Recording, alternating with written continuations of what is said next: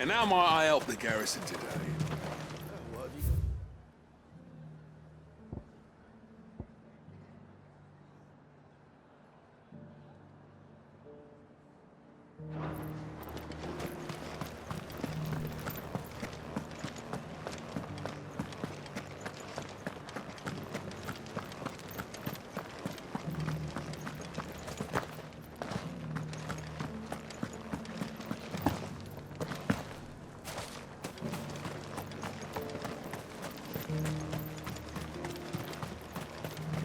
Those things didn't fight like men.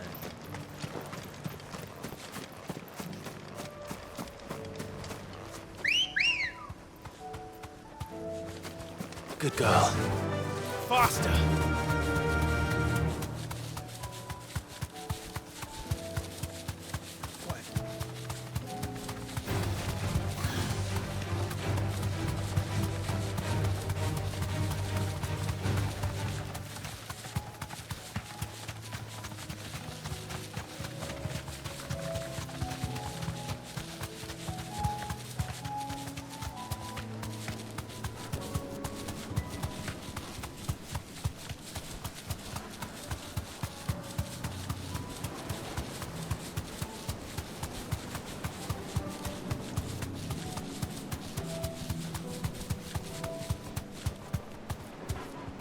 Thanks, girl.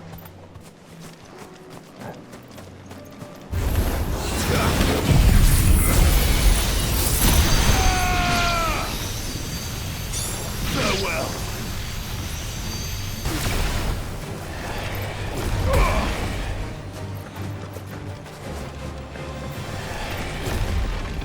Go for it. Over here.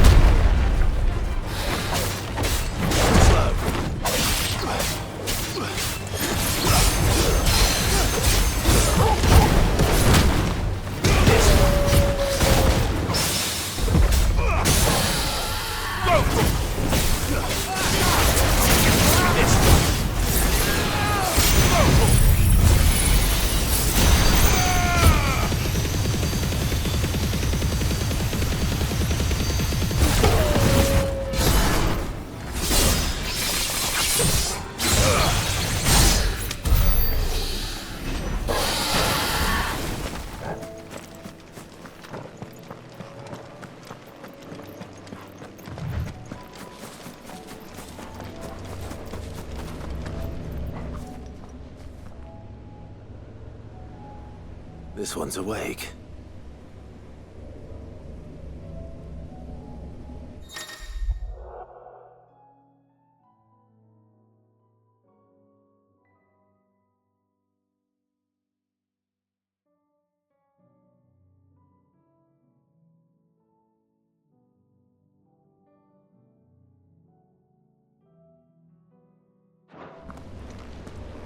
Let's see what's inside.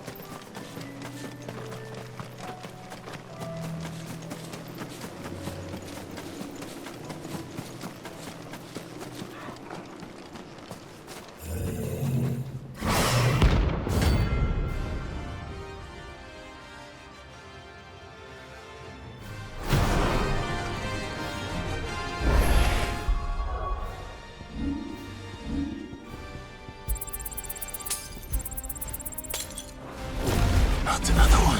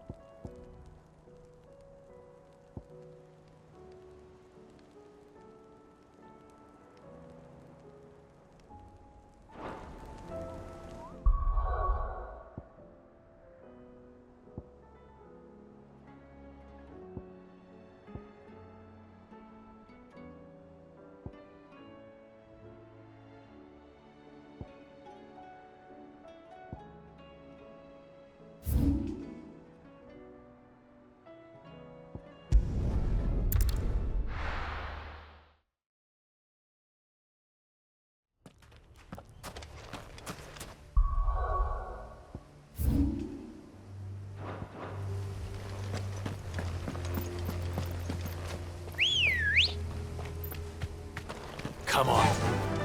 Fly, Ambrosia. Quiet.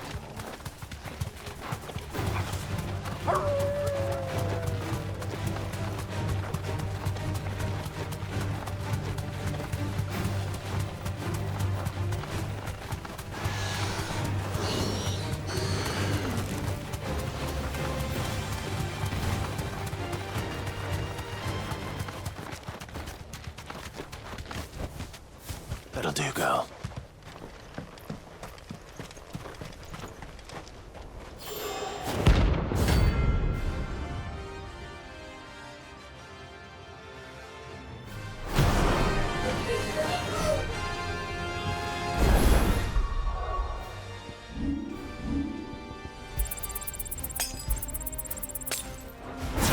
Harmon's madness lives on.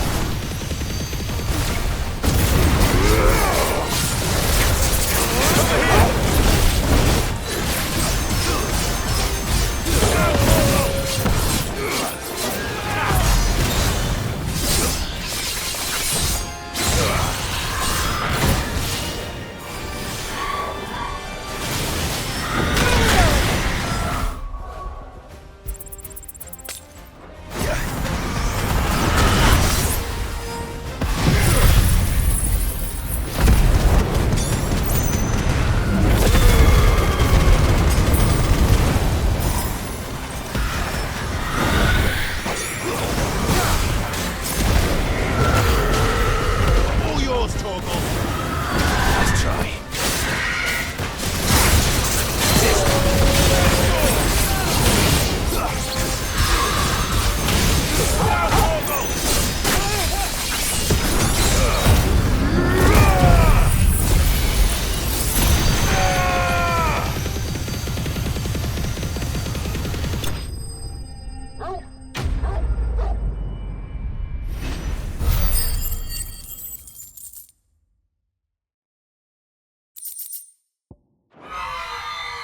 Rest in peace.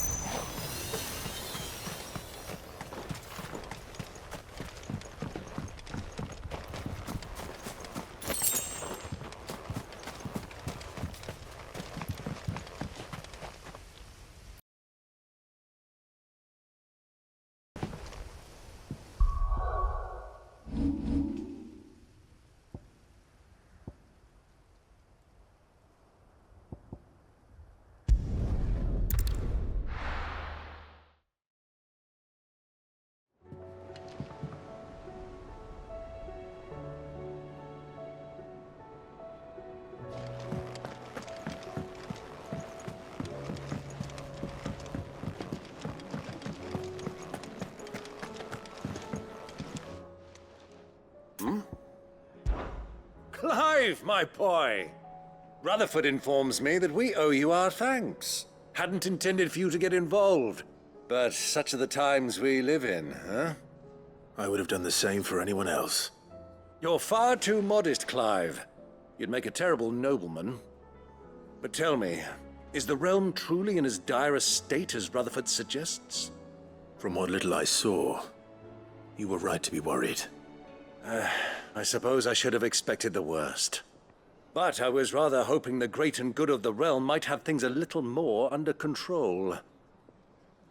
Alas, it seems that firm leadership is in short supply these days, and without it, the people are bound to lose their way. We must move quickly. But where do we start? True, the challenges that face us are many. But in my estimation, there are two key areas to be addressed before any other. The realm's armies and her larders. As you've seen firsthand, it's every man and woman for themselves out there. Certain cities have banded together to try and maintain some semblance of order, yes? But such cases are few and far between. And yet, the only remedy for the chaos that faces us is unity. A unity that transcends even the borders laid down by our ancestors. In short, if Storm does not stand together, she will fall apart. But how would one even begin to unite the realm? The armies, my boy. As I told you already, we begin by restoring order among the ranks of those sworn to maintain it. Sadly, I doubt I could convince even the lowliest gaggle of privates to dig a latrine together. But I do know someone the High Commanders have been known to listen to on occasion. Field Marshal Eugen Havel. I thought he was retired. He was, until an Akashic army tore through Randalar and killed most of the rank and file. There is no man alive more capable. Literally. And as luck would have it, I've already spoken with him on the matter. Of course you have. And he's agreed to help. On one condition. That he first speaks with you personally. Havel has always been a man of frustratingly rigid principle, and he has certain qualms about clasping arms with, well, with an outlaw. I extolled your many virtues as best I could, of course, but the old goat was adamant that he be allowed to appraise you in person. You don't mind, do you, my boy? Of course not. As long as chaos reigns, we will never build a better world. I'll do whatever it takes. And if the Field Marshal wishes to speak with me in person, then so be it. That's the spirit. I'll leave for Randalar at once. Would you send a Stolas? Of course. Rutherford is already in the Dalmekian capital. I'll have him tell Havel to expect you forthwith. Excellent. Thank you, Uncle. No, thank you, Clive.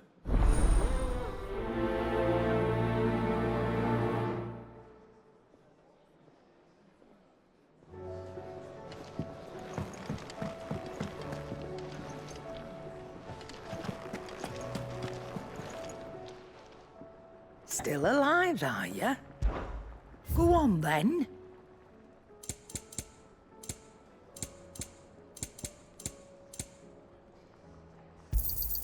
You'll not find a better price than that. You're rubbing me blind, you know. It'd better all be here. Finished, are you?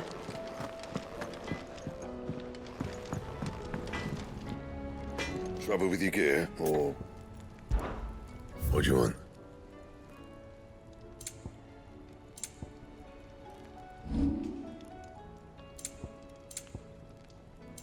That it? Fine. First the skies, then the crystal. What?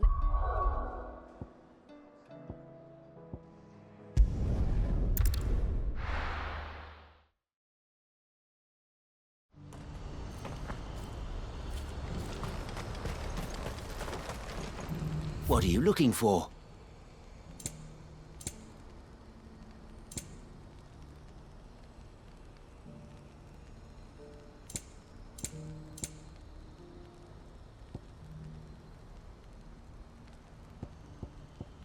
May Gilbert smile upon you. Do you see that too?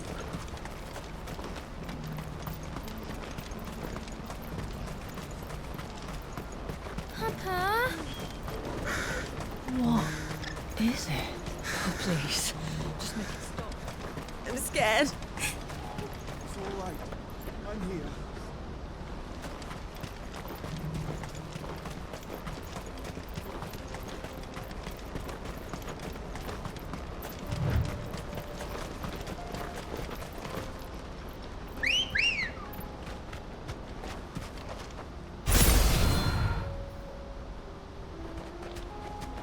Let's go.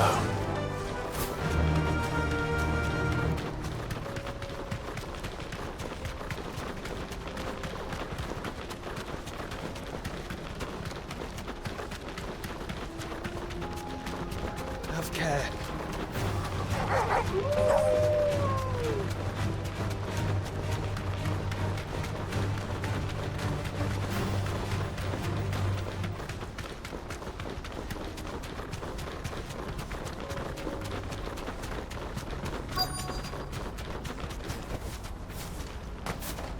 Can't be Rutherford, can it?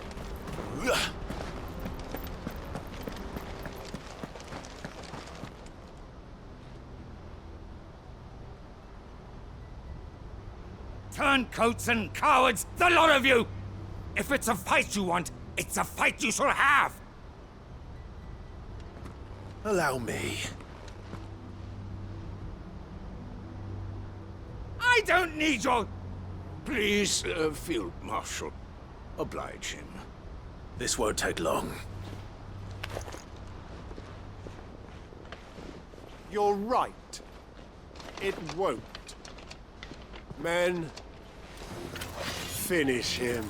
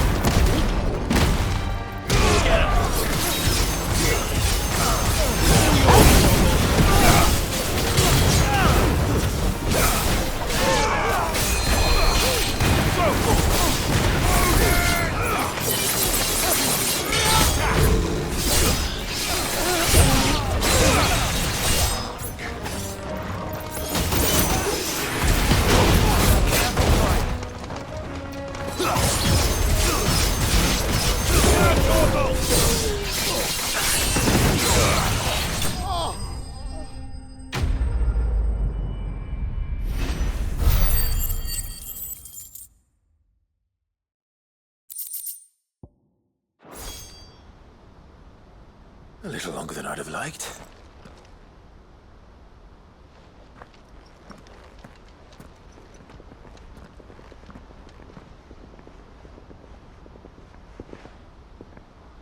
Field Marshal Havel, I presume. Are either of you injured? No, my lord. You arrived just as our escort turned on us. Fucking traitors. I'd heard reports of soldiers in the outlying regions abandoning the oaths they swore. But I hadn't thought the corruption had reached so close to the heart of the Republic. It's a fucking disgrace. Your interfering old bastard of an uncle tried to warn me, of course. My lord Marquis. Or is Sid the Outlaw more to your liking? Call me what you want. It doesn't change who I am, or the urgency of the message I bring. My uncle has a plan to right the realm, and he needs your help to see it through. Before I agree to anything, I'd have you answer one question. What do you stand to gain from all this? I won't deny that I might benefit from further chaos. But I seek a new beginning for all of us. And while the choices I've made may not always have been the right ones, I know I made them for the right reasons. For so long, so many of us have been told how we could live, how we could die, when it should have been our decision all along. Now we have a chance to put things right.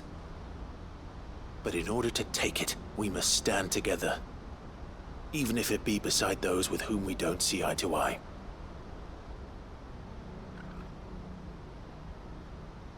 Certainly not the words I expected from an outlaw. But perhaps your uncle was right. You are no ordinary outlaw. I'll never hear the end of this. All right. I'll start by ordering my most trusted guard to bring the Dalmekian fringes under control. Next, I'll make contact with my counterparts in the Imperial Army and see if I can't convince them to try and restore order in their own territory. Thank you, Field Marshal. But they are not the only ones we will need to convince. What do you mean? I don't doubt that I can bully some sense into a few generals. But those they answer to require a different kind of persuasion. And when it comes to honeyed words, well, we will need an envoy. One who can court even the most stubborn of statesmen. You, perhaps. I'm flattered. But I'm no diplomat either. And I have other problems to attend to. What we need is a skilled arbitrator. And I may know just the person. Is that so? And would he happen to be an outlaw too? Of a different kind, perhaps. Well, beggars can't be choosers. I suppose we'll all have to find a little of the outlaw in ourselves if we're to make it through this. Very well. Send your man to me right away. I shall.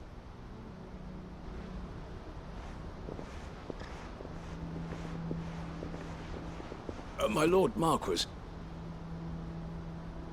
Your Lord Uncle bade me escort the Field Marshal to his manor in Port Isolde. And I will see that my associate joins you there. Very good, my lord.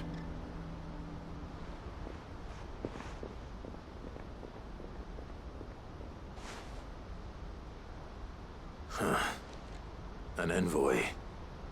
I'm not sure I'm the man to talk anyone round. I can barely convince my brother to take his medicine. No. This is a job for someone with experience. Someone like Quentin. I hope I can convince him at least.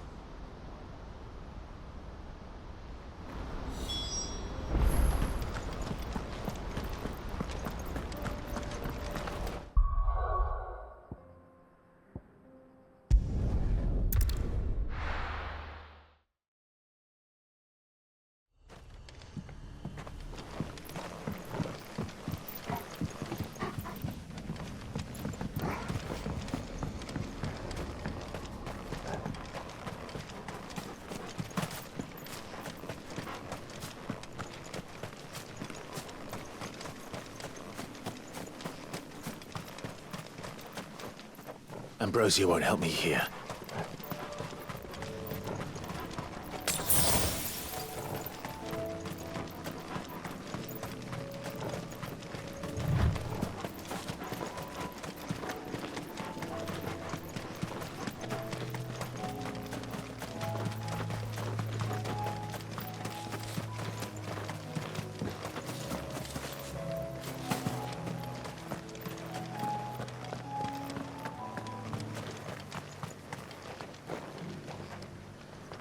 Quinton, I have a proposal for you. Do you now? Something tells me you'll be asking more of me than a cask of Gotand gold. Go on then. Propose.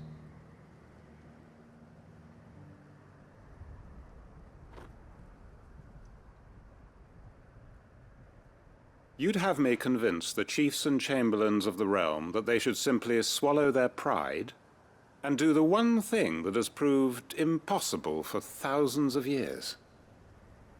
Was there anything else? Perhaps I can fetch you a meat pie as well. I know it's a lot to ask, but I can think of none better suited to the role. And you'd have me give up what little I have left to do it. I told you, Clive. The people of Lostwing are my family, and I cannot abandon them. You'll have to find someone else. I'm sorry to hear that. So am I. And why might that be? What he's asking. How's it any different to what you've done so far? They want you to speak for those who can't speak for themselves. That's what you do best. If it's the vineyard you're worried about, we'll see that the grapes are picked and the tons filled. You know we will. It's not that. Then what is it? You said yourself we're family. Don't you trust us? You know that's not what I'm... Then what are you saying? That only we are worth saving? Why turn your back on everyone else? You convinced us we could build new lives for ourselves, and if you can do that, who's to say you couldn't convince the entire realm? A stirring argument.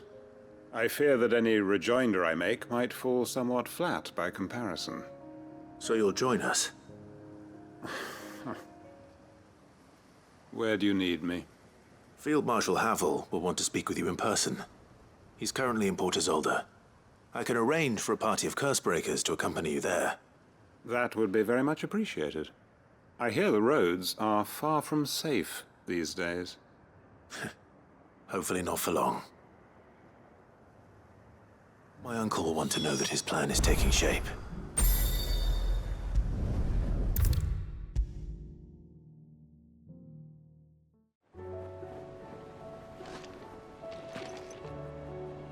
Uncle, I bring good news. The Field Marshal has agreed to your plan. Ha! Of course he has. I didn't doubt you for a moment, dear boy. Rutherford is accompanying him back to your manor in Port Isolde as we speak. They will await your return there. As will one other. One other? Who, exactly? Lord Havel was concerned that even if he could get the realm's armies to agree to an accord, he might not be as successful in convincing those with political power. He asked if I might have a solution, and I suggested a certain Imperial Lord Magistrate turned Liberator. One of your co-conspirators? Master Quinton would probably call me one of his, but yes. Another outlaw, then. Just the thing we need to put these rotten politicos in their places. Good thinking, Clive. I'm glad you approve. The more the merrier, eh? Uncle, assuming Havel and Quinton can solve our problem with the armies, you still haven't mentioned how we might manage the grain shortages. Oh, don't you worry, my boy. The 7 high houses will be seeing to that. They have all agreed to make the most generous of donations. Oh, of course, it did take a little persuasion, but luckily I had some unexpected help. From who? Why, you, my boy. Rumor has it that you rescued the Lady Ariane's head steward Rockford from a horde of bloodthirsty bandits. It was more of a handful. Well, the old battle axe was so pleased. She had a shipload of talents delivered to my private docks by the next new moon. And when the other houses saw the parsimonious old crone's purse strings finally loosen, they as good as tripped over themselves in the rush to follow suit. I'm happy to hear it. Now, I must be getting back to the manor. Join us there at your earliest convenience, would you? Of course, Uncle.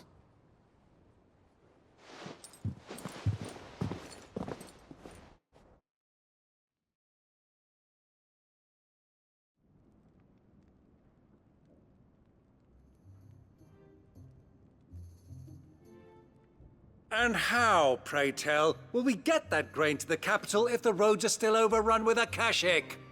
You find another bloody road. I only have so many men, and I'm not about to send them headlong into an ether flood. That is, unless you'd have them turn as well. Well, I'd certainly eat less. Says the man with a belly bigger than a band of curls. My soldiers actually need their rations. Without any food to keep them going, they'll be dead even before you've sent them on your fool's errand. If I may, gentlemen, perhaps I might suggest an alternative approach. Though supply routes are indeed disrupted, there is no shortage of ships. Indeed, they bob away in every bay from here to Randalar, awaiting a safe haven. Allow them to make port and fill their bellies full of grain. And once those who crowd the cities are fed, ferry the displaced back to the countryside to work the fallow fields. But I'm sure that you wish to continue your discussion. Forgive the interruption. Two such firm friends as yourselves need no help from the likes of me. Rutherford spoke fondly of the great bond between you. Us? Friends? I can't stand the man. Clive, I'm beginning to question the quality of the company you keep. And what kind of company were you expecting him to keep? The man's a criminal. Criminal? How dare you? You are not fit to breathe the same air as this fine, upstanding young gentleman. Upstanding? He calls himself Sid the bloody outlaw. Once more onto the breach.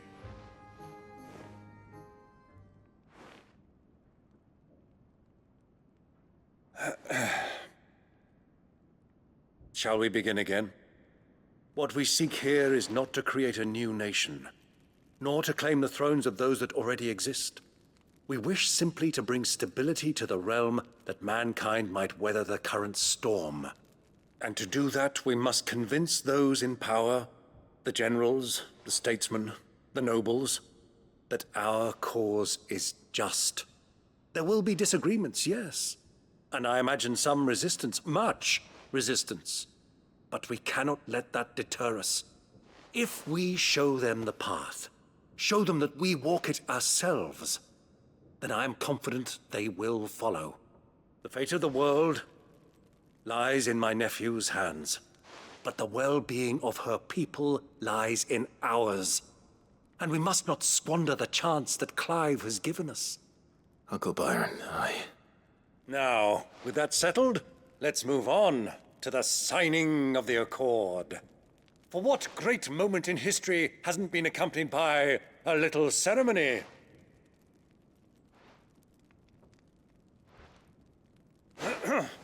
Citizens of Valisthea, I present to you the Triunity. Rutherford, Mike Will.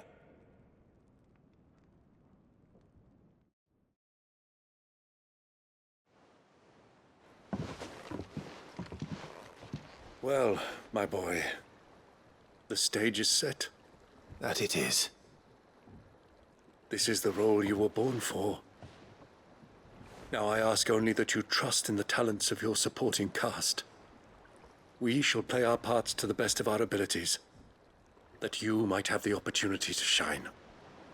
The realm needs its Sir Crandall, and there is no better Crandall than you, Clive. I want you to keep this signed accord as proof of our faith in you. I will. Thank you, Uncle.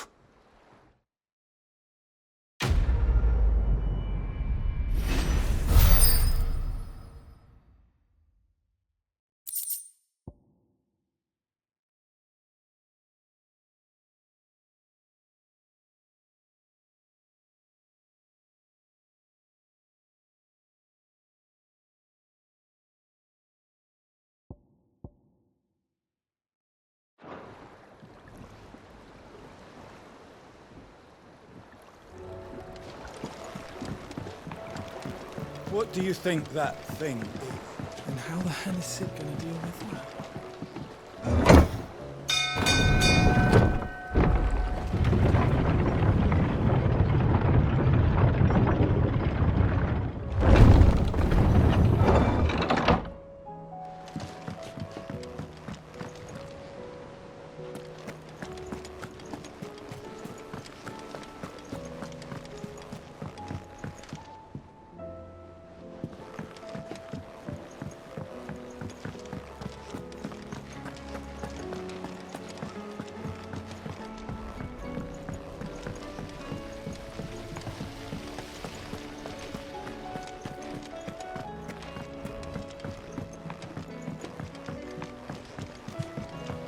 What do you think happened to Miss Midadol?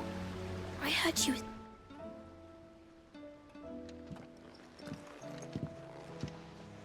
Sid, you have to help us. With what? You didn't take apart another of Mid's contraptions, did you? No. Well, yes. But that's not what we want to talk to you about. It's Miss Midadol. She's been acting strange. Very strange. She's barely ever around. When she is, she acts like we aren't even there. Her head's in a crowd. In the clouds. That's what I said. In the clouds. Well, she does have a lot on her mind. When did you last see her? Not long ago. Right after she got back from saving you from Stonehenge. Then it's probably just about the Enterprise.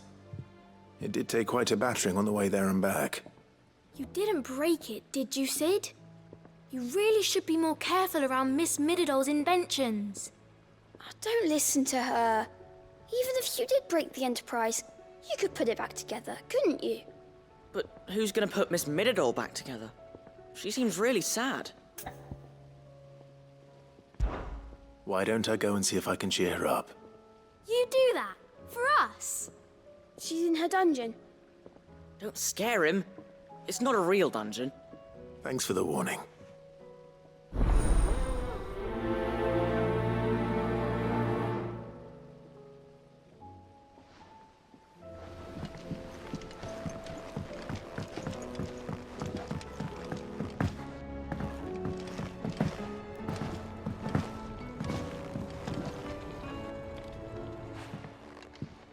Mid, if you have a... That's it! I knew it! The answer was right here under my arse all along! If this doesn't steer to the skies, nothing will! To the skies? You aren't trying to give the Enterprise wings, are you? What else would I be doing? The children seem to think you're avoiding them. They're worried about you. Is this really so important that you need to shut yourself away from everyone? The Enterprise is already the fastest ship in the realm, and that's with the sea beneath her. But what if she weren't bound to the waves? What if she weren't bound to anything at all? It's not fair. The gods get the skies all to themselves, so I'm gonna do something about it. The Fallen had their chance, but they relied too much on magic. And see where that got them? But not me. I've discovered how to do it without. Well, almost. First, I need to make a prototype. And is that a one-woman job? Are you volunteering? I'll have you know the Enterprise is my baby. But if her godfather's offering to lend a hand, I'd be happy to take it. First, I'll need oil, and not just some old drippings from Miss Molly's spits in the Tub and Crown. Refined stuff, like they make in Ordil. Then I'll need some bone, or shell. Light, strong, preferably no longer attached to the beast it belongs to. If it's beast bones you're after, I'm sure the curse breakers will know where you might find some. No, they'll know where you might find some. You're the one who offered to help, remember? I should speak with one of the curse breakers before I set off for Old Hill. See if I can't find this bone while I'm there as well.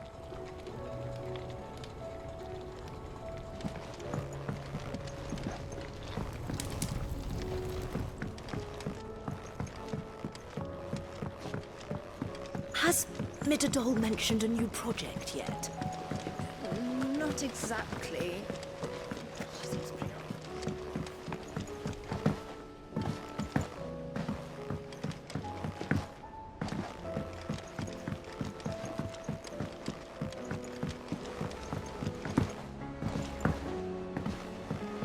Be what you will.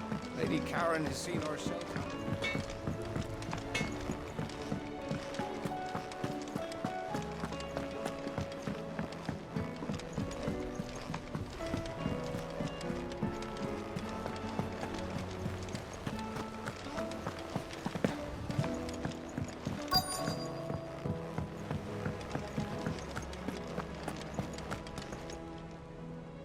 All right, Sid.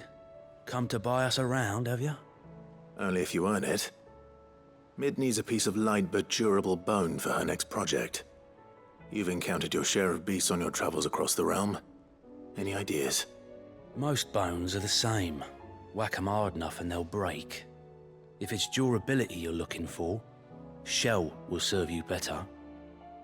You know what an adamantus is? I do. And I know to give them a wide berth. Will any old adamantus do? Well, with shells, the older the harder. There's a rumour of an ancient adamantus down in Karava, near Old Bidza, or what's left of the village anyway. But don't expect to make quick work of the bastard. There's a reason it's lived as long as it has. I'll keep that in mind. Thank you.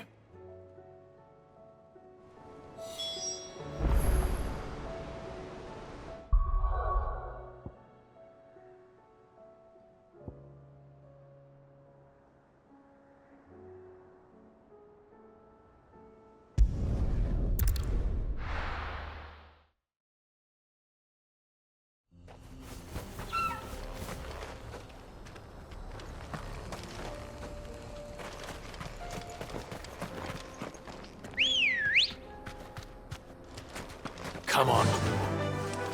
Fly, Ambrosia.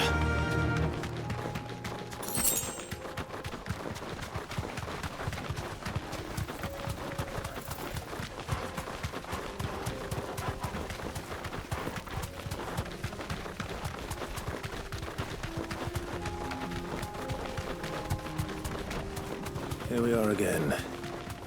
Karava. If you were a tortoise, Torgal, where would you hide?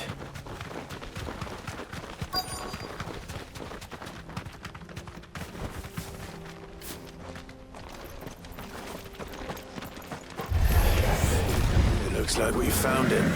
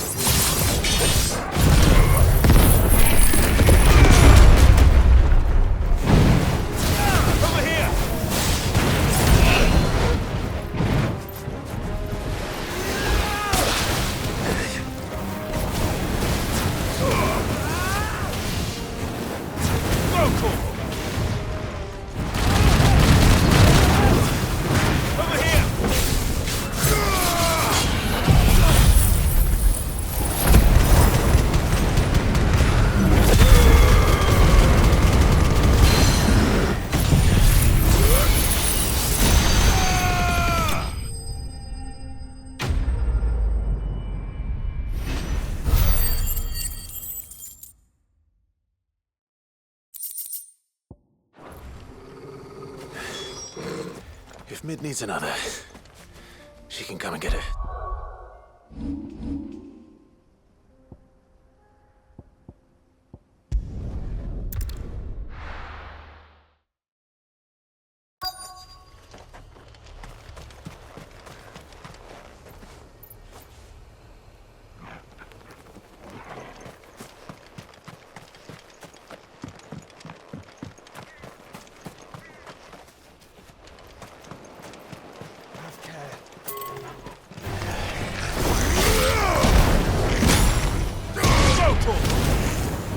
Get him!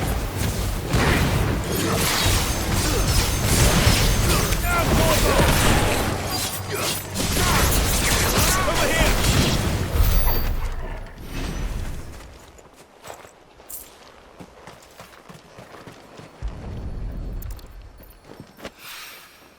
Mid's oil.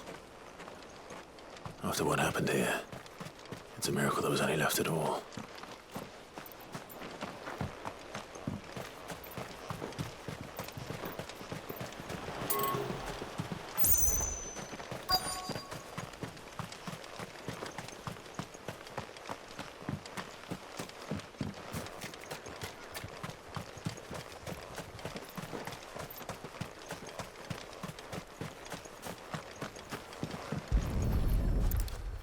I better get these materials to Mid so she can finish her prototype.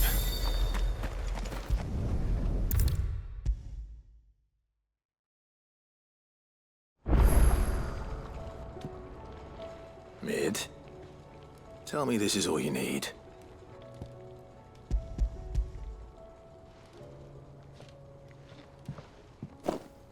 Aw, you make it sound like I asked you to save the world or something. Tell me this is all you need. It's most of what I need. After you left, I went over the figures again, and I realised I'd forgotten a 1 and a 0. And a cogwheel. Just a tiny one. Though, that's the problem. Gears that small are a bastard to make, and I may have lost the one Blackthorn spent a fortnight toiling over. wait. The children. When they took apart your scales, there was a tiny brass gear. Now that I think about it, they didn't use it when we put the scales back together. The young'uns? But why would the... You know what? I don't want to know. I'll keep working on the model. You go and find that cog.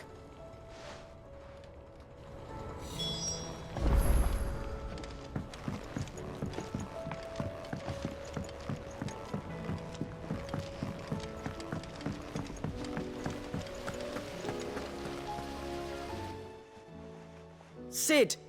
Is Mid still hiding from us? She wasn't hiding. She's fine. She's just busy working on her next project. A new invention? What is it? What is it? Is it an airship? I bet it's an airship! Do you think she'll let us help? That just so happens to be why I'm here. She needs something special, something only you three can provide. A brass gear. A tiny one. One that might fit on, say, a set of scales? Oh, the one you forgot! We remember! We saved it, just in case. It's in the bag of bits. Since your lesson, we've been disassembling, then reassembling everything we can find. All the pieces that are left over, we keep under our beds, just in case. That's good to know. Look! I found it!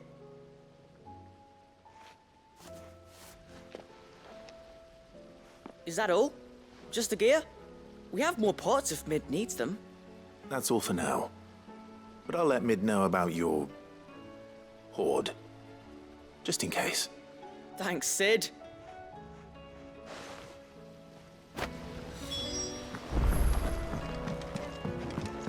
Has Midadol mentioned a new project yet? Not exactly. She seems preoccupied, but... Well, did they have it?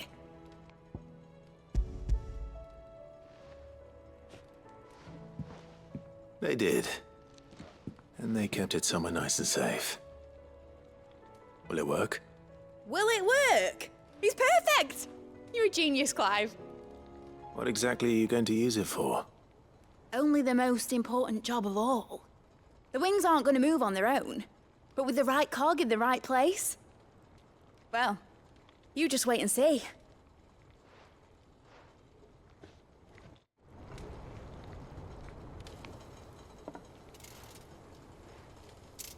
That should do her.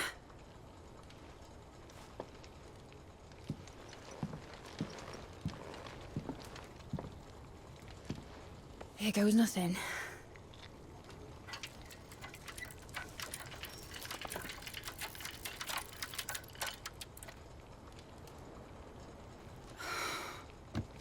Titan's tits. It wasn't supposed to fly, was it? Of course it was supposed to fly. Wouldn't be much of an airship if it didn't. Honestly, these bloody engines are driving me mad. I was so sure this would be the day she soared. The Mithril engine was made to make dreams come true. But maybe this is one dream the world's better off without. Show folk how to take flying. It won't be long till they're raining death down on each other. People will lose their homes. Children, their mums and their dads. Like I lost mine. I'm sorry. So am I, Clive. So am I. Sorry that I have to choose. Do I follow my head, or do I follow my heart?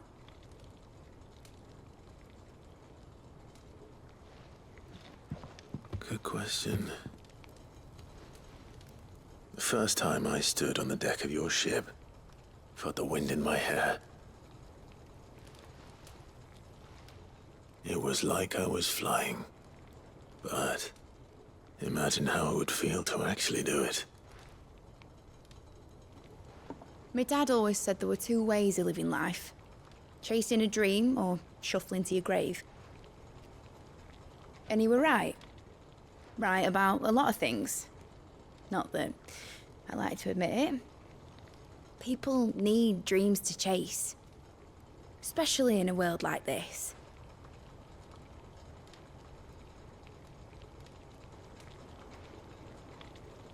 Right. When this is over, I'm gonna take all my Mithril engines to Zemeckis and sling them over the edge.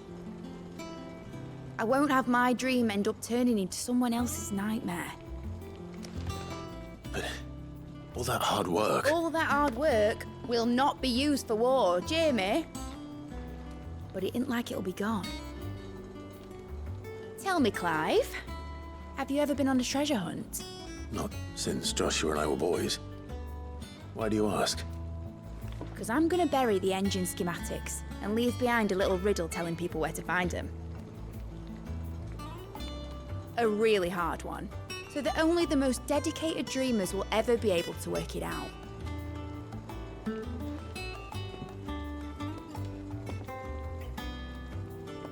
Ooh, I can picture it now. Some daft general squinting at the words with a gormless expression on his mug. Like that one, yeah. Right.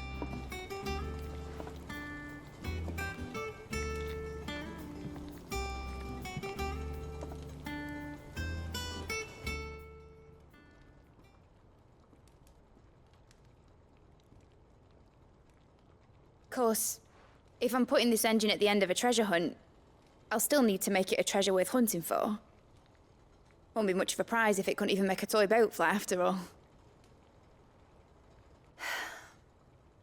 My dad always said, dream big.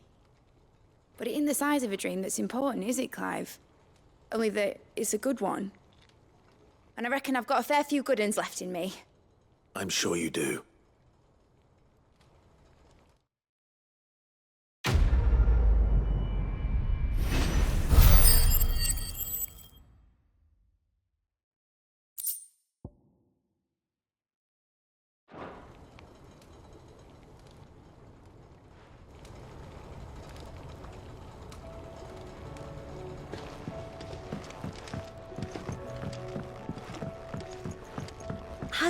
Midadol mentioned a new project yet? Not exactly. She seems pretty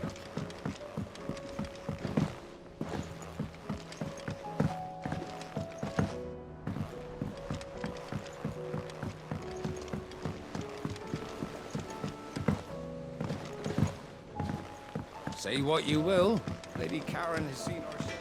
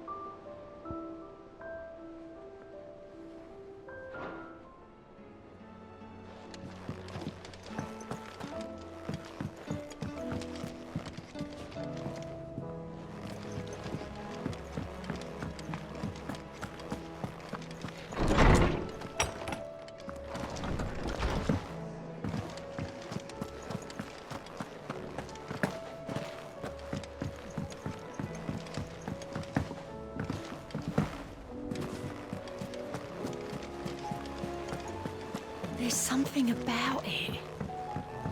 I feel like it. Sid, do you have a moment? By all means. It's my old master. Seems there's no escaping her. She found some way to send me a letter. And something else. Records from a Waluda prison. Seems they were keeping a lot of bearers there. How did she come by such a thing? Finding bearers always was her strong point. And it seems the cells of Balmung Dark are full of them. Foreign captives, the masterless. Bearers no one would miss. And even better for her, bearers with no one to look after them. When ether started lapping at the walls, the jailers fled. Leaving the bearers to be liberated by whoever happened to come along next. Sid, I'd like to believe that I've earned your trust by now. And while I'm well aware that you've forbidden Cursebreakers from traveling to Waloed, I can't let those bearers die in their cells. I'd rather risk shipwreck on the Shadow Coast than leave them to starve. We'll be needing the Enterprise if we're going to navigate the Narrow. Does that mean... I'm making an exception, but we travel together. And we stay no longer than we have to. Ash is an inhospitable place at the best of times. We save as many as we can, and we leave. Thank you, Sid. There was a name in the prison register. A name from my past. Chadwick. Another of my former master's protégés. A gifted soldier, and the closest thing I had to family. The thought of him held captive in that place. He must be very important to you. He was. Is. Then we find him. The entrance to the prison lies in the shadow of Ravenwit Walls, just beyond the portcullis. We should head there as quickly as we can. I only pray there are still bearers alive to save. As do I, Doris.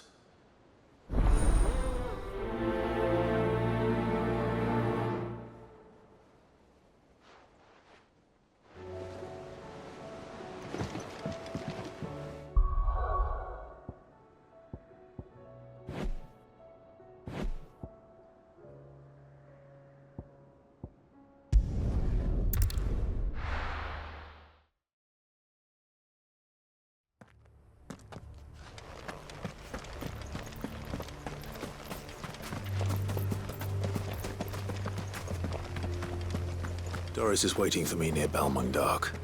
The longer she's out in the open, the more likely she is to be found by a Kashyyyk. I need to hurry.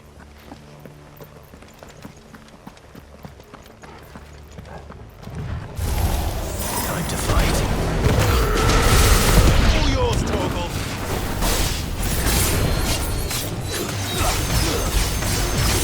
Now, Torgal!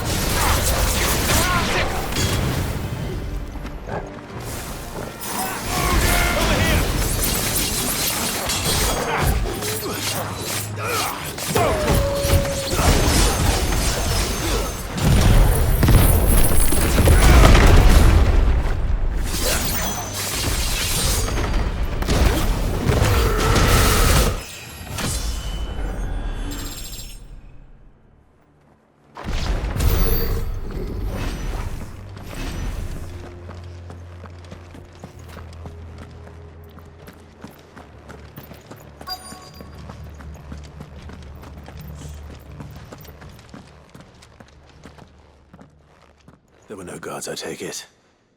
None manning the gates, no. It's a different story inside, though.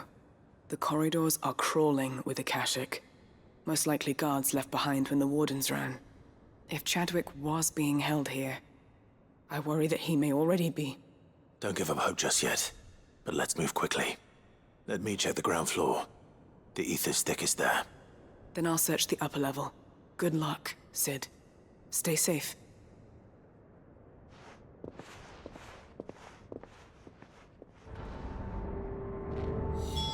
Just how bad are the floods inside the walls? Bad enough to turn a bearer? I hope not. We're risking...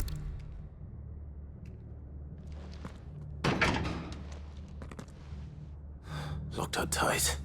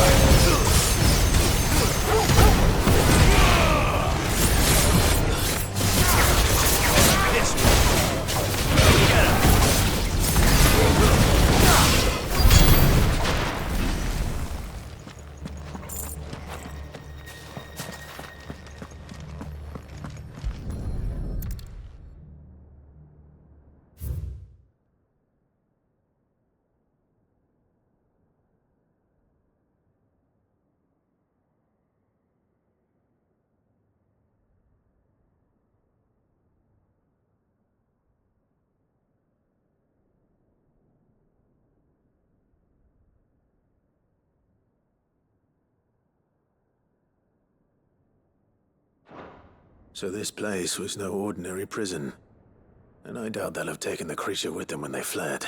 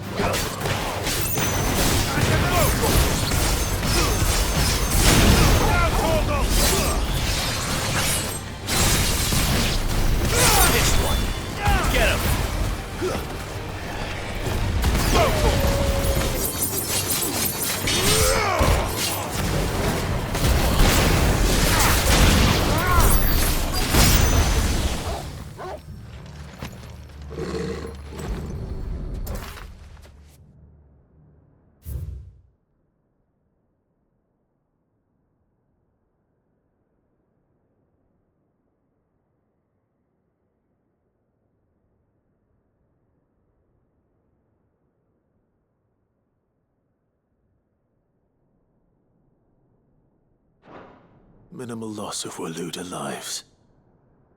And what happens when they run out of bearers? Even the Imperials take better care of their branded than that.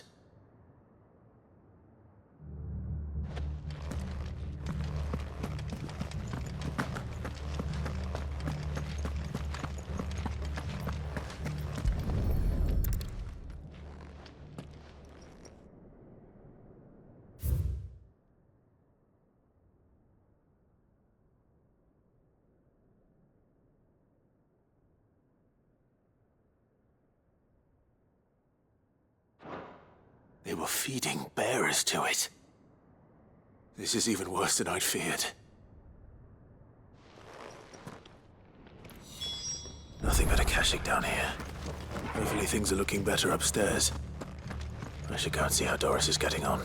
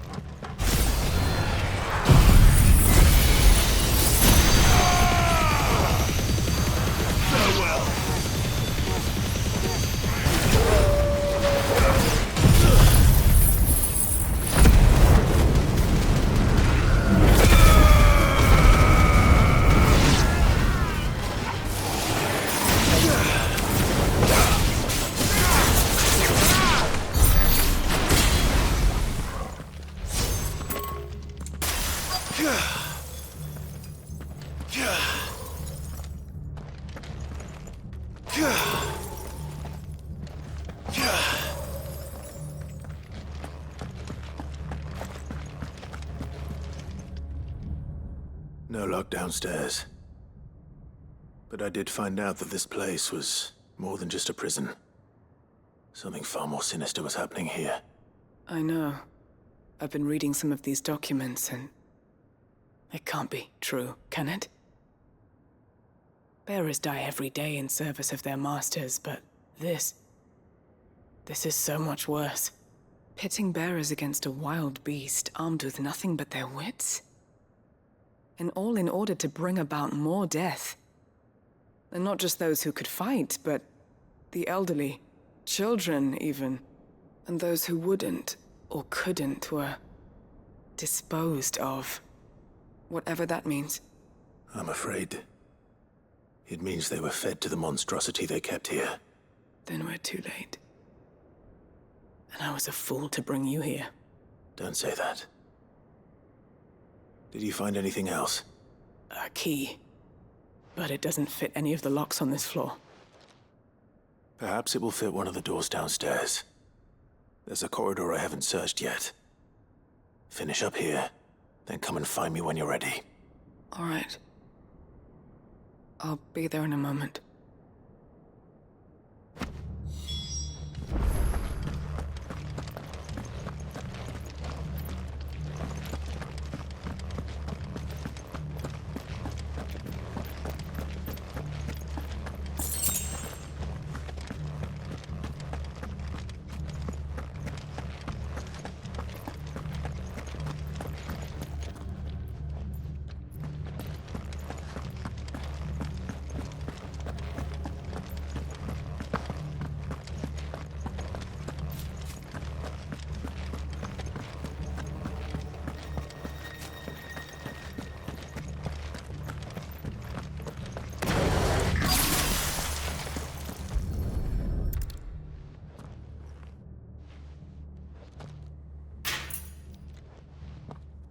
Let's see what we can find down here.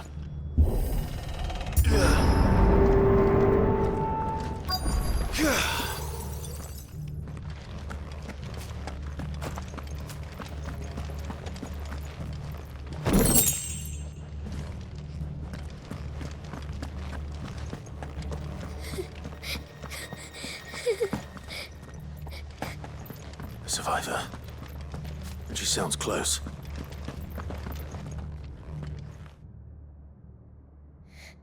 Who are you? There's no need to be afraid. Are you alone? Are there any other survivors? Some of the guards. They're still here. But something's wrong with them. Everyone else was eaten by the monster. Of course there were. Thank the Founder. It was worth our coming. But I'd rather we didn't linger. Are you ready? Ready when you are. You poor thing. You must have been terrified. Did Chadwick send you? What? He fought the monster. Distracted it so I could run away. He must have sent you. He promised to free the others too. Where is he? He opened your cell, didn't he? He wouldn't be here otherwise. Chadwick.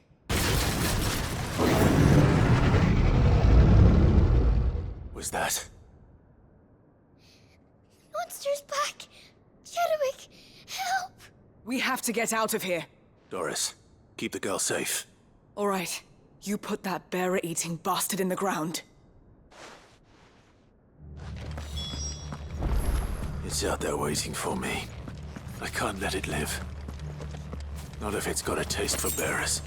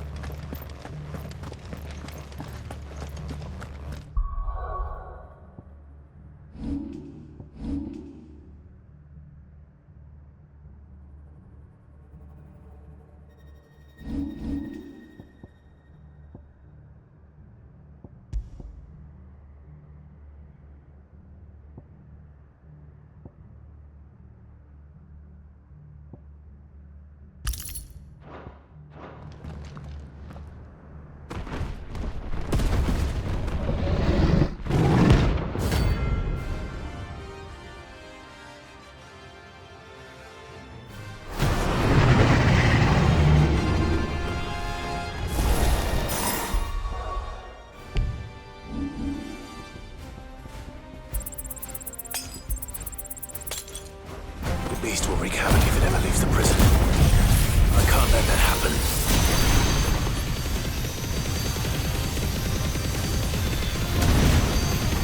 All yours, Torgal!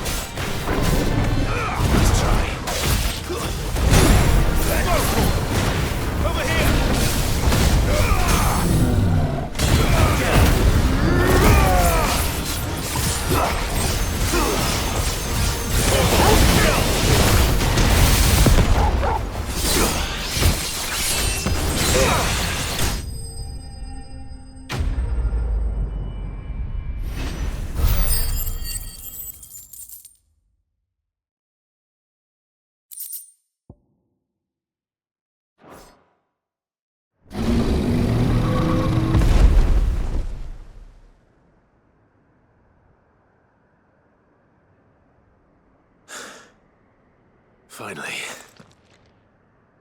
Sid, are you hurt? I'm fine. I think.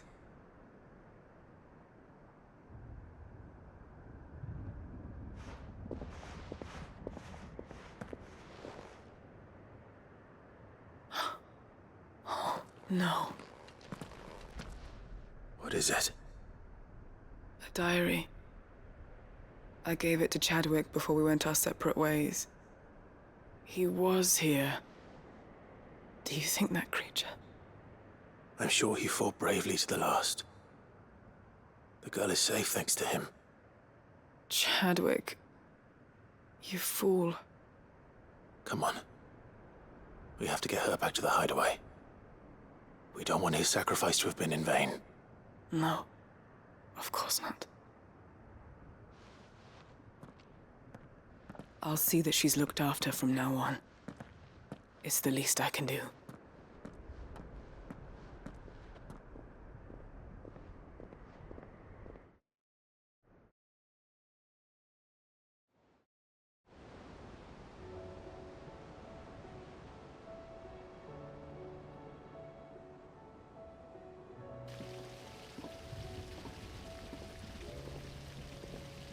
From what I hear, you've barely left the girl's side in days. I hope she's recovering from her ordeal. She is. Slowly but surely. She's far tougher than she looks. I thank the flames we found her. If we hadn't... I know. But we did. I'm sorry we weren't able to save Chadwick. There's no need to apologize. Without your help, I would never have found out what happened to him. How he fought to the bitter end to save her. To save Haida Marie. That's the man I remember. The man I thought of as a brother. I wish I could have met him. I'd like to hear more about your past. If you don't mind, that is. Of course. You already met my former master. She trained Chadwick and I to do two things. Kill and obey. We were supposed to be sold to the highest bidder when the time came. But no bid was ever high enough to convince her to part with us. For years, we were her daggers in the shadows. But we could never quite shake our doubts about the things she made us do. And then, one day, we just couldn't do them anymore. So we escaped. But staying together was out of the question. They would have found us too easily. After so many years of training, the pull to serve was always strong. It scared me to think he might have taken another master, become a dagger in someone else's hand. But even in captivity, the battles he fought were his own. And he died not as someone's tool, but as a hero. Hyde Marie is proof of that. Bearers can cast off their shackles. And the Cursebreakers will show them how. I'll fight until my dying breath to see it done. For Chadwick, and for all of us. Thank you, Doris. We'll be counting on you.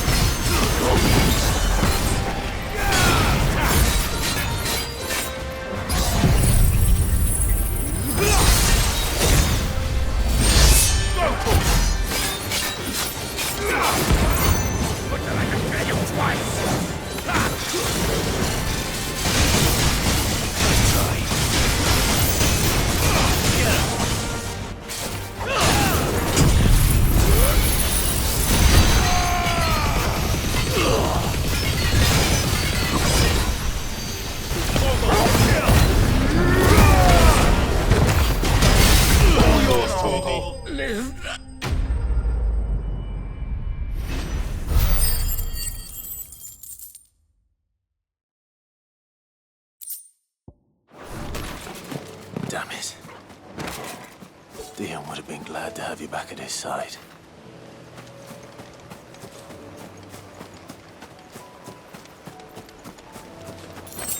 That's better.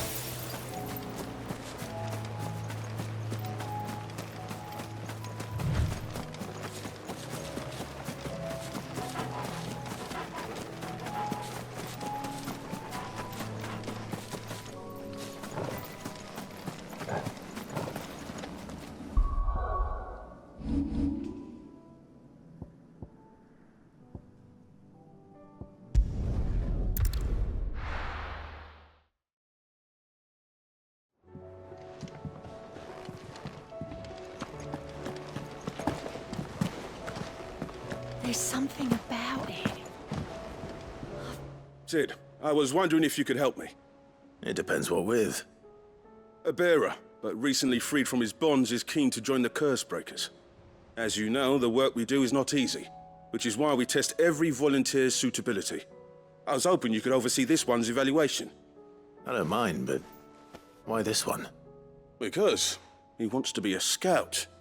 Our ranks are filled with men and women capable of breaking chains and putting slavers to the sword. But scouting, we're few with the nose for that, which is why we still rely so heavily on Gav.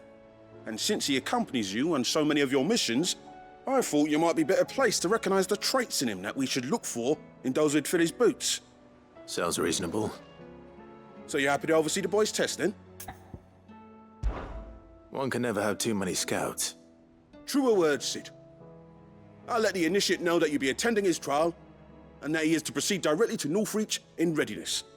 No time like the present, eh? No time like the present. I'll await you there.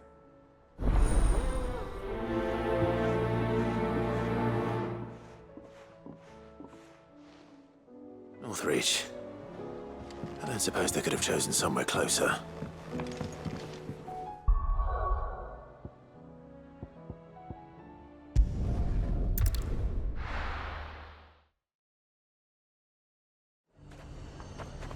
Nazaire might at least have mentioned where in Northreach he'd be testing this recruit.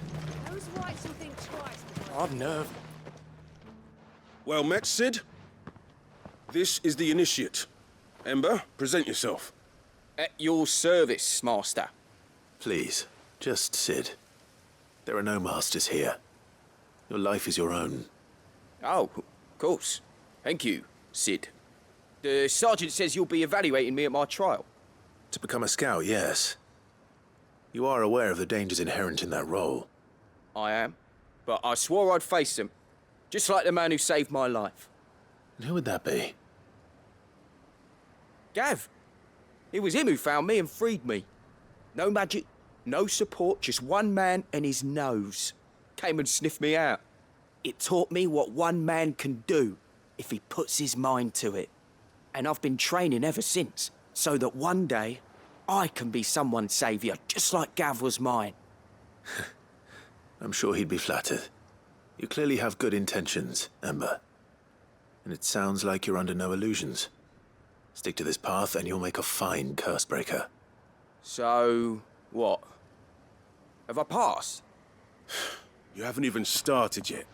Now listen.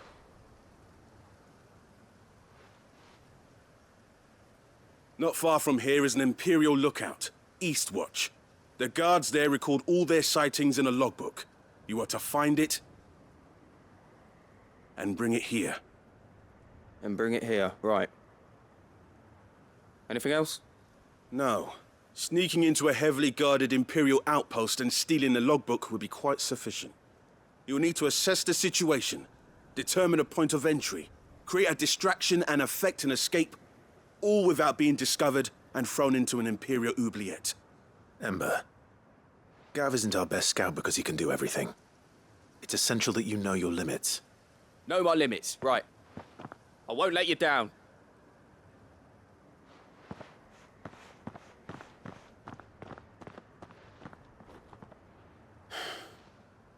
It shouldn't be as dangerous as I made out. But keep a weather eye on him all the same, would you? On my way. All right, Ember. Impress me.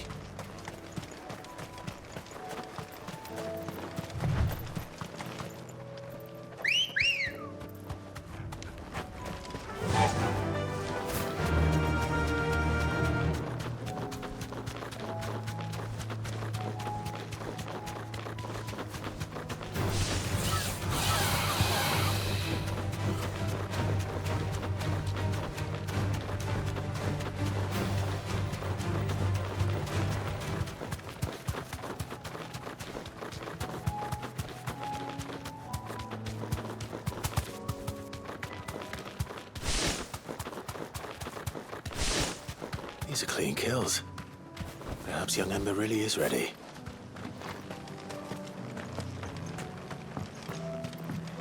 Or maybe not.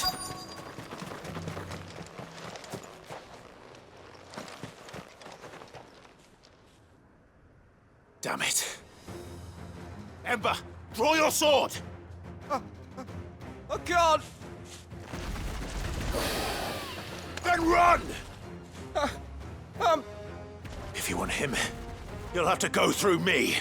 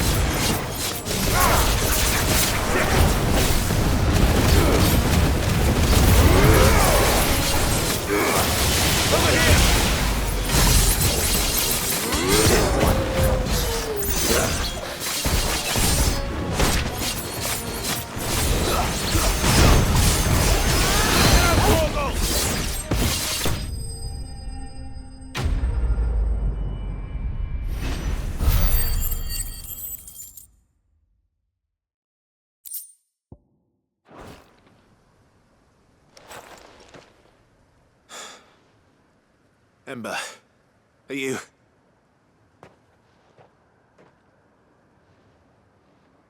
gone? Of course. Scouts really are a rare breed. Back to Northreach it is then.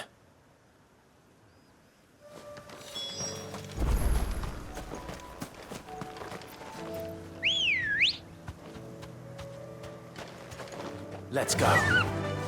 Run like the wind.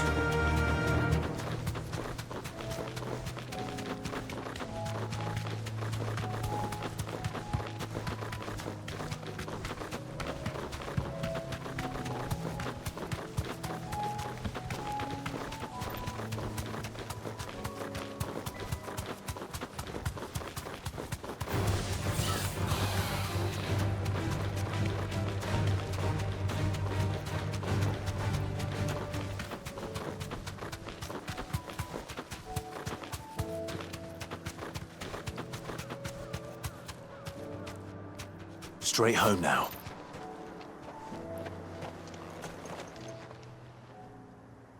I didn't expect you back so soon. Where is Ember? How did he fare? I thought I'd find him with you. He must have fled. I followed him to Eastwatch, where I found him being set upon by a wild Avis. He was just standing there. Didn't even draw his sword. I had to step in and take care of things. But by the time I had, he was nowhere to be seen. I assumed he'd set off in your direction, but apparently not. Oh, I'm sorry, Sid. I knew the boy had a nervous streak, but he seemed like... The right man for the job? I believe this is the logbook you tasked me with retrieving. Eh? How did you... Don't you tell me you breached the tower while Sid was busy saving your skin. What? Wasn't that what you asked me to do? To bring the thing back without getting caught? He has you there in his heir. And he did it all on his own. But Sid, he did what he thought was best. And now I have to decide whether I agree. Of course. We'll await your evaluation back at the hideaway. Don't you leave my sight. Yes, Sergeant.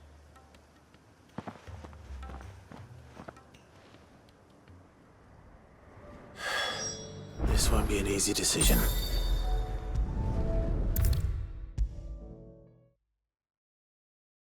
You should have seen him. The thing didn't stand a chance. Welcome back, Sid. Welcome back, Sid. Yes. Welcome back. Trip wasn't too much of a pain in the arse, I hope. Truth be told, it was me who suggested roping you in to help with the trial. But from what I hear, things didn't go quite as planned. No, they most certainly did not.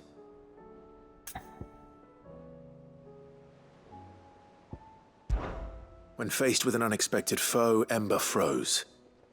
He did not run. He did not fight. Had I not been there, he would be dead. It would be too great a risk to send him out on a mission alone. Thank you, Cid, for your honest appraisal. Ember, you braved the tower and emerged unscathed.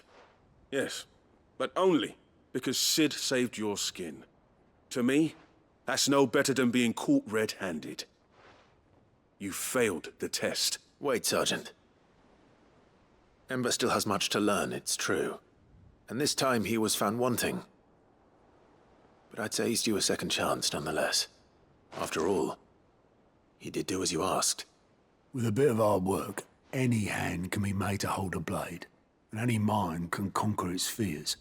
But a scout's nose is different. You've either got one, or you ain't.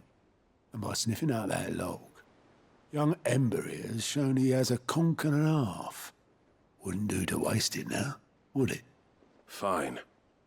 One more chance. I'll do whatever you ask. I'll spend my days and nights in the pit if I have to. I'll show you. Just you wait. Daft as a brush, that one. But his heart's in the right place. Just like someone else we know. And if you ask me, we've been leaning on him for far too long. That time the curse breakers took some of the weight off his shoulders, I reckon. It couldn't hurt. Just don't tell Gav I said so, will you? I won't have him thinking he's been hard done by. Next thing you know, he'll be asking for a day off. Chance would be a fine thing. Back to work. Forgive me, Cid. This did not play out as I expected. Things rarely do these days. But that's why we need men like Ember more than ever. Men who can make the best out of a bad situation. Remember that. I will, Cid. Thank you.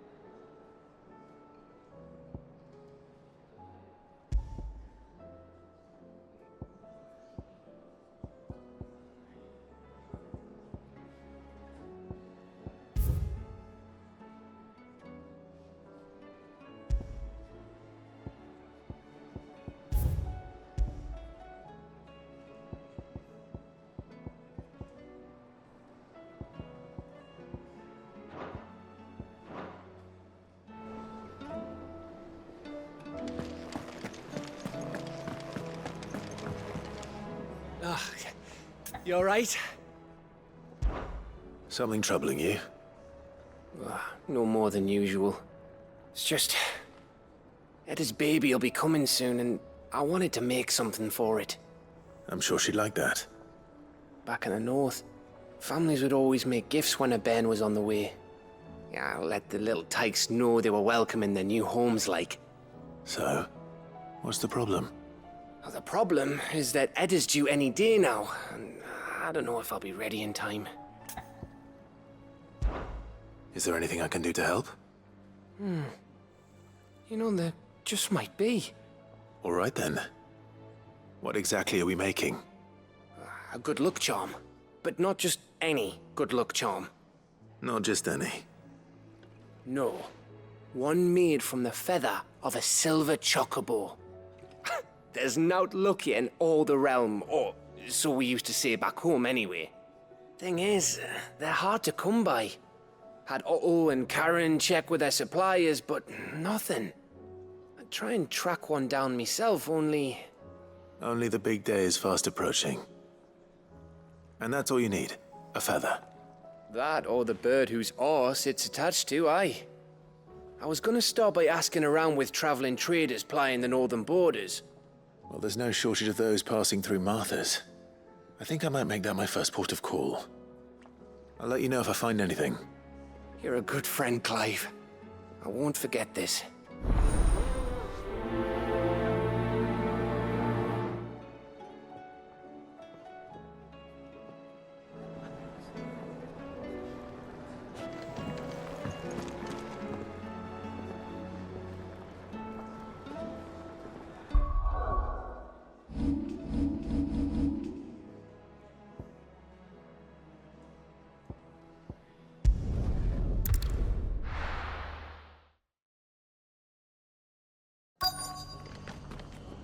Let's hope one of the merchants here has what Gav needs.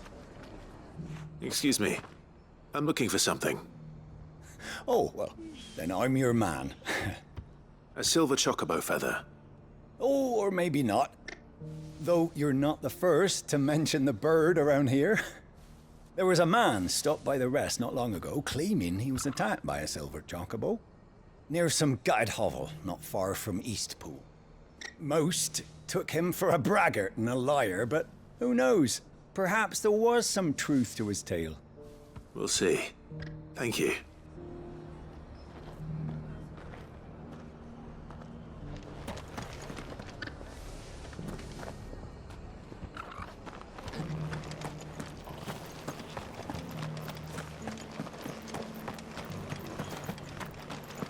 Just because the heavens have gone to wreck and ruin, it don't mean we have to. Well, let's get this stall set out. How do, traveller? You've the look of a man who could do with a new whetstone. Or perhaps a bawdy etching of the Vicerine. Maybe another time.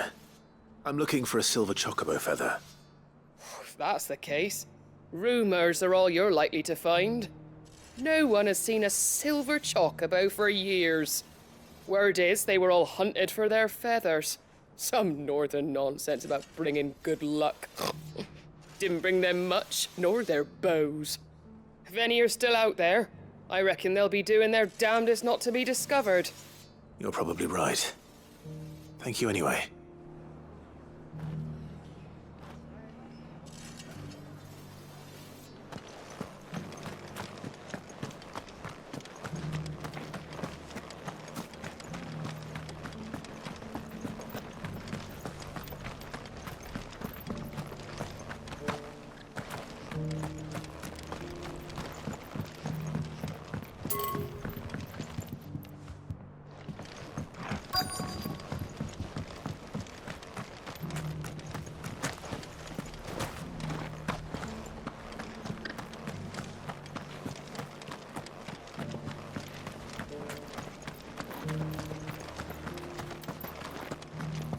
It doesn't still hurt, does it? Oh, 1,000 the cashew jars.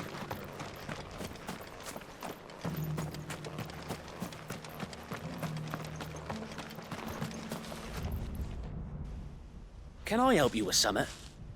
You wouldn't happen to sell silver chocobo feathers, would you? I deal in fruit, not fancies. But if it's fancies you're after, I suggest you try Rhiannon's ride. Was a silver chocobo seen there? Oh, yes.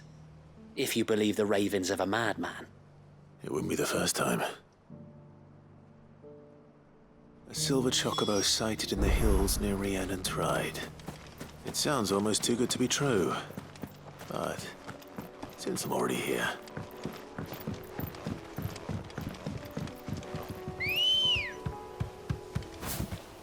Come on. Fly, Ambrosia. Can hardly make out a blooming thing.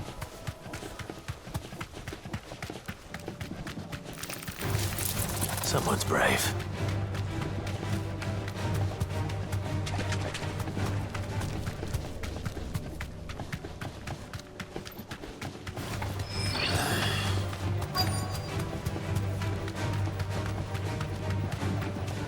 Tracks. They're not left by bandits for a change.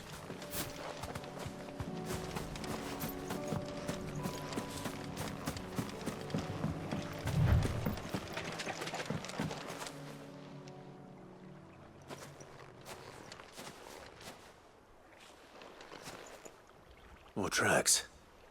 And these look fresh. The chocobo was here. And recently. Perhaps it still is.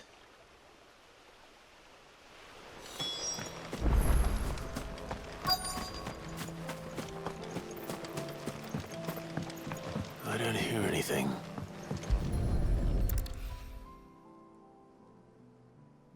Well, I'll be damned.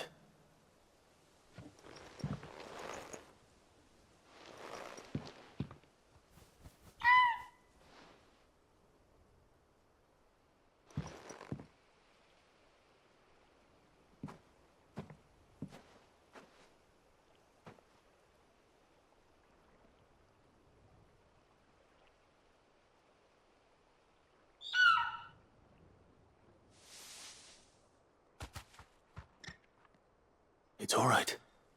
I'm not going to hurt you. Just borrowing a feather for my friend.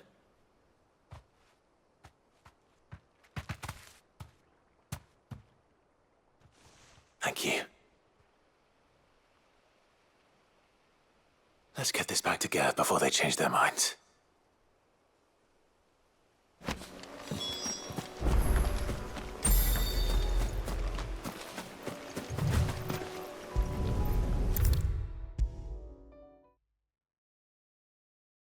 It was no trouble at all. Still, I appreciate it. Clive, you're back. How'd you get on? Any luck? Any luck, you say?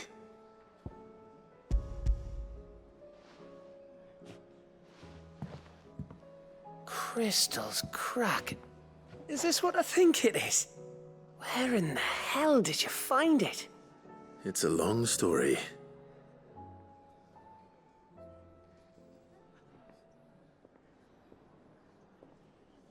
Right there on the road to Eastpool. Who'd have thought it? Everything up there's been abandoned for years. The empty cabin made for the perfect shelter. Though I fear my presence may have forced the poor creatures to look elsewhere. Don't blame yourself, Clive. The Blight's right on Eastpool's doorstep. They'd have had to move on before long. Even if you hadn't have turned up. They'll find a new home. Trust me. After all, that's what us endangered animals do. Anyway, what matters is, you managed to nick us one of their quills before they could run off. And now all that's left is to fix it to the carving. I didn't know you could carve. Reckon there's a lot you don't know about me. Like the fact I'm as good with a whittling knife as I am with a sword. And that bone Ember gave me's a dream to work with. What did you say it was from again? An Avis? But it weren't your Avis, Sid. I slew one of my own at last. So all those long nights in the pit finally bore fruit. I'm proud of you, Ember. Don't speak too soon. I ain't done my trial yet. There we go.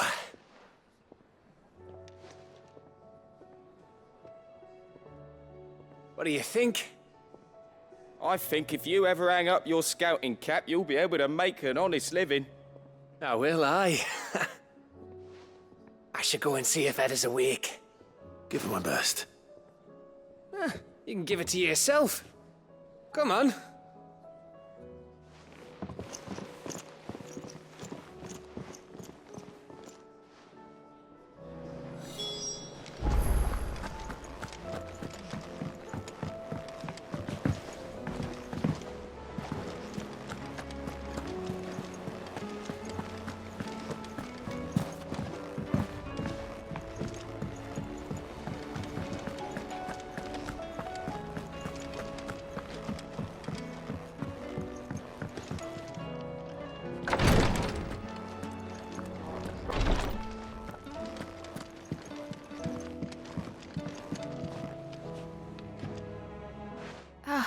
Me lords.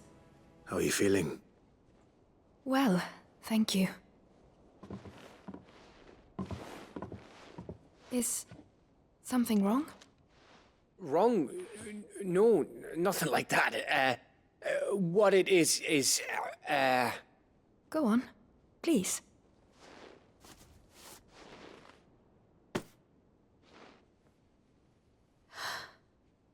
It's beautiful. Did you make it?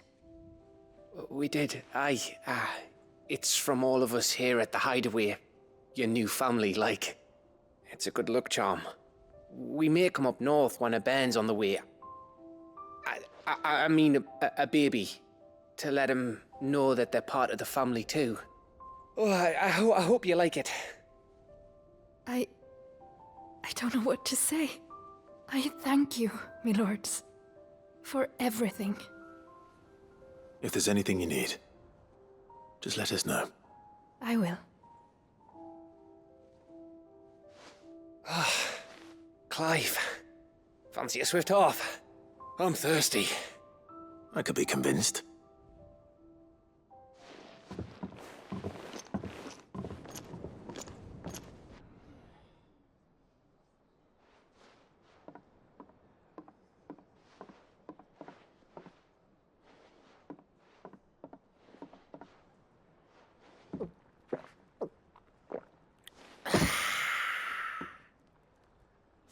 Don't you think you've had enough? No, we're celebrating. I'm gonna be a father. I think Edda might have something to say about that. You know what I mean. Bit of light in these dark times.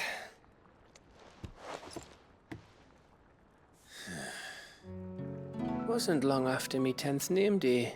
My mum told us she was with child again. I was over the fucking moon. I was looking forward to having a little one to lord it over, what with me being the runt of the litter. Thought I'd finally have a chance to prove to the world that I could be a big brother. Imperials came the day she went into labour. Had myself a baby sister. And then I didn't. Me whole family gone in a blink, while I hid in the cellar like the spineless little arsehole I was. Great brother I turned out to be.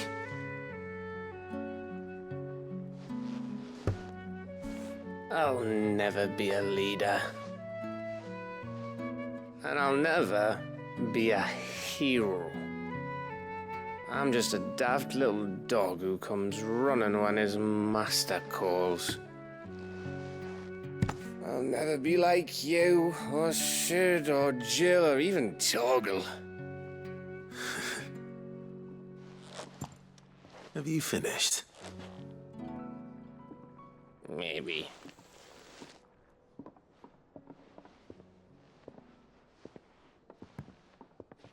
Do you know why you're our best scout? Because you don't need anyone to hold your hand. Without your resourcefulness, your courage, your determination, I don't know where we'd be. Maybe hanging off a cliff like, That was only the once. Exactly. You learned from it. And here you are, after Founder knows how many missions, stronger for everyone.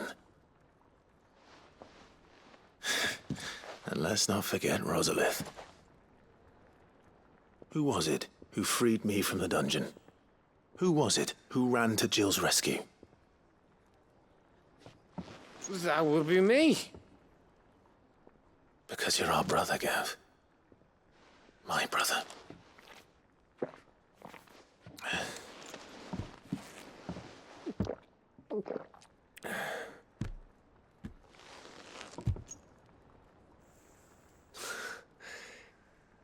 Your brother.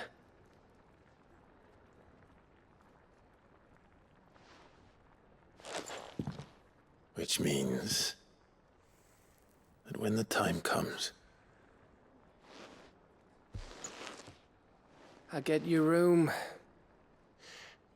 And your sword.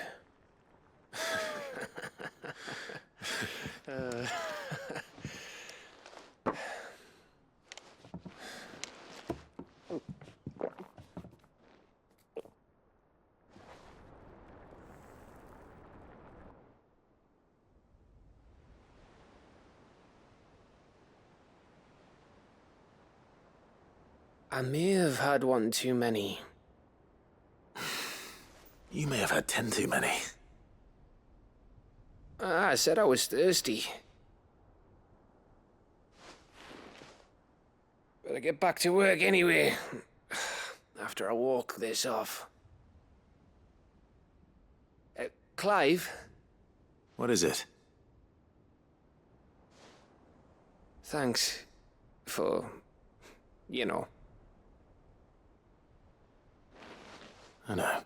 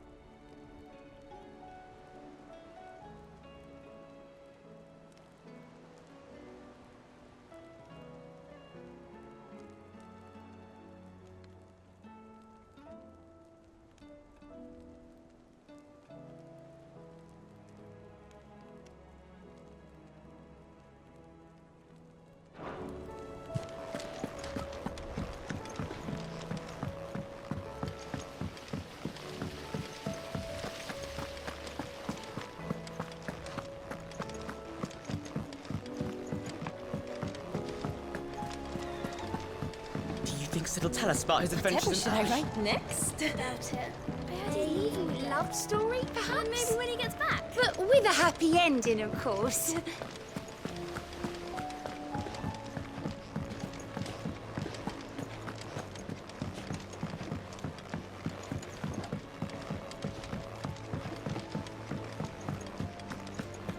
I will not let them be forgotten. Sid, may I have a moment? Of course. It is an honor to finally speak with you. My name is Herman. I've been with the Cursebreakers for some time now, and I wish to be deployed to Ash. Any assignment will do. No. The lands across the Narrow are too dangerous. I will not send good men and women to risk their lives needlessly. Why would you want to go back? I need to retrieve something. Something important. I was raised in an orphanage. The Badbach Conservatory. Or rather, I was held captive there. It was not a place of nurture. It existed solely to turn bearer children into mindless weapons. We were tortured until we feared no pain. Tormented until our hearts turned to stone. And few ever survived long enough to become tools of the last king. I can't imagine. I lost so many. I can't even remember all their names. But they must be remembered. They cannot fade away, faceless and forgotten. The Institute was run with military precision. Every child measured, every name recorded, every death logged with meticulous care. Cid, allow me to travel to Ash and recover the registry so that my brothers and sisters might live on. You are a good friend, Herman. But the fact remains that Ash is simply too dangerous. Cid, please. Even should it cost me my life. Too dangerous for you, Herman. But not for me. I'll go to Bad Bach and find the registry. You will? I won't let you risk your life. I don't know how to thank you. You can start by telling me where I'll find this orphanage. Vida Grace. Hidden in a forest, overlooking the plains. All right. I'll see what I can find there. May the mothers guide you.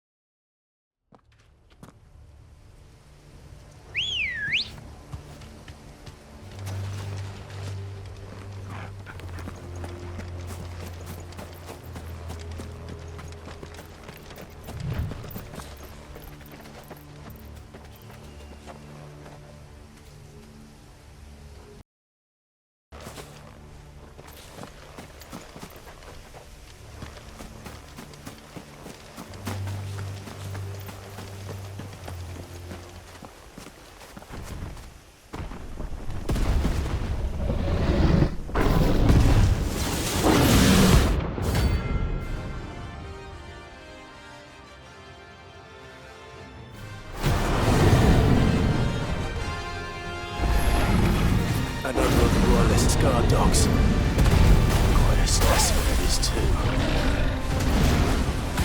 This one.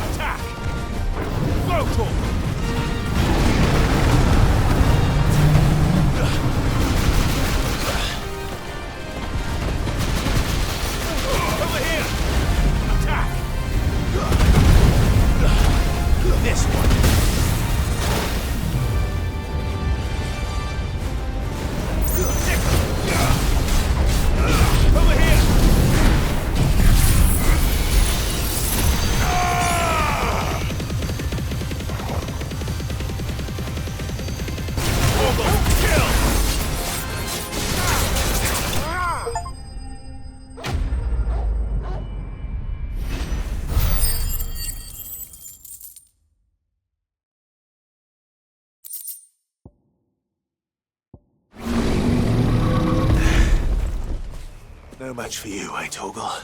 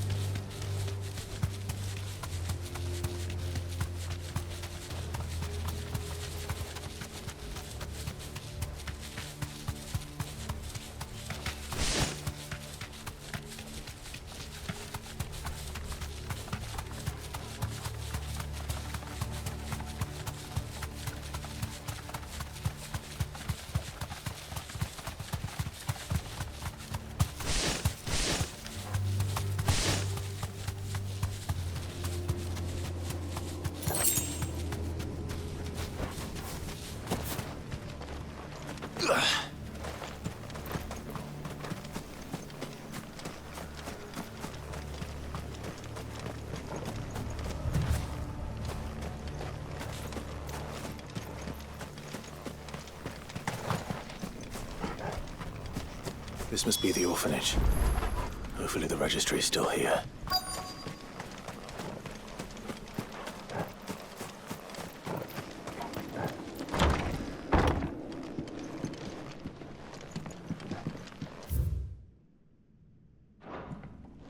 Conditioning.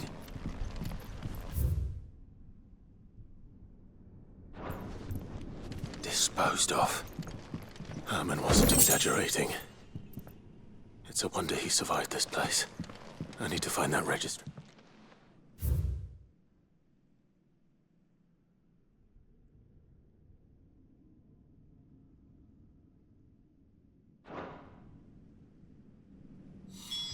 This reads like a suicide note. Did the director go through with his plan? There's only one way to find out.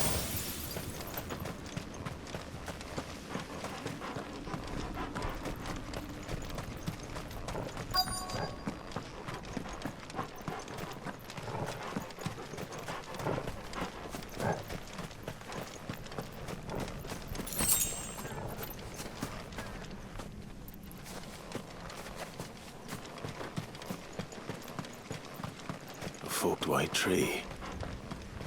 This must be the place.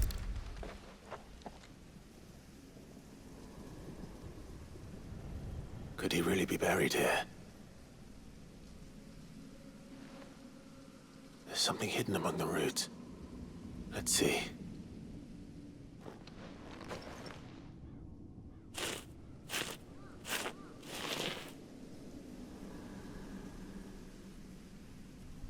This must be the registry.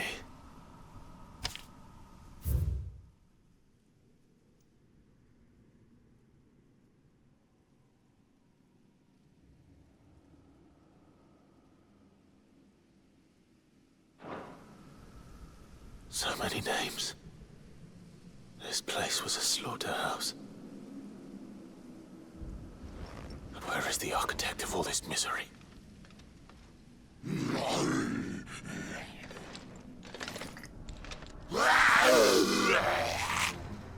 It was only a matter of time, I suppose. This place is cursed.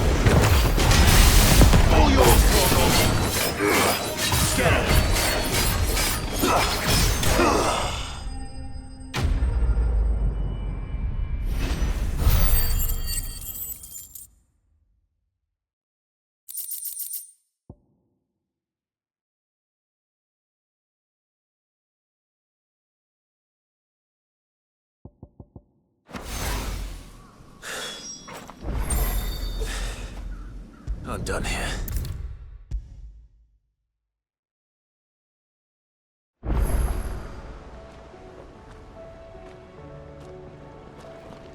I hear that you traveled to Ash. Sid, did you by any chance recover the names of my fallen friends? I did. Yes.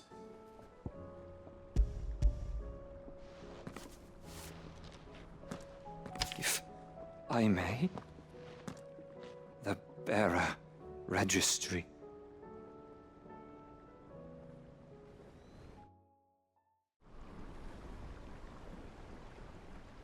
The director was a brutal man.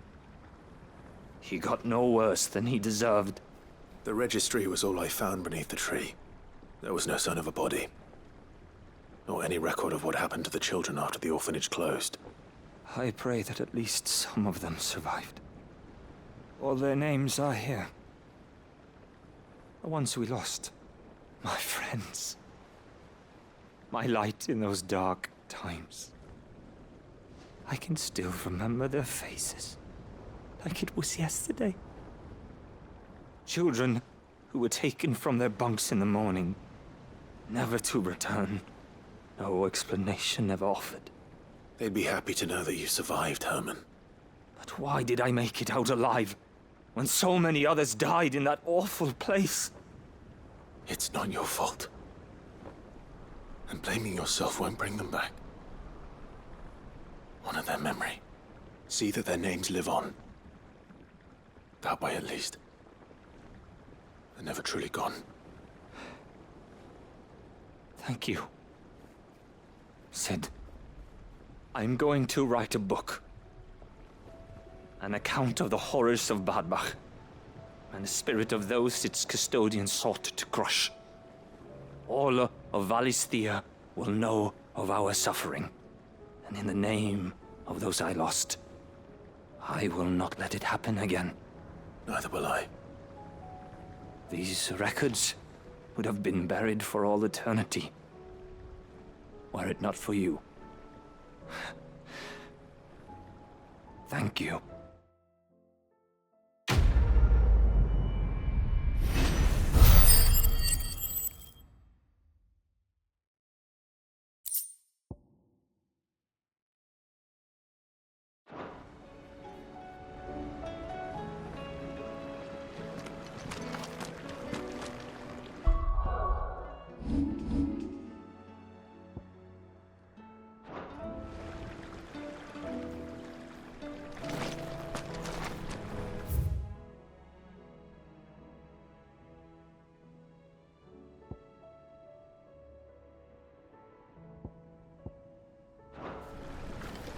Do you suppose it's magic keeping the thing afloat?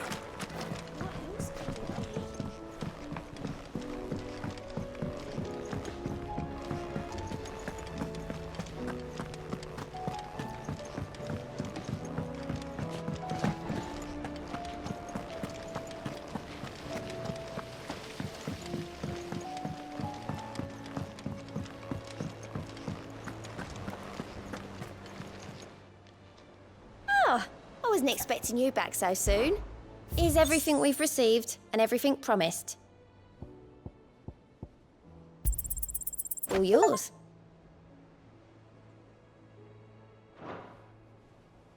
All done?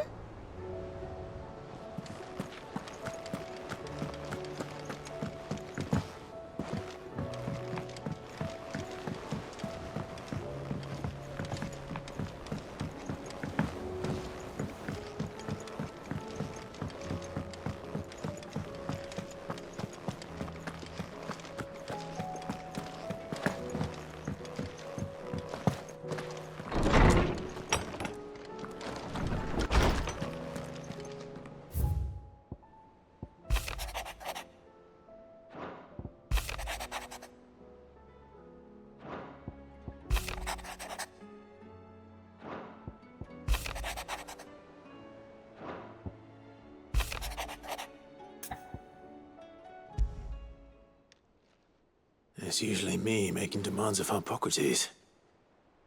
I wonder what this is about.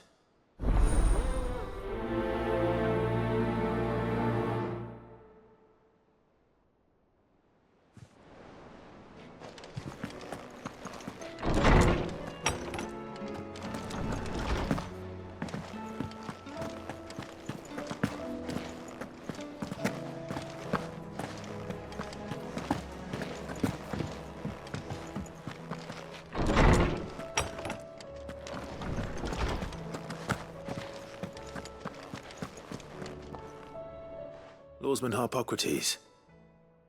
I received your note. Ah, yes. I expect you're wondering what this is all about. You spoke of making amends with Dion, but I can't imagine what for. Then I should begin by telling you that I was once his tutor. This was some years ago, of course, before I joined Cid in his hideaway. At that time, I was counted among the foremost scholars of Oriflamme, and was accordingly invited to the palace to supervise the young prince's education, all to ensure that the future emperor had a firm grounding in, well, everything an emperor should. History, religion, commerce, government. Alas, our time together was cut short when Dion left to join the Dragoons. His studies no longer being deemed necessary. I had not expected to meet with him again, least of all here. Have you spoken with him? No, I have yet to find the right moment. His Highness always seems so preoccupied, especially when alone. I would not wish to disturb his ruminations with idle words of greeting. Not when I know he dwells upon the evil Ultima had him commit in the Dominion. The guilt weighs heavily on him, I know. But as you say, that was Ultima's doing. Surely you can't blame yourself. When I first met him, it was not guilt, but his people's expectations that weighed heavily upon him.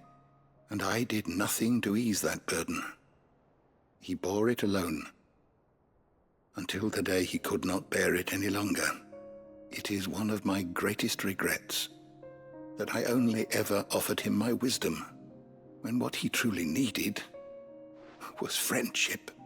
The blame for Dion's transgressions lies not only on his shoulders, but on mine. I see. I'm ready to help you in any way that I can. Then I beg that you bring me a wild wyvern tail. Apothecaries across the ages agree that even to glimpse such a flower is to be granted inner solace. Fabulists and fraudsters all, of course. But there is oft a seed of truth to be found where even the most outlandish opinions align. Well, it can't hurt to try. Where can I find this flower? And how will I know it? You have seen cultivated wyvern tails before, I trust. The lily-white blossoms from whose roots the poisonous ink for the brand is distilled. Well, those which grow in the wild differ only in their purple hue. The harsher the environment in which they are raised, the deeper the color. There is a waterfall in Rickmal's roost across the strait, where the flowers once grew in abundance. Whether they still survive there, I know not. But try as I might, I can find no likelier location. It's all right. I'll find you a wyvern tail one way or another. Thank you, Clive. And please, be safe.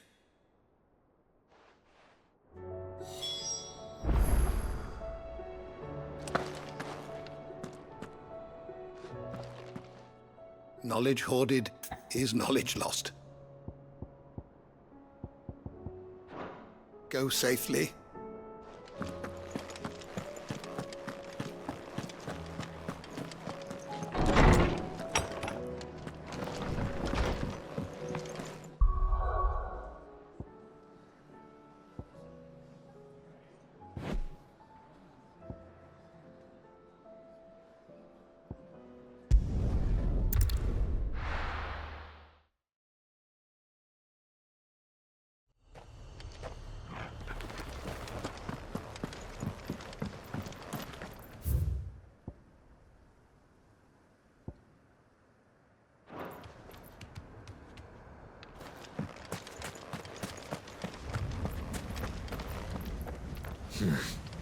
Not here.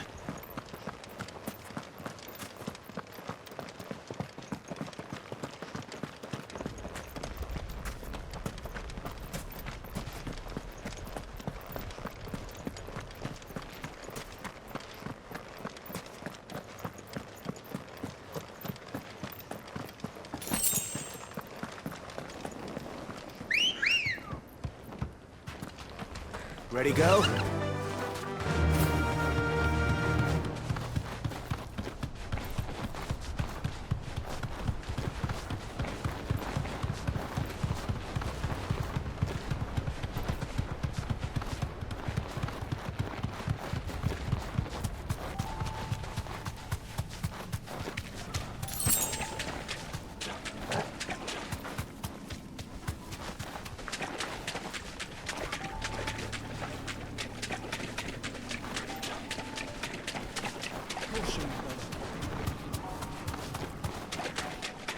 Seems this place has been flooded twice over.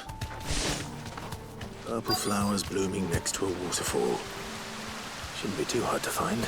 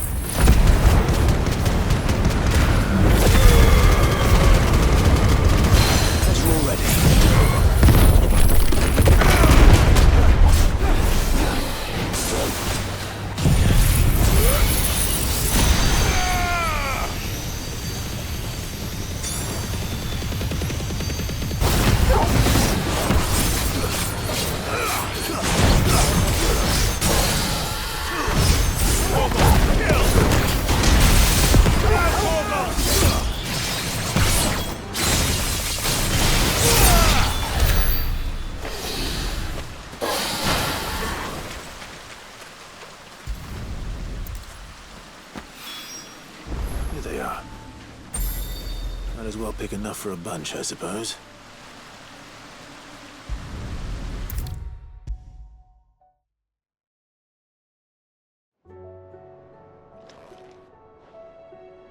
Oarsman, I found the flowers you were looking for. You did? I think I did.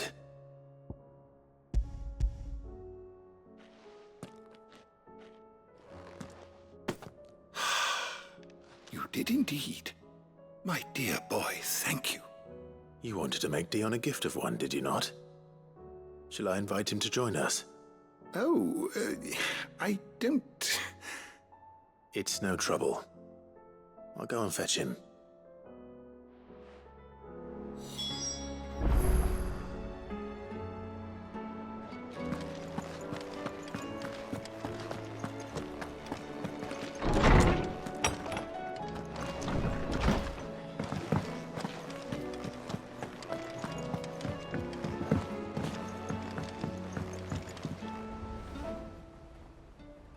Your Highness, would you do me the honor of accompanying me? No. It is time, then. No. Only to the shelves. Our lawsman has something he'd like to give you. Master Harpocrates. No. I dare not show my face before him. Not after everything I have done. I have taken countless innocent lives. And ruined countless more. All because I was weak. I have sworn to atone for my crimes or die in the attempt. But were I to meet with him again, and see in his eyes what I have become, I fear that my resolve might falter. Then that is all the more reason to do it.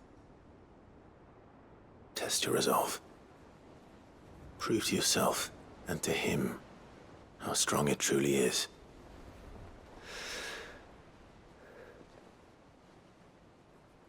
You are right. I must, at the very least, offer him my gratitude. Very well, then. Take me to him. Follow me.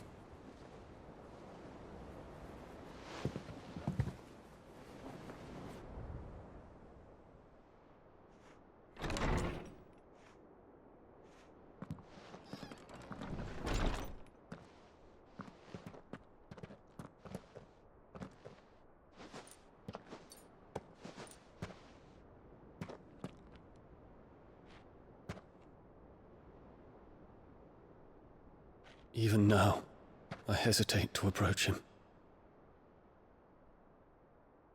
What must he think of me? You'd be surprised.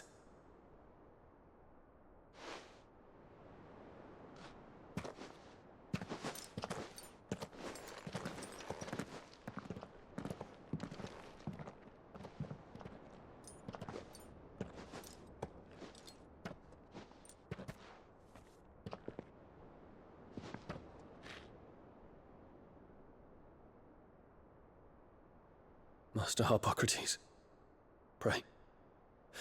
Accept my apologies for leaving your tutelage before my studies were complete.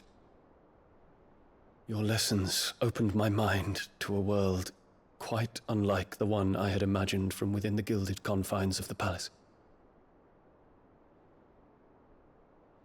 And I shall be forever grateful for the efforts you made to enlighten me. Lift up your head, Your Highness. The deeds of youth require no apology. That you took the time to visit me says much about the man you have become. Now, there is something I would like to show you.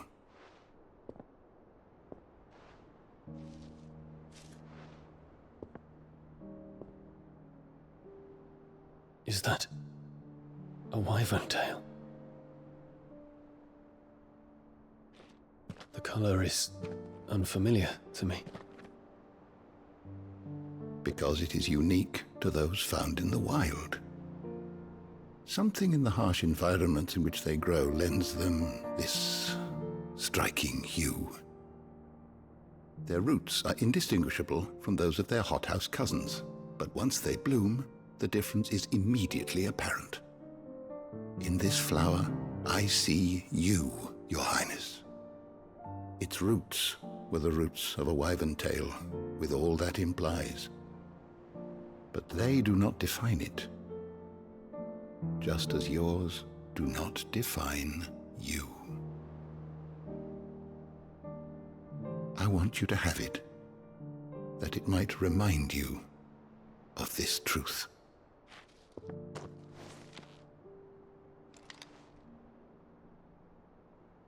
Master Harpocrates, I would ask of you a service. Keep your gift until I have fulfilled my duty to the realm, for only then shall I be deserving of it.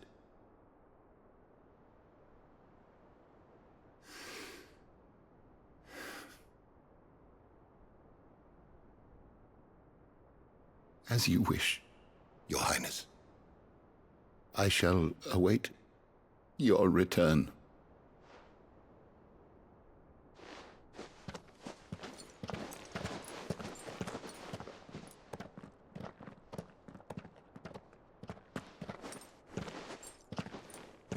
Our roots do not define us. No wonder my stepmother didn't like him. For reuniting me with memories I had thought long lost.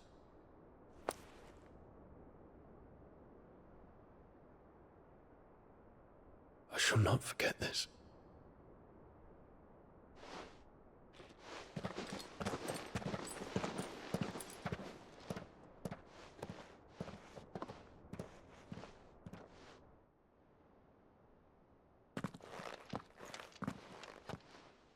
Thank you, Clive. Were it not for you, I fear I might never have found the right moment to speak with him. Not to mention the wyvern tales. I shall plant their seeds, that I might not disappoint His Highness upon his return. I hope the soil in the hideaway is to their liking.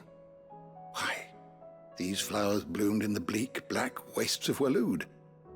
I'm sure Nigel's yard will suit them to a T.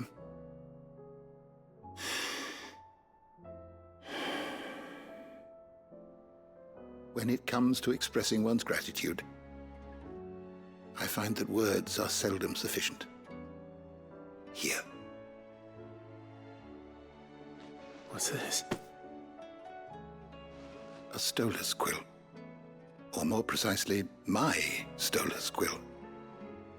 'Tis said that an owl's feathers are steeped in the wishes it hears over its long lifetime. All those words just waiting to pour out onto the page. So consider this my wish for you. That one day you may put down your sword and pick up that pen. Well, when that day comes, I'll certainly have a lot to write about. Thank you, Harpocrates. It shall have pride of place in my chamber.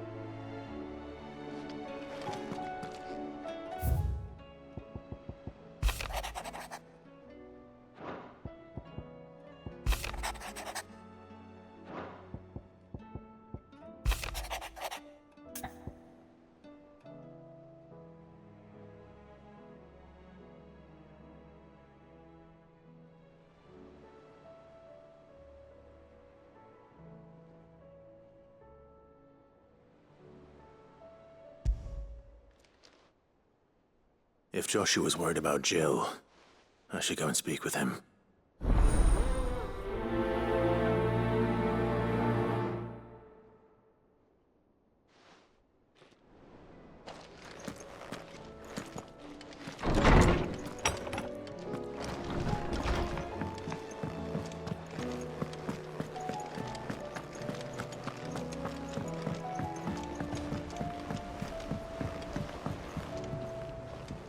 Joshua, I read your message. You're right. Jill is different.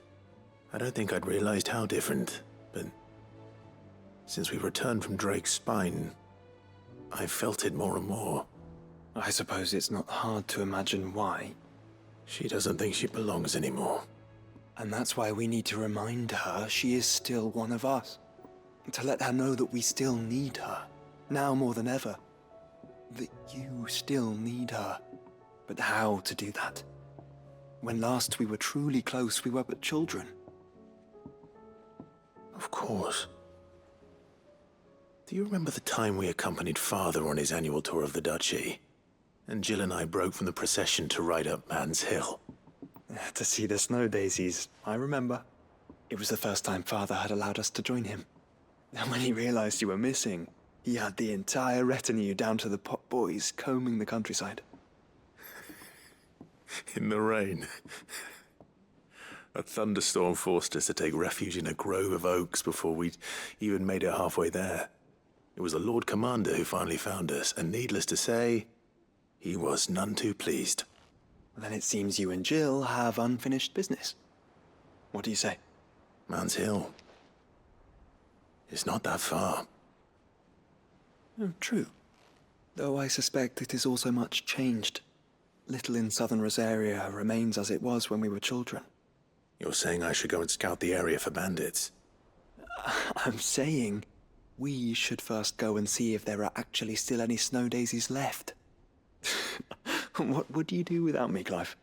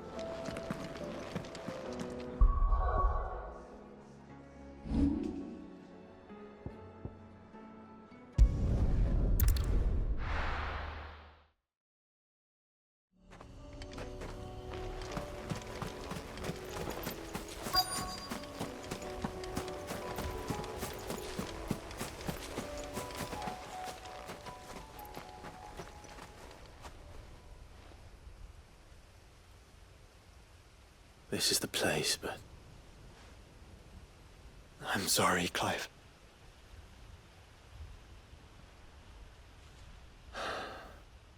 There's nowhere been spared.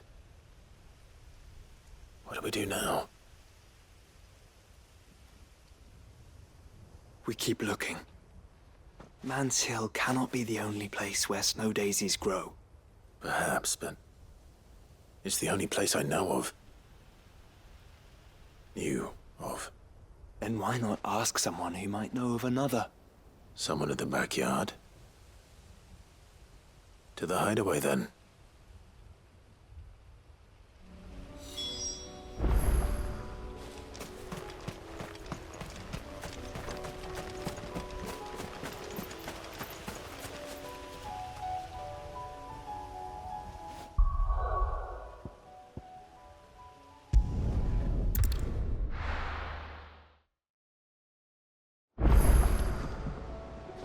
Let's hope one of the gardeners knows where to find snow daisies.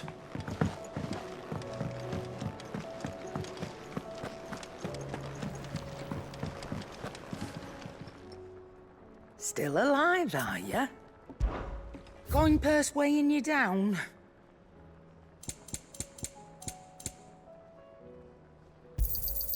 You're rubbing me blind, you know. It'd better all be here.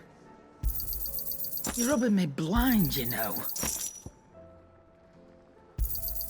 It'd better all be here. Finished, are you?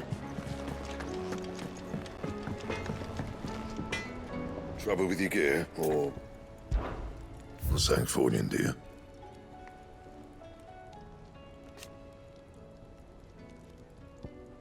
Anything else? Yeah. What do you want?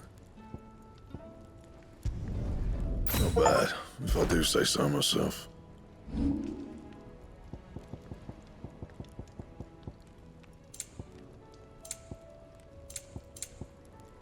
That it? Fine. Say what you will. Lady Karen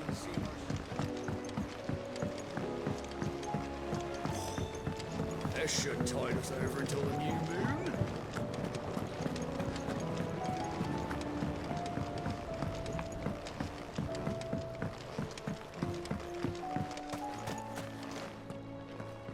Oh. What brings you down from the heavens, Sid? I need your advice.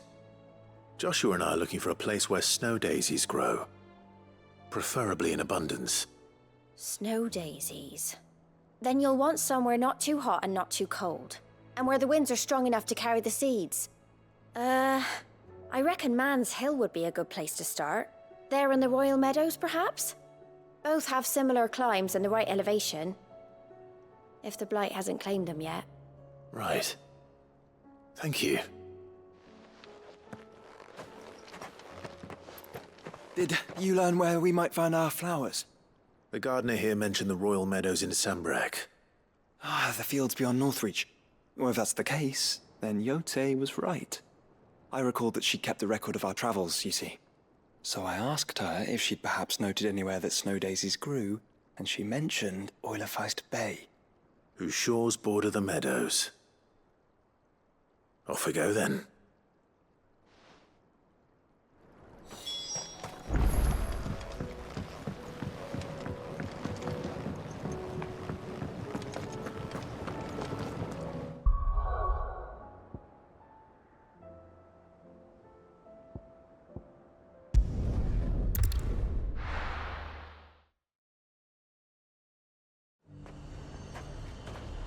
The garrison said they'd take another 100. And how might I help the garrison today?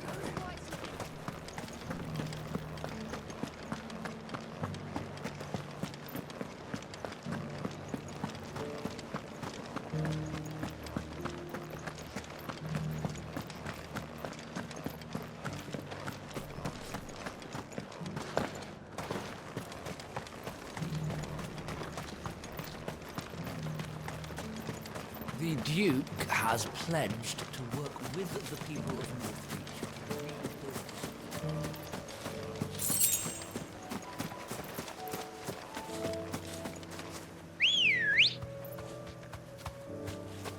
Good girl.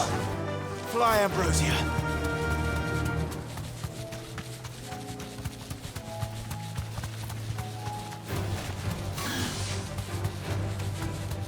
The meadows are vast. Where do we even start? Yote mentioned the coastline. We can start there.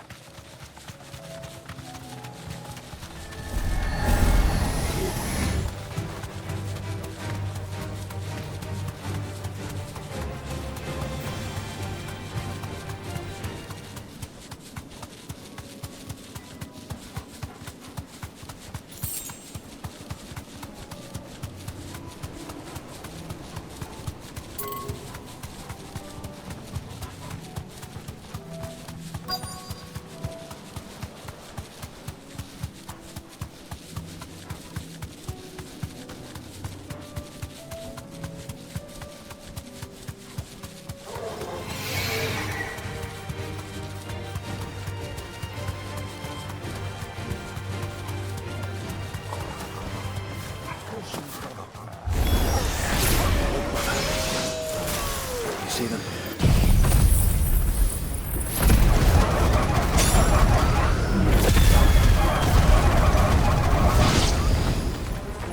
I do. The flowers and our friends.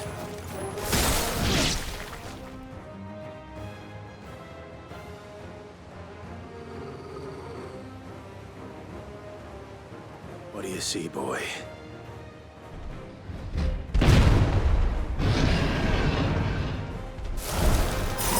Let's hope this is the last one. Only one way to find out.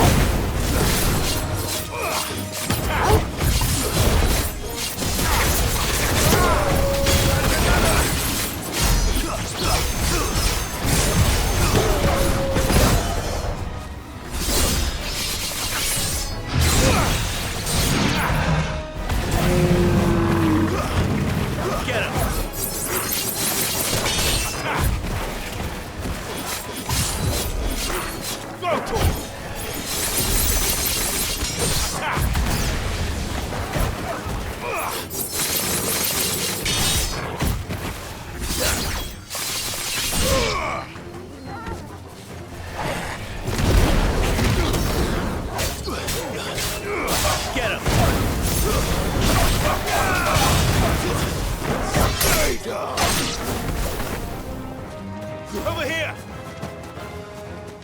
Go, Torgal! Get him! Over here!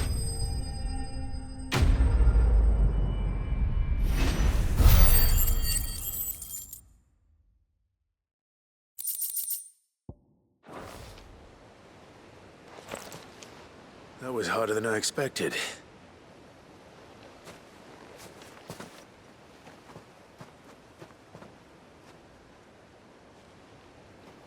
But found her. It was worth it. They're beautiful. Do you think Jill will like them? She'll love them. Come on. Let's go.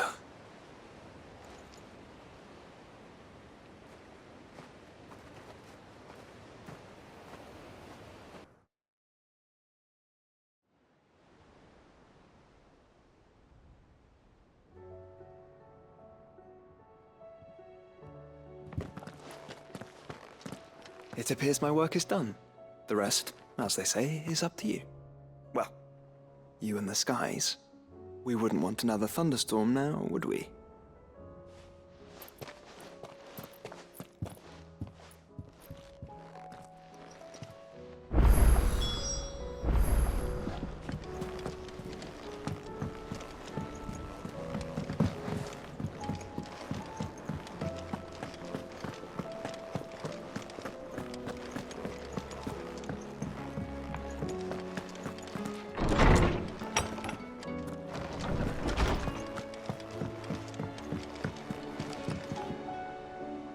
Jill, there's something I'd like to show you.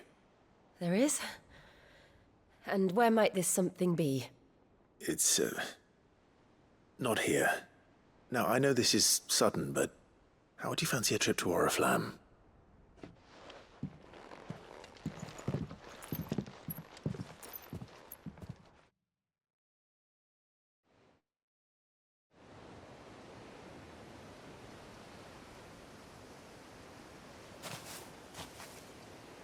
There are so many. This is what you wanted to show me. Yeah, I don't know what to say. You don't need to say anything. The smile on your face is enough. We've been worried about you, Joshua and I. Do you remember when I took you to Man's Hill? Or tried to? How could I forget? You saw me crying and thought a change of scenery might lift my spirits. In the end, it earned me a nasty cough and a stern scolding from your mother. But I felt wonderful nonetheless. I'm sorry. I had no idea what I was getting us both into. But I couldn't bear to see you like that. Before we left, my chambermaid told me she'd overheard your mother talking about my marriage prospects with some of the noblewomen at court. They were debating whether it would be more profitable to marry me off to one of the high houses instead of saving me for the ducal line. No one thought to ask me what I wanted. I was nothing to them. A pawn at best. I felt so trapped. So lonely. I didn't know. But I wasn't alone. You were there. Your hand in mine as we ran for those oaks. And I knew then, no matter what happened, I would be all right. I'll never forget that feeling.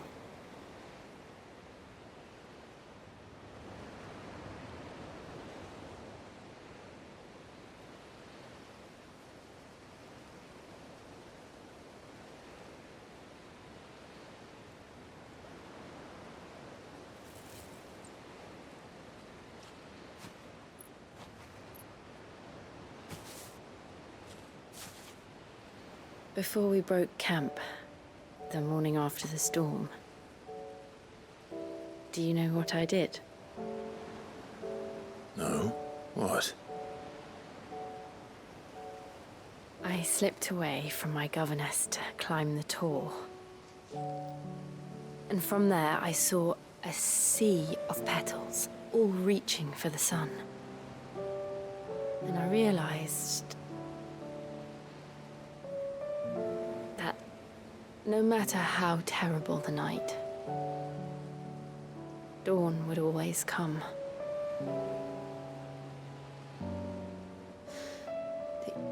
That you would always come for me. And you have. Again and again.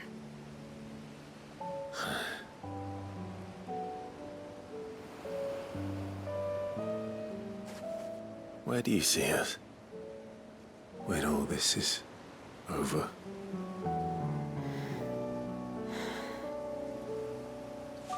I don't know.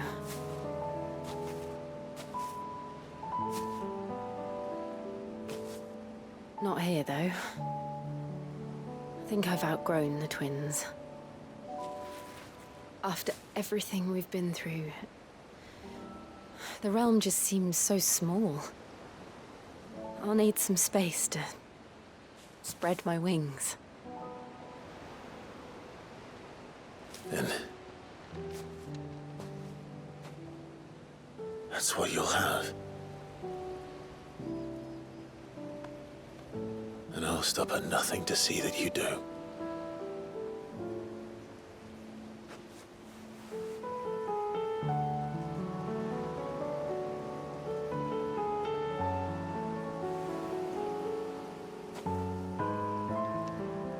was much good at garlands. But it'll have to do. I'll treasure it forever. Thank you, Clive. For this, the flowers, for everything. It's exactly what I needed. You are my treasure.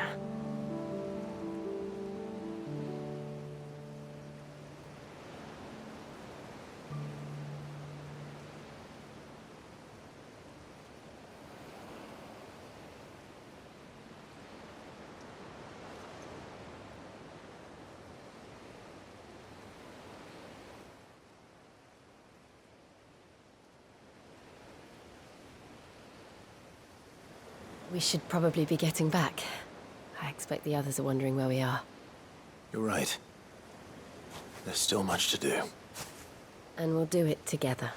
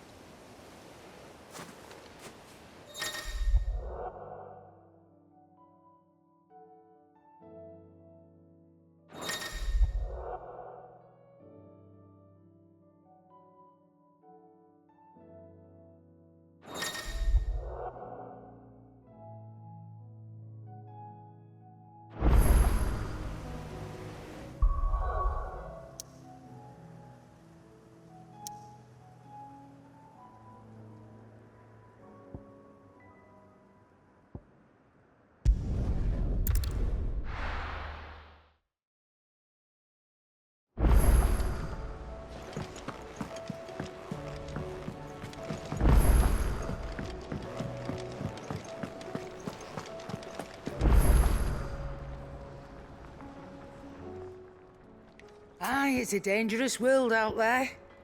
Let's stock up what... Is something the matter, Karen? You seem... perturbed. Do I now? How clever of you to notice. But yes, something's come to my attention, and I'll be damned if I know what to make of it. Go on. It's probably quicker if I just show you. Here. Some sort of crystal. Though, I don't remember seeing one that color before. Aye, well, that makes two of us. In all my long years of trading, both over and under the counter, I've never seen anything quite like it. They're calling them dusk crystals, on account of colour. I see. And they can be used to cast magics. That they can. Just like their brighter, shinier cousins. Difference is, they don't last as long. After a couple of goes lighting your pipe, they crumble away to nothing. That's how I heard about them. From crystal traders moaning that someone's been flooding the market with dodgy goods. And after asking the right people the right questions, and paying the right price, of course, I managed to get my hands on a sample. I see why you're perturbed.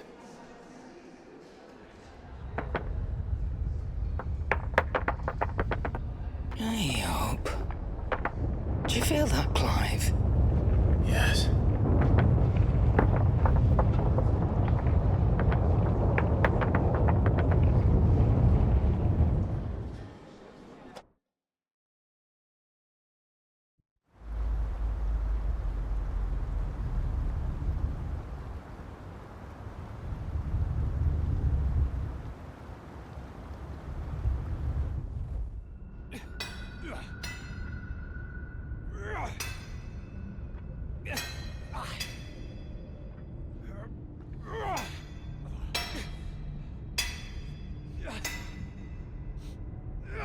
right, lads, that'll do for today.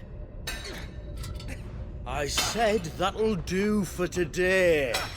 Yes, Chief. Yes, Chief. Let's get this lot back to town, fill our purses and then our bellies.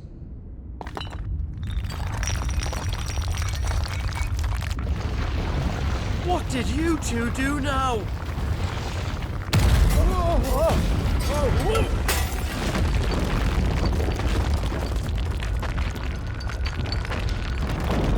Please tell us you bought another lantern. Stay calm, both of you.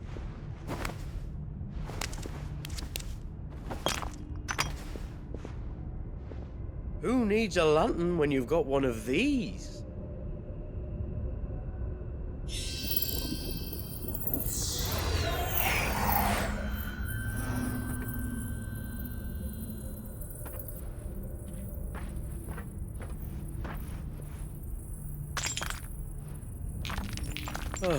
All that work for a single spark.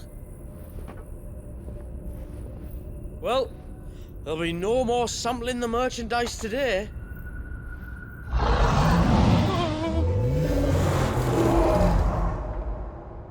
That sounded close, Chief. Really close. Really, really close. Now, lads, what am I always telling you? Good things come to those who run! Wait for us, Chief!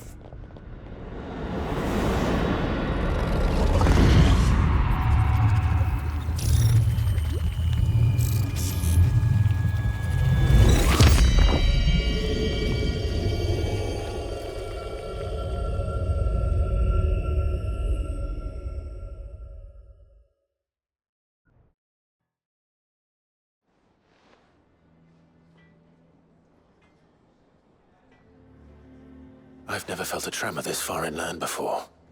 Me neither. But then, I'd never seen skies like these till a few moons ago, and it's been all change ever since. Come to think of it, the first anyone ever heard of these dust crystals was after you lot came back from the Dominion and brought this bloody weather with you. Do you think the two things are connected? Who knows? Could just be that with Drake's tail gone, the black market was running short of the good stuff. The Dominion's mines were the only source of new shards left in Storm after a certain evil outlaw decided to do away with the other mothers. And with the price of decent crystals going through the roof, traders turned to dealing in stuff they'd never have touched before. The question is, who's selling these crystals and where are they? Wait. This color. They couldn't be from Origin, could they? No, that wouldn't make sense. I saw it form in the sky, and that was long after we returned from the Dominion. But if they didn't come from Origin or any of the other mother crystals, then... does that mean... that you missed one? Aye. That were my thinking, any road. Another mother crystal we didn't know about. I'll speak with Joshua. If you're right about this, we need to find it. And quick, I'd say. On account of which, I'll take this shard over to Tomes for you. Get him to give it a once-over, case it rings any bells. Right. Thank you. And I expect you'll be wanting Jill's help with this, too. Right again. I will. Let me go and find Joshua, and we'll meet you in the shelves.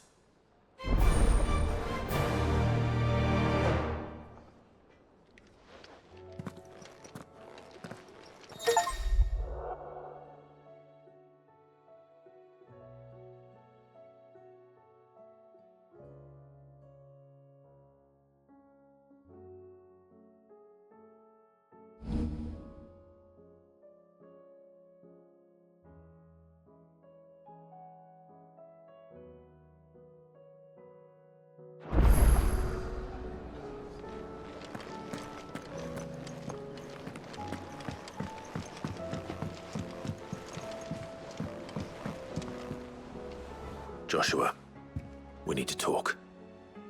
Karen's caught wind of something that I don't think we can afford to ignore.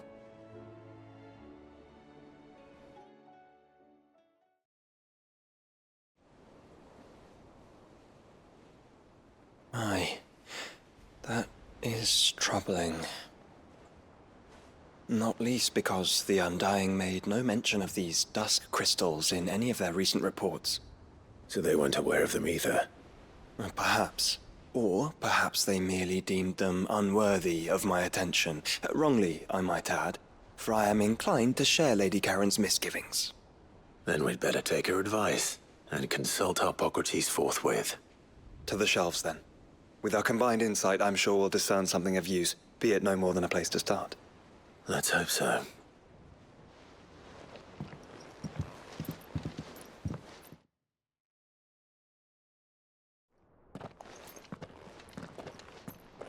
There you are. I've taken the liberty of telling these two everything I told you. Thank you, Karen. It's hard to believe such a lusterless shard could conjure much of anything. And you truly think this came from a mother crystal? One we never knew existed? Every other shard in the Twins did.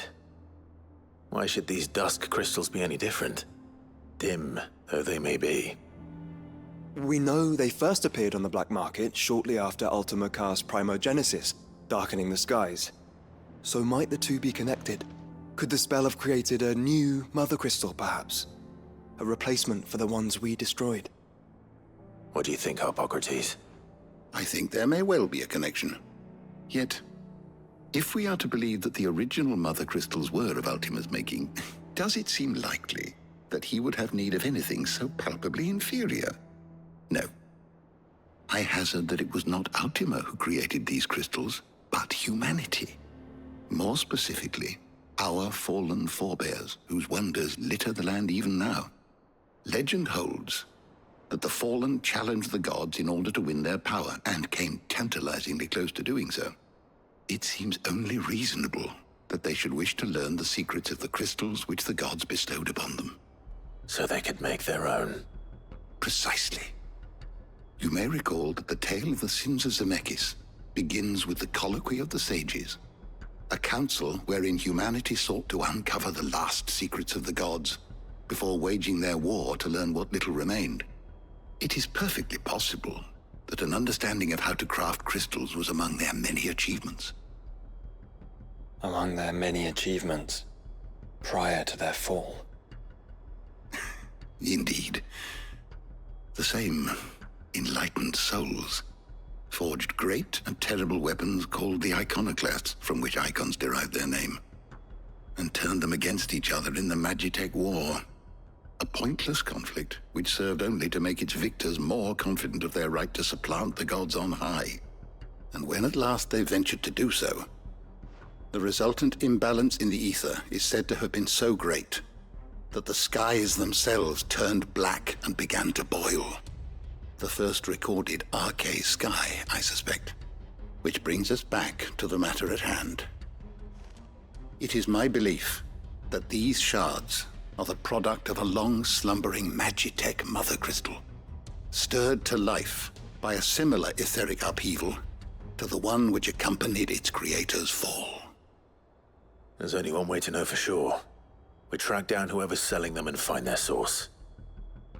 Karen, where did you buy this one? Down in Port Isolde when I was scratching around for supplies.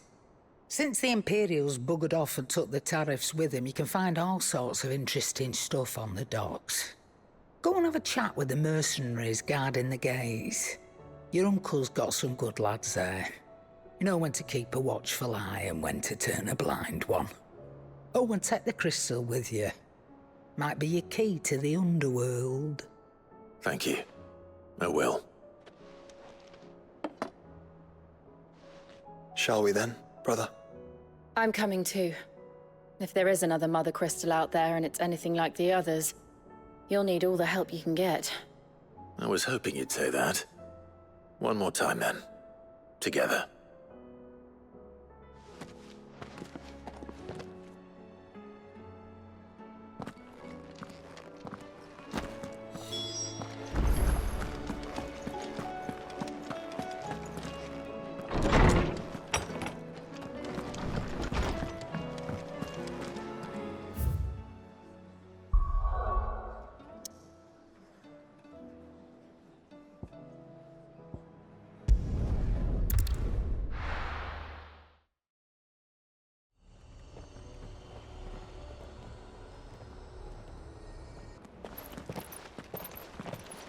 Muriel! Slow down! Not bloody likely!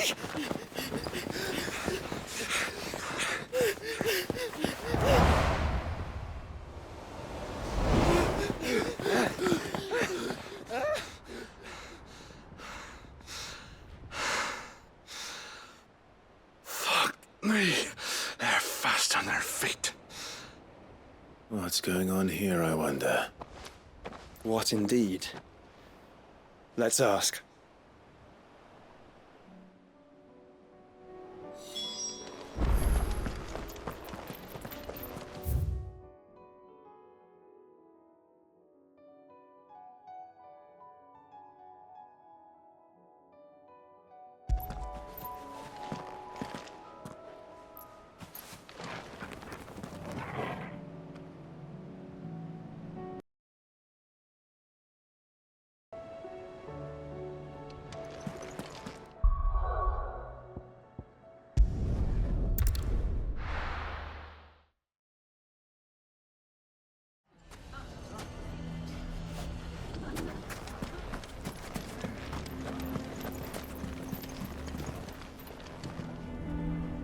Here to help me pack?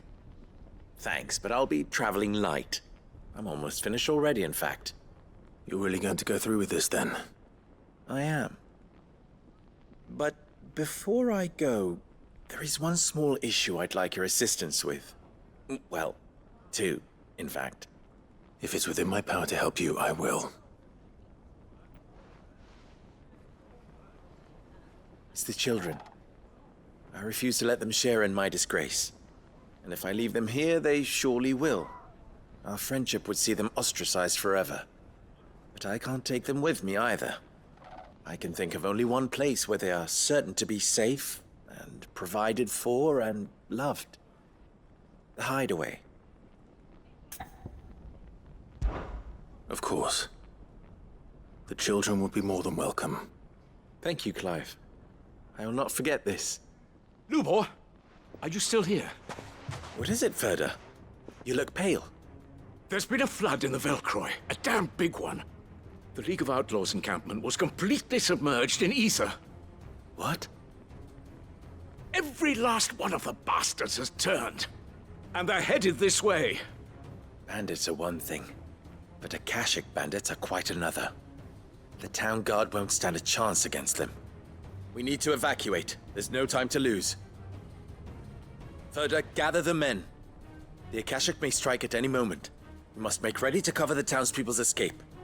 Well, what are you waiting for? Yes, my lord. Clive, change of plan. The children stay with me for now. I need you to find Conrad and Natalie. Tell them to prepare for a full and immediate evacuation. Understood. I'll do what I can to convince everyone else. Wish me luck.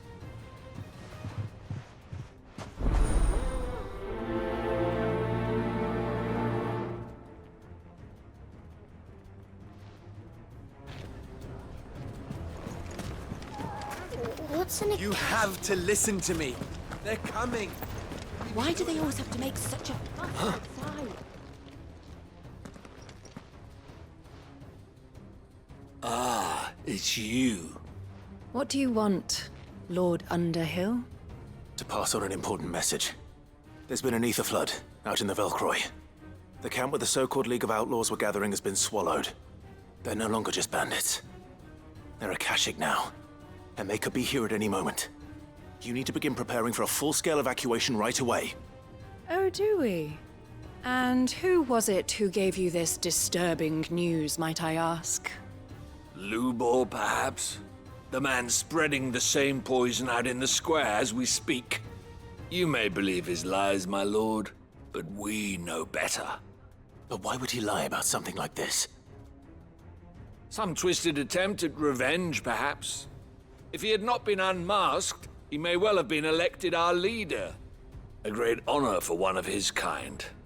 One he might well feel aggrieved at having been denied. Lord Underhill, forgive me, but it has become all too evident where your sympathies lie. Lubor cannot be trusted, and neither, therefore, Can you? You may not trust me, but for the sake of your people, ask yourselves if there is any chance that this is true. There isn't. You can be certain of that. Now be off with you. You're making a mistake. It's no use. Words will not move them. Then we must find another way to ensure Dalamil's survival. You're right. Let's speak to Lord Ferda. I think we'd better shut up. What's Lubor raving about now?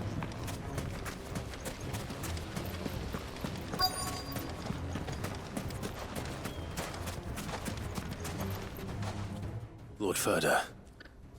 Sid, what's wrong? I went to warn Conrad and Natalie about the Akashic, but they wouldn't listen. They've convinced themselves that nothing Lubor says can be trusted. The bloody fools. Which means the town guard can't be counted on for support. But I can. If there's anything I can do to help you defend Dalamil, you only have to ask. I appreciate it. Sid! Ferda! I've been looking for you everywhere. Victor? I thought you'd left. I couldn't abandon a friend in need. And Lubor is in need at this very moment. Come quickly.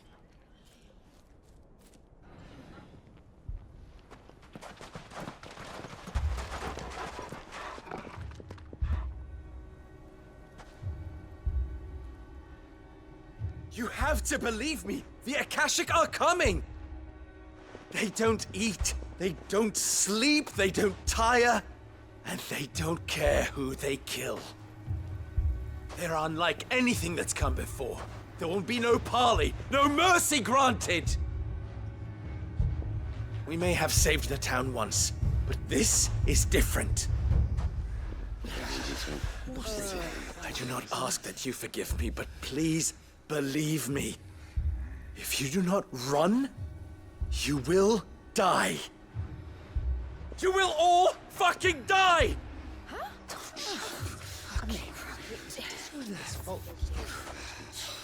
You'd like that, wouldn't you, bearer? Yeah, with us out of the way, your kind will be free to claim Dalamil for yourselves. You who should run! Run, bearer! Yeah, run! Run! Far, far away! Run! Just go, bearer! Yeah. Yeah. Yes! Go! Go on, then. Go on! Go! Just go. Just go. Lubor. Wait. Someone's coming. Go. Come on! Stop! You're hurting him!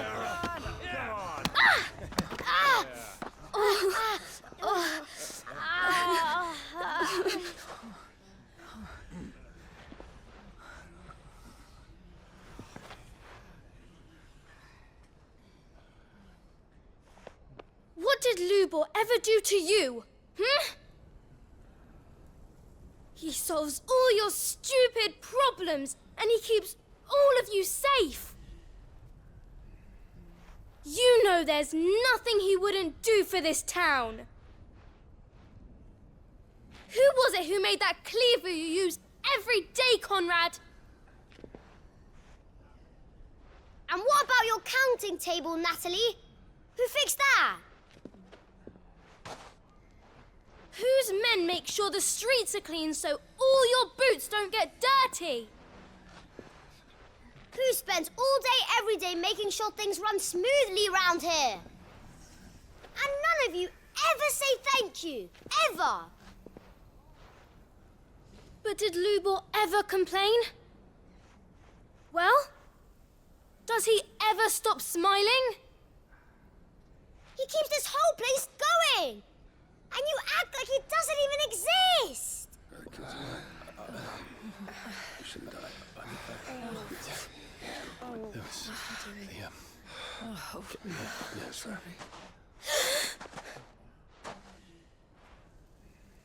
Lubor, we've heard enough. Wait! We will not run. The town guard will not abandon the very place it is sworn to protect. And I will not give up for lost the stores that we labored so hard to fill.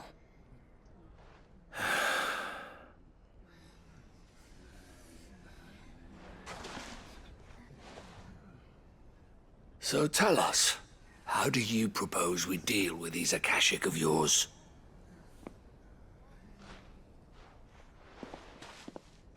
We won't run, but we will fight. All right, then.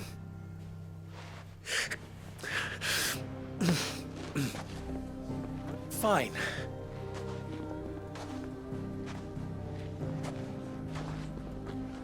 Gather around if you don't want to die.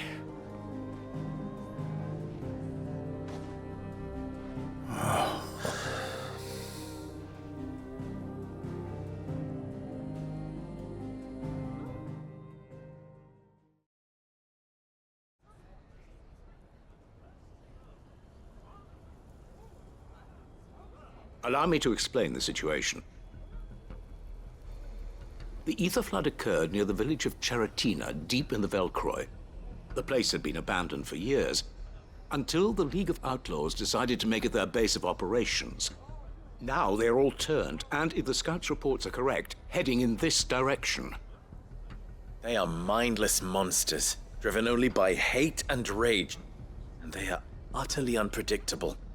With the bandits, we at least knew how and where they were likely to attack. When these creatures come, Dalamil will have the bitterest fight it has ever faced on its hands. The town guard will muster at the north gate. The rest of us will take the south. Both forces will provide men to serve as scouts and messengers, ready to spread word of the size and nature of the Akashic force as soon as it is spotted. And as soon as it has been, we will converge on its position and see that it is driven back from Dalamil at all costs. Conrad, can I count on the support of the town guard? Always. I leave the selection and coordination of the messengers in your hands, Victor. And the command of our men in yours, Ferda. If you would both be so kind. Consider it done. As you wish. Natalie, I would ask that you and your people have the townsfolk barricade themselves inside the bathhouse. And tell the merchant not to waste time securing anything beside the essentials. Preserving life is our one and only concern. As long as we survive, it doesn't matter what trinkets we might lose. Our riches can be regained. And if anyone doubts that, let it be known that the Briar's Kiss stands ready to cover any losses. Very well. I shall tell them. Where do I fit into this plan? Where else but the most perilous place of all? I would like you to travel to the home of our erstwhile League of Outlaws, Cheratina itself. The main host is most likely still there, and Dalamil will not be safe until it is eradicated, root and branch. A little gardening. How pleasant. I doubt it. I have a feeling these weeds will be particularly stubborn. Luckily, so am I. So you are. All right then, we all know what we have to do. Now it's simply a matter of doing it. For Dalamil.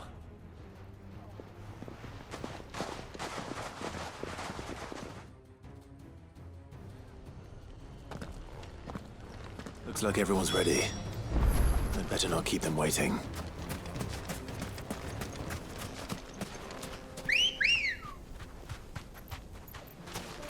Come on. Yeah! Good. That will... Any man sighting an Akashic is to raise the alarm.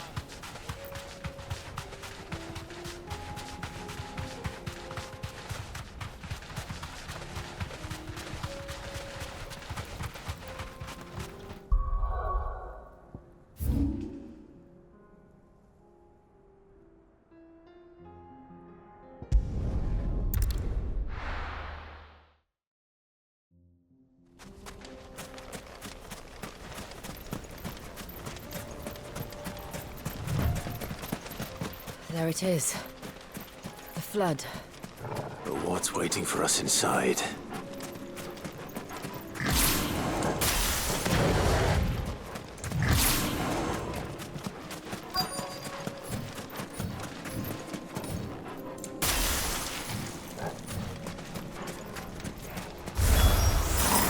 can't leave a single one alive.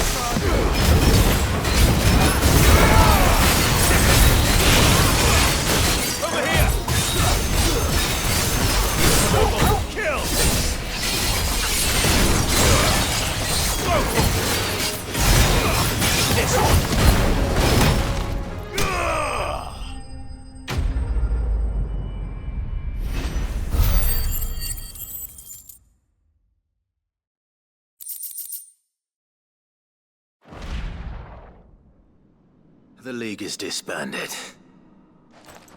I should get back to Dalimil and see how the others fared.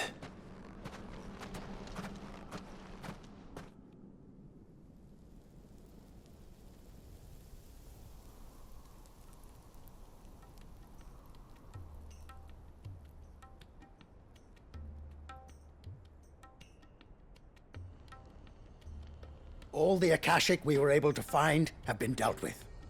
Seems that might be the last of them. Last of them here, perhaps. Lubo, Sir Clive has returned. Clive! What news from Charatina? It's done. Root and branch. I knew you wouldn't let me down. Thank you, my lord. Friends, the Horde has been driven back. The Akashic have been defeated. And we need not fear the arrival of any more, thanks to Clive. Victory is ours. We bloody did it! We saved Dalimil. Lubor, allow me to apologize. After all you have done for this town, we should never have doubted you. But we did. And for that we are truly sorry. We only hope that you can forgive us. We need you, Lubor. Dalimil needs you. So, if you would still like to be considered for the position of mayor, you have our backing. You do remember that I'm a bearer, don't you? We do. But that is not a stain on your character. It is a stain on ours. We thought only of what we perceived bearers to be, not what you truly are. The man who saved Dalimil twice over. I see.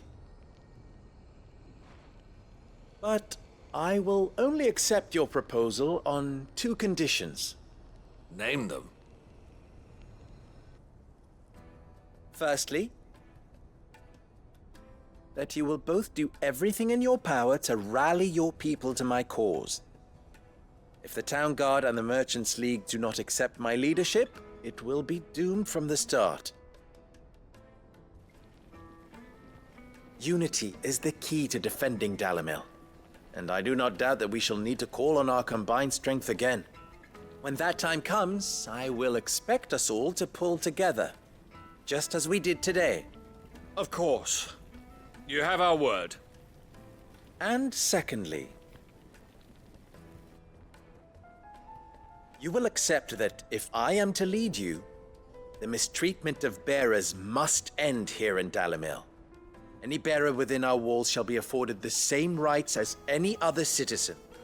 They will not be judged by what they are, but who they are. As we failed to do, and came so close to losing everything. We agree to your conditions. And we have only one in return. That you continue to work for the good of Dalimil, as you always have. Condition accepted. Well then, it seems my mayorship is all but confirmed. Do I get some sort of special hat?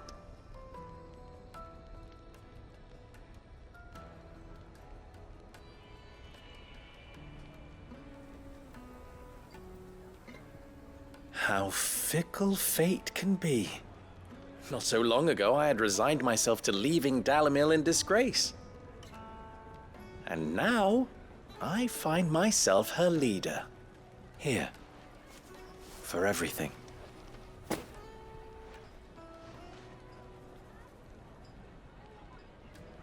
Lubo. About the children. Fear not, you are of course relieved of your responsibility. I would sooner face another horde of Akashic than see them brought up as outlaws. I'll make sure they're safe here. I don't doubt that you will. And not just the children, but everyone in Dalimil.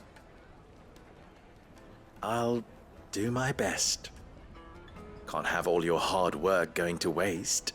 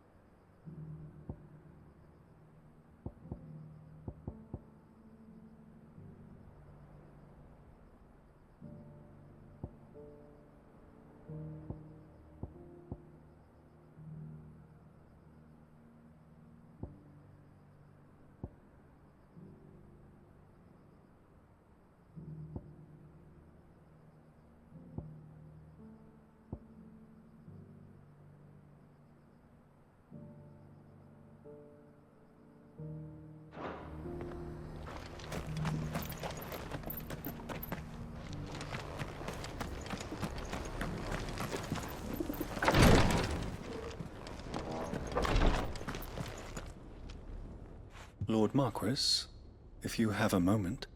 What is it, Cyril? One of our brethren lately journeyed across the strait in order to pursue a new avenue of inquiry in our ongoing investigation. He sent an owl some while ago, but we have heard naught from him since. Was he surveying another fallen ruin? No. The object of his study was a savior cult that has arisen in Ash in recent years. We believe it may have some connection to the Circle of Malleus, an ancient religion that worshipped Ultima as its god. By gaining an understanding of this new faith, we hoped to learn more of the Circle's original beliefs. And so you sent one of your brothers to Ash? A continent teeming with orcs and Akashic? Fully cognizant of the risks, yes. I entrusted the mission to one of the most able of our order, the Third Chair, a master of the arts of combat and survival both. Though he has been silent for some days now, I have thus far refrained from sending any others in search of him, lest they be lost in turn. Yet, it seemed only right to inform you of the situation, given your unique experience of the perils of Ash. For as you so earnestly advised me, it would not do to abandon a man to his fate, when he might yet be saved. It would not. But Ash is a big place. Can you be any more specific? Perhaps. The last owl I received from him mentioned a village where he had heard the cult were wont to assemble. Mickleburg was its name. It lies in the southern reaches of Waloed. If aught ill befell him, I expect it did so there. Right. I'll see what I can do. You are much too kind, my lord. Go then, with my hopes, and may the Firebird's flame ever burn in your heart.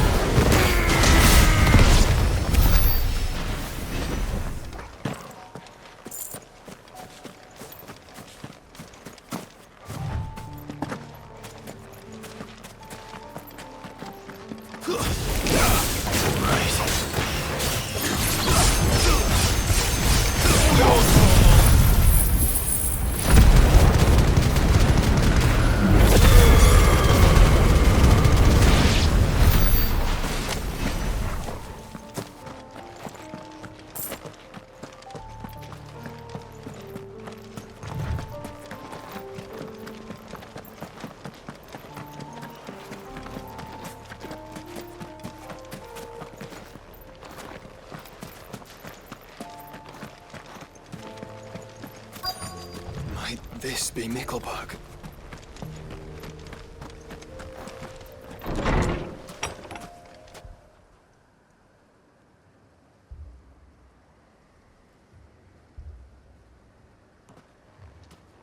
These people aren't turned. And the village seems safe enough at least.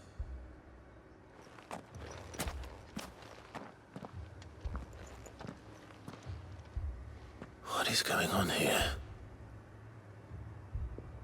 Ah. Did you, too, heed the call? Heed the call? No, I came here looking for someone. To be honest, I wasn't sure I'd find him here. Let alone all of you. Is that so? What are you doing here? Is this where you live? It is my home. The others, they heeded the call. You keep saying that. What do you mean? They came here to perform the rite, just as King Barnabas instructed.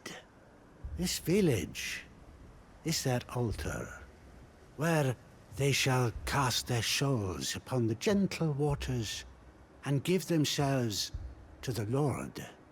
Give themselves? Oh, Lord, cleanse us of our sins. Let us be reborn in your loving arms. Free us from the torment of this mortal realm. They want to be saved. Forgive me, but did another foreigner like me come here? He was probably wearing a cowl. You mean the traveler from Storm? Yes. He is staying at my house, toward the rear of the village. Thank you. If you don't mind, I'll go and greet him. They seek the same salvation Barnabas did. Bring us salvation. At least the third chair still lives. Let's go and find him.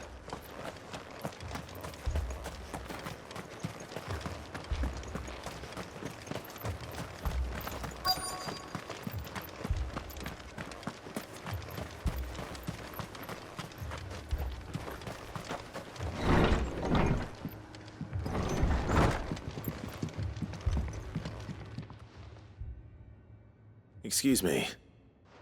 Are you with the Undying? I am. And so it would appear, are you? Lord Rosfield, if I am not mistaken. That's right. And you must be the third chair. I am. Cyril was worried for your safety. He sent me to find you. Then I must apologize. I did not mean to trouble the bearer of the burning quill. Much less you, my Lord Marquis. He said that you had failed to report. Is there a reason for that? I came here to study the followers of this new faith. But the more I learned of them, the more my own faith began to falter. You have seen them at their prayers, have you not? They devote themselves to the veneration of their Lord with a fervor I have never seen before. Praying night and day that they might be rid of their wicked wills and reborn in their Saviour's light. Not that they might be granted respite from their worldly woes, but so that they might continue to serve him. Serve him with all of their beings. I, too, swore to devote my life to the service of my Lord and Master, but this... 'tis different. It is more. And so I would see it through to the end. See these people safe, that they might achieve their dream. That they might do their duty to their Lord. Even if it should keep me from doing my duty to mine. You do understand what their dream is, don't you? I do, my lord. They would cast aside their wills and become Akashic. I know that it may be hard to believe, but to these people, that is the very essence of salvation. Forgive me, my lord, but I must remain here. If you are to return to Master Cyril, I would consider it a great... you hear that, my lord? Something is happening. I'll go and find out what. Stay here.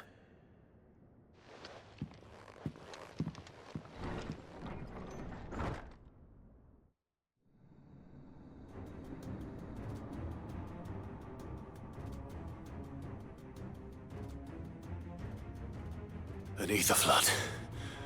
Oh no. There must be something I can do.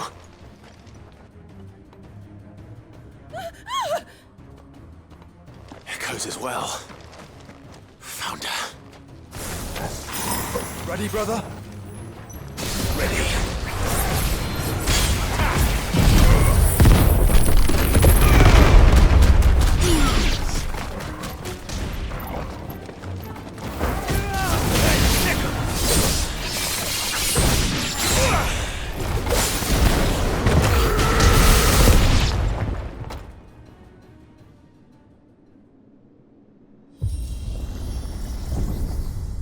What now?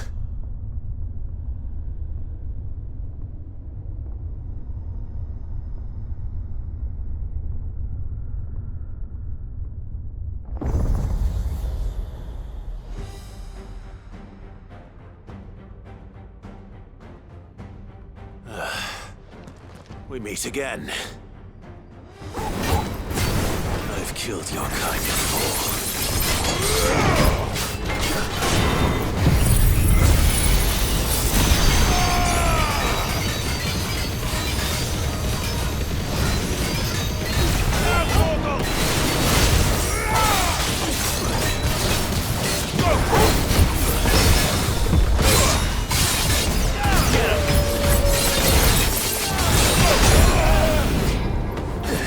Get him!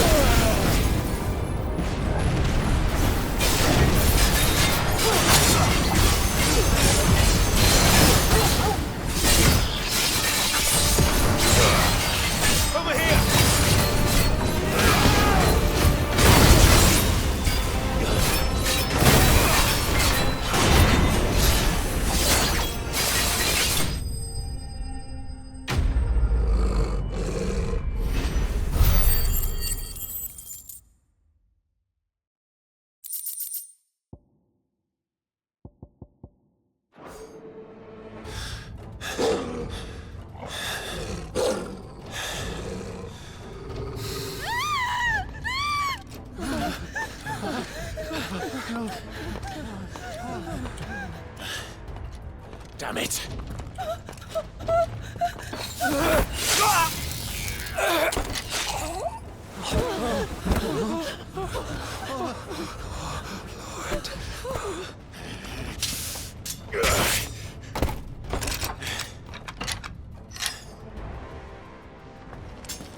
Don't you die. Come on, speak to me. I had to save them, that they might have a chance to find true salvation. By devoting themselves to the service of their Lord. Just as I did when the Undying plucked me from the gutter and gave me a cause to believe in. A duty to serve was everything to me, and I would not deny them that fulfillment, even if they must become Akashic in order to achieve it. Forgive me, my Lord Marquis. I did not mean to trouble you with this. My findings. Could you deliver them to Master Cyril for me? Of course. Your duty will be done.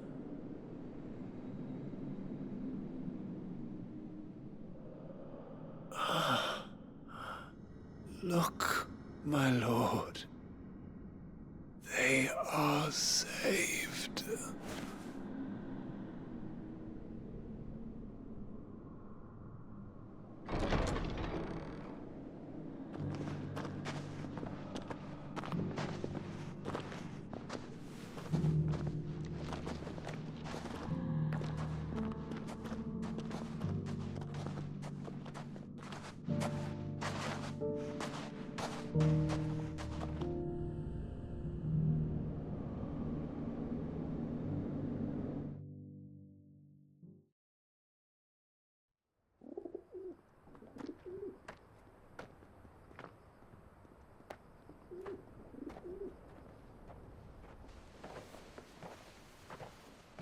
They are saved.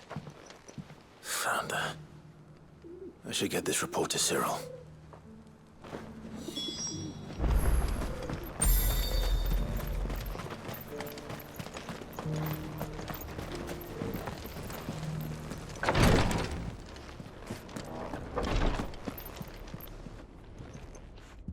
My Lord Marquis, welcome back.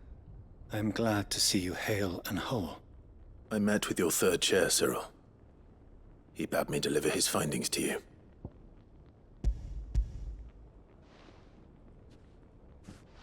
Thank you, my lord. He remained in Ash? He died protecting the villagers from an echo. I buried him in Mickelberg. I'm sorry that I couldn't save him. If you could not save him, no one could. The villagers, they were believers in this savior cult. They prayed to their god that they might be unburdened of their wills. Then an ether flood came, and their wish was granted. Your brother sacrificed himself that they might live, even knowing that that life was death by another name. Then he perished defending liberty. A hero's end. For the right to choose how one dies is no less sacred than the right to choose how one lives. Sid would agree. He wanted to build a world where people could die on their own terms. A noble ambition. To die for one's cause is the most perfect expression of one's faith. It matters not how misguided others might judge one's decision to be, only that the decision is one's own. We live according to the teachings of our order. We believe in them, we protect them, and yes, we die for them. For better or worse, that is our creed.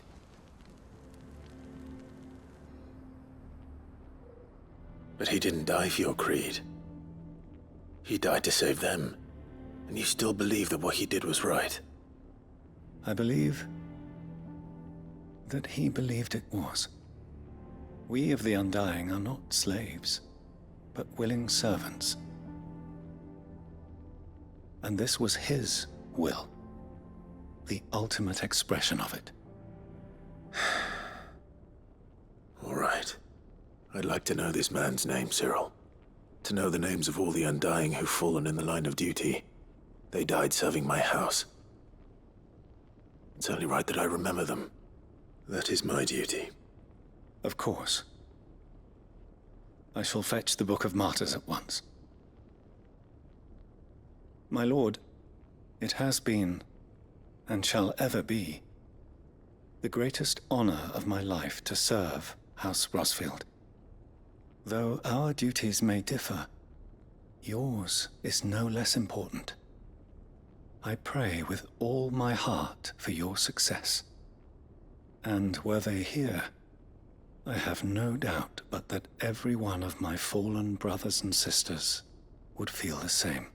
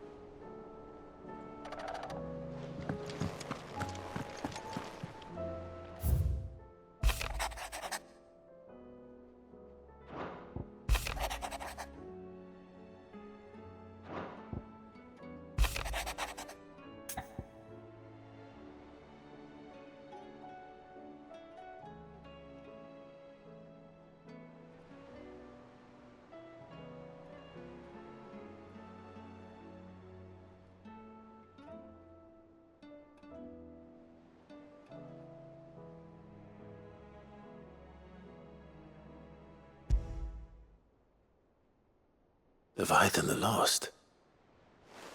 But why now? After all this time. Why, what now? Oh, I'm not sure you'd believe me if I told you. After all we've been through. I doubt there's anything that could surprise me at this point. All right then. Rouse Joshua and meet me in the mess. We'll talk there.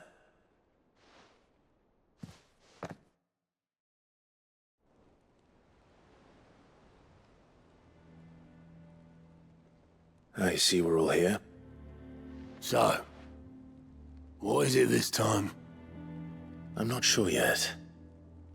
The letter delivered to my chambers omitted a few crucial details. Do we know its provenance? That was one of the details it omitted. But whoever the sender was, it seems the Dame held them in high enough regard to point them in our direction. The Dame? Well, she's not one to waste our time. It must be important. Important might be an understatement. If the letter is to be believed, Leviathan's dominant is in danger. And someone wants us to save him. Leviathan? So the Warden of Water has finally returned. What has it been? 100 years? More. The Lost moniker dates back at least that long. Even our venerable lawsman would not have been so much as a glint in his father's eye when last the mighty serpent brought his crushing waves to bear upon the realm. But why the gap? I know it can be a few years before a new dominant's born. But over a century? Should the dominant of Water's bloodline have been severed somehow, it could have prevented a new dominant from awakening. But if one has awakened now, he couldn't have chosen a worse time. Every nation in the realm has lost its dominant. If word gets out that there is still one to be had, they will stop at nothing to claim it for their own. And the twins will be at war again. Just when humanity most needs to come together. Did the letter say anything else? Only that if I wish to know more, we must meet in person. And that the Vale can arrange a meeting. If nothing else, you can be certain it ain't a trap. Famous last words. I'm coming with you. As am I. Thank you. Both of you. And Otto? Yeah. I'll keep an eye on things here. Didn't fancy coming anyway. Thank you. I shall leave the Invincible in your capable hands.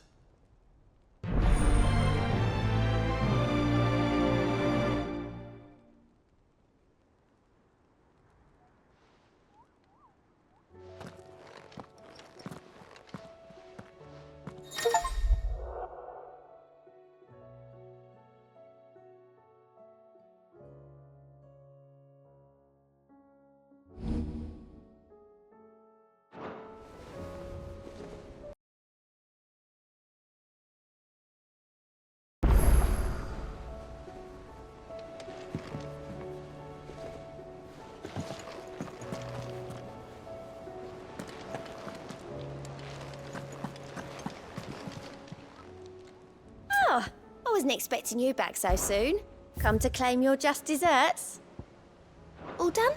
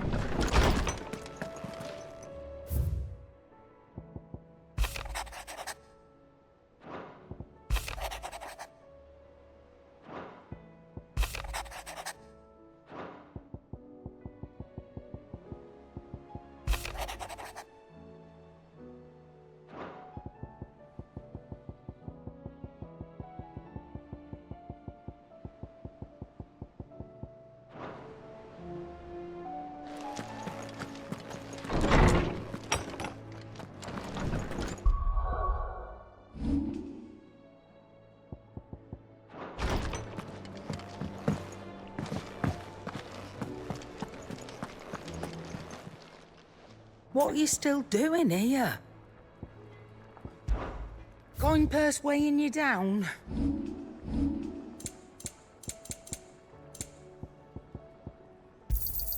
It'd better I'll be here. Is that all?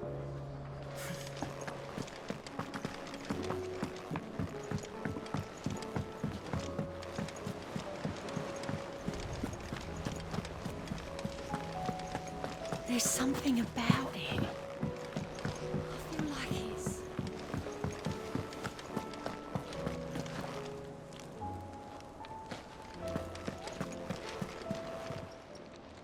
Clive! Quick look. Seen enough?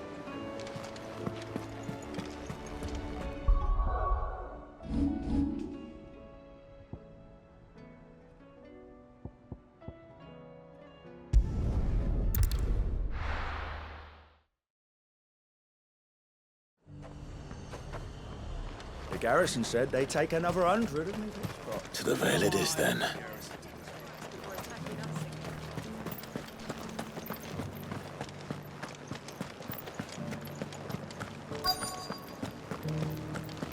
Looks like you've got a thirst.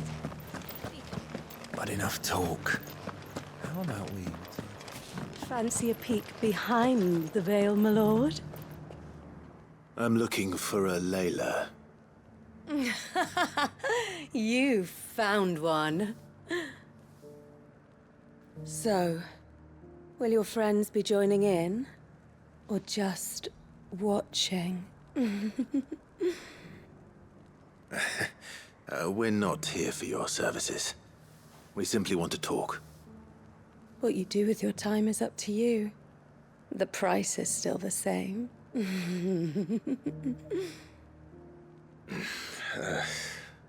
We're here about the letter.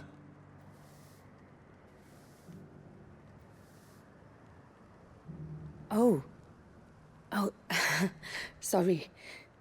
I suppose you'll be wanting to know who wrote it then. Among other things. Look, I'm just the messenger here. There's only so much I can tell you. Specifically? A location, north of town, on the shore of Isle of Feist Bay. There you'll find a tent, and the woman who can answer your questions. And that's all? Nothing else? Actually, one thing. There's more than flowers in the meadows these days. So keep that sword of yours to hand.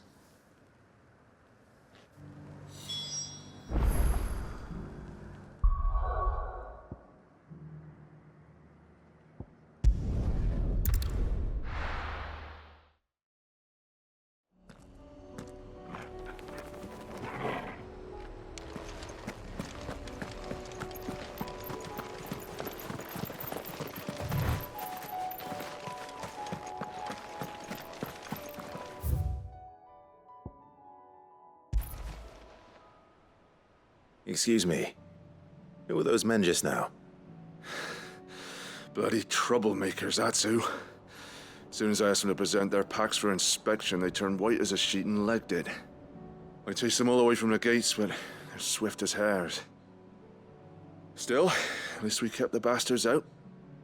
Don't need their kind stirring up any more strife. And what manner of strife have they been stirring up, exactly? Hey? Are you joking? This business with the crystals? Sorry. We've been away for a while. What's been going on? All right, I'll humor you. After the paltry rations the Imperials left behind dried up, folks started trading crystals out in the open. We turned a blind eye at first. Lord Byron's orders. Way he saw it, it weren't right to deny people the one thing they were all clamoring for. Till the dust started turning up, that is. Dusk crystals, they're called. Ill-favored shards that crack as soon as you look at them. Not that the folk who bought them by the bucket load knew that. And they were baying for blood when they found out. In the end, his lordship had to step in and ban the blasted things. And we've been searching the pack of every trader who's darkened our gates ever since. I see. And you think the men you were pursuing might have been trading in these dusk crystals? Why? You in the market for some? Anyway, I wouldn't rule it out. In fact, I put a few gil on it. We might still be able to catch them. We might. If you are heading up that way, you want to keep your sword handy. There's more than dodgy traders plying the roads these days. Understood. We'll be careful.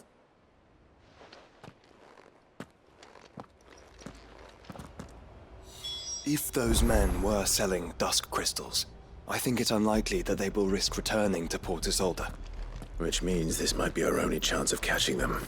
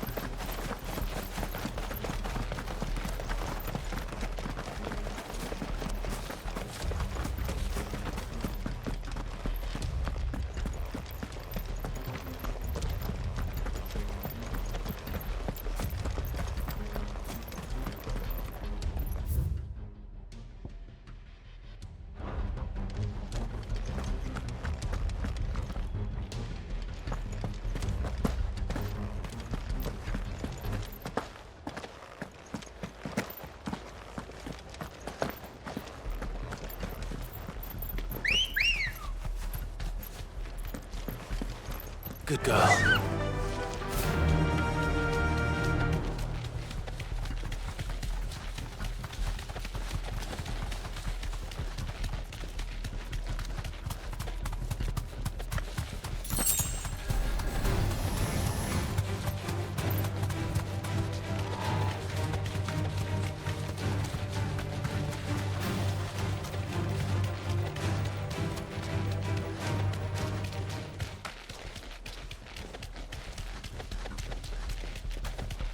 Where are they?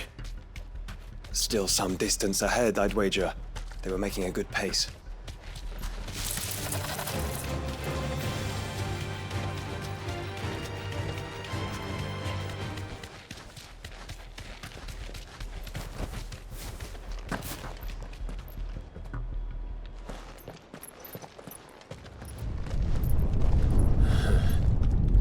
There's another one. Still no sign of those traders, though. No. I just hope we haven't lost them. These blimmin' tremors are scaring off all our customers. The few that weren't scared off by the skies, you mean? Perhaps one of those merchants has seen something. Forgive me, but did you happen to see 3 men in robes pass this way? Yeah, I seen them. Poor bastards. What do you mean? A gang of nasty-looking brutes was on their trail. Caught up with them just up the road. Screaming at them they were. Your crystals are your lives and all that. Only the daft buggers kept their crystals and legged it.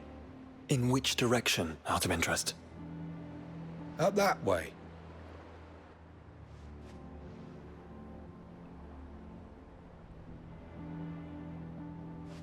Towards the Old Hill docks. If it's help they seek there, they won't find any. But perhaps they might find a place to hide. Let's hope so. And that we can find them before their pursuers do. Thank you. And please, take care on the road.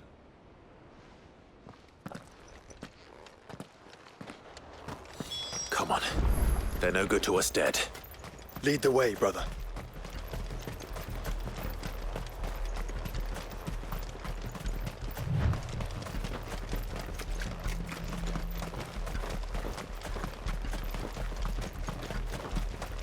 Turn the whole place upside down if you have to. They're here somewhere. So the bandits haven't found them either. There's still time.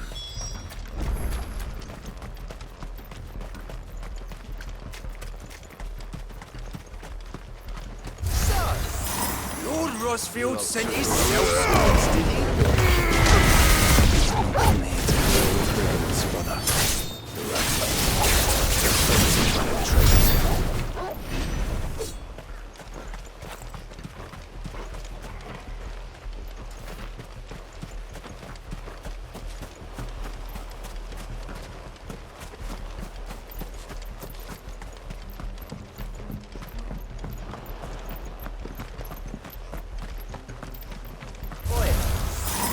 We've got company.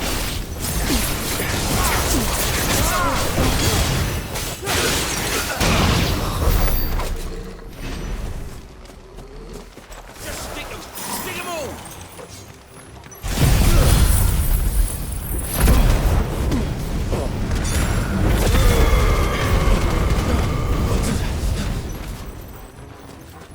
This one.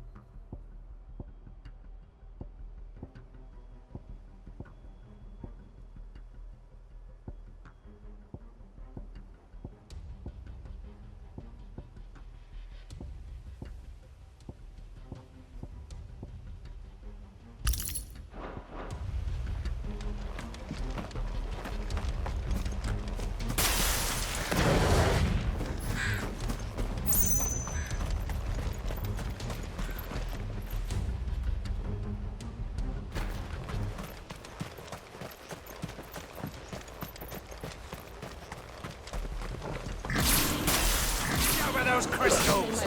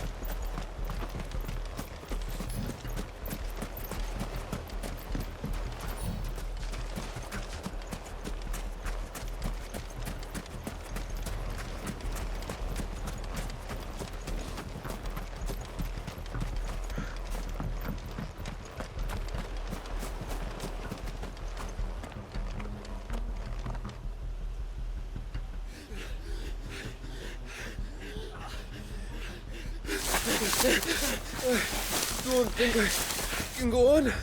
Chief, maybe.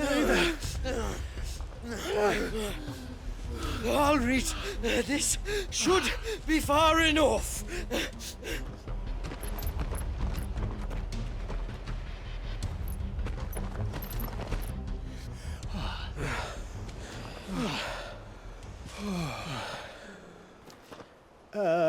Chief? They've found us. It's getting so a man can't even catch his fucking breath. Gentlemen, a word. We understand you've been selling some crystals. And like I told your thieving mates, you're not fucking getting them. So you can take your massive sword and shove it. I'm sure I could, but we're not thieves. Over here! I can smell the one who shat himself. If you've got a plan, Chief, tell us you've got a plan.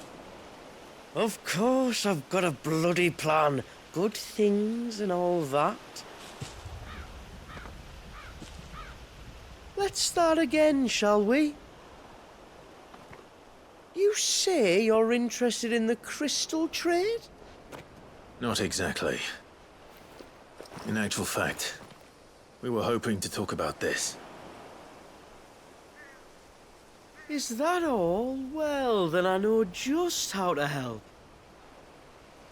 If you're after the short shifter, he's over here! Are you mad?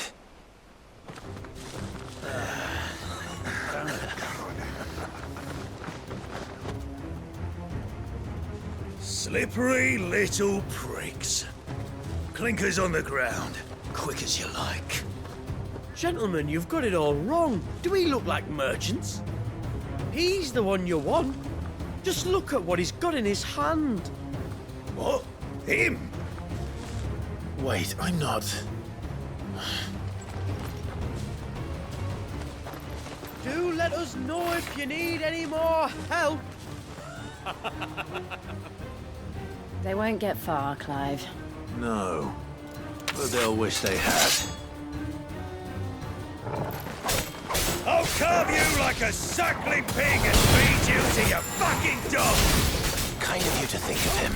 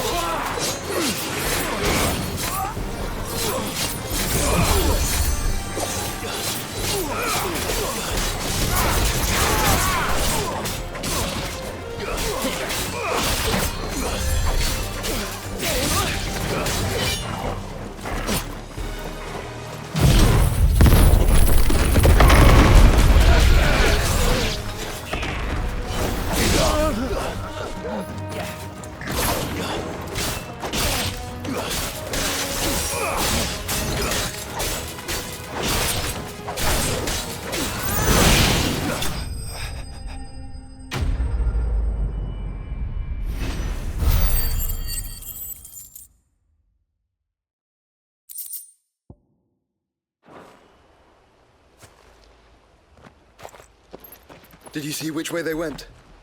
North. Making for 3 reeds at a guess.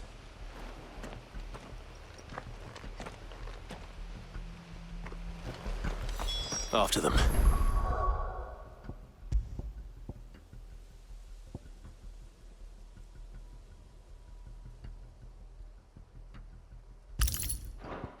They reach the swamps. We'll never pick up their trail.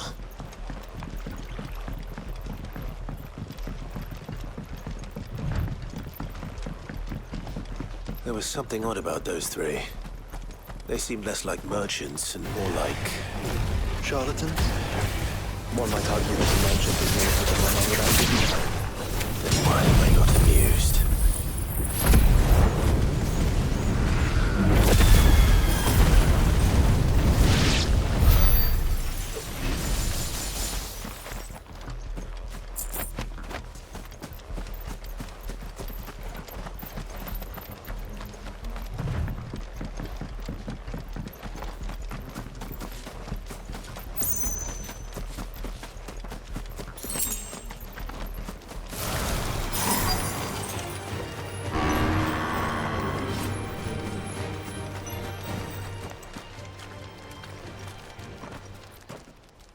What did he find, boy? Clive, judging by the state of the ground, a lot more passed this way than our 3 charlatans. Another group of bandits. I doubt they'd leave this crystal behind. Regardless, we're on the right track. Let's pick up the pace.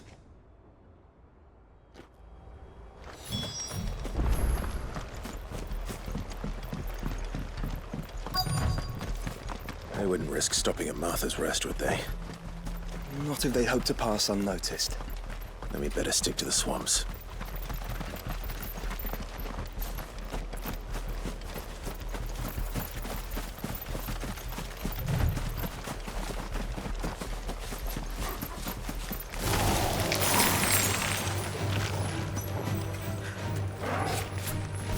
All right, lads. I think we finally lost them. Then think again.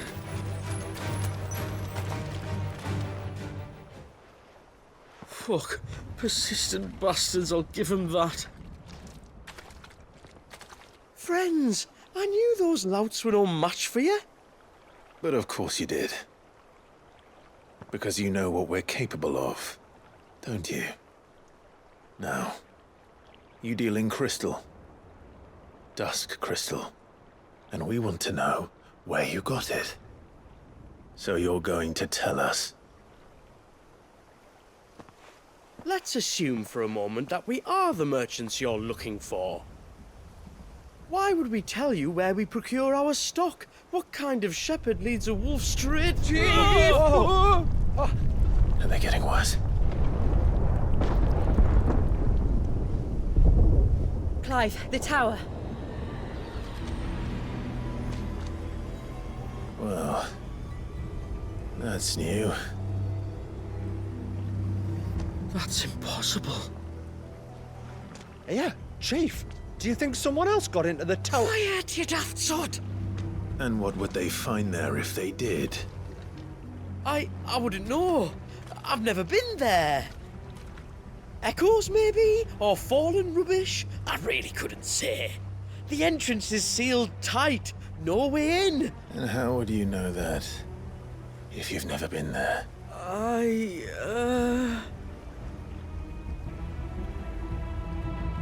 Look! Behind you! An Akashic monster! If you think I'm going to fall for another one of your cheap tricks... Clive, trouble. What? Oh.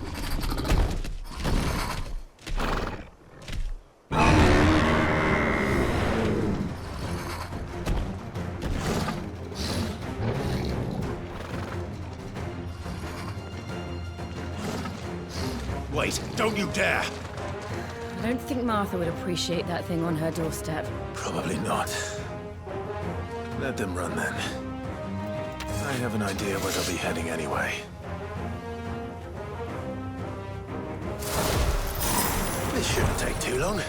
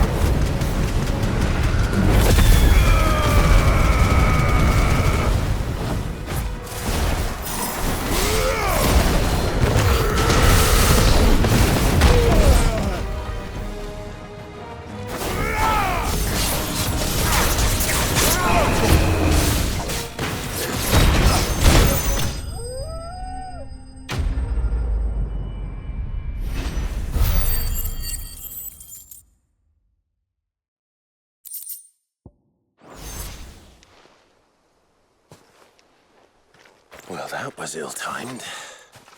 But at least we know what was chasing the merchants. That's twice we've saved them now.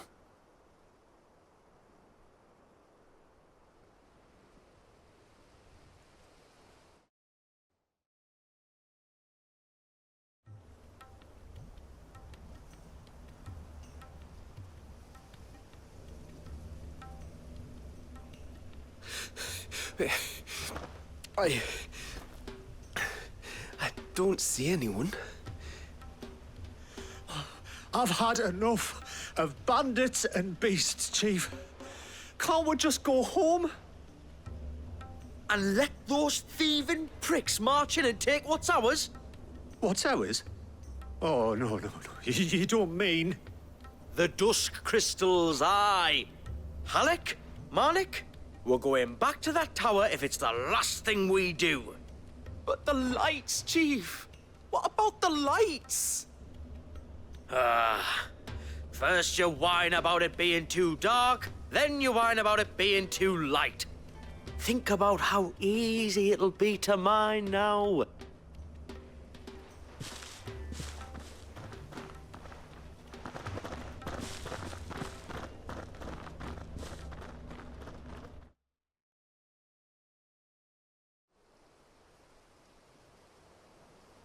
And you're sure they're bound for the tower?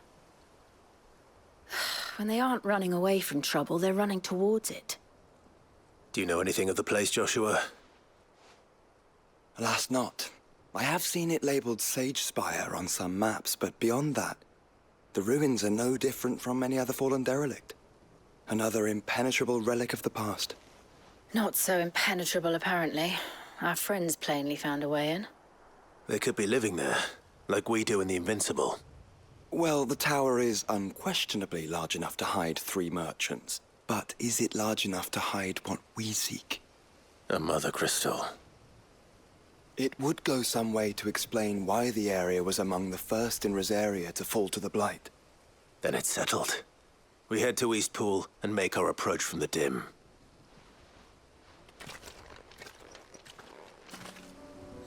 To think there could have been a mother crystal here in Rosaria all the...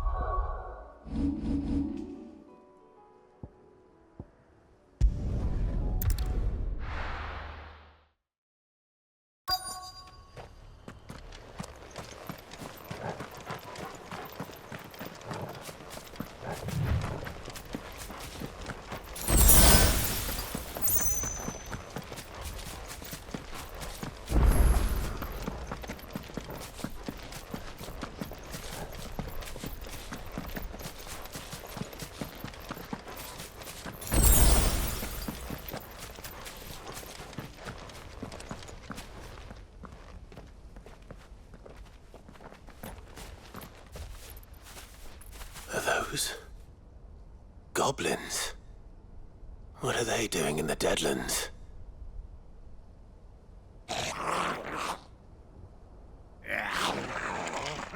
Look what they're carrying. I don't recall ever hearing of goblins using fallen relics as weapons. Well, they certainly aren't welcoming gifts. Clive, remember where we are. No magic. Right.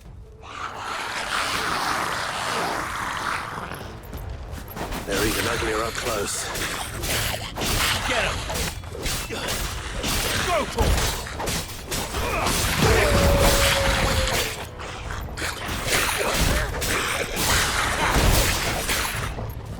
Stay down!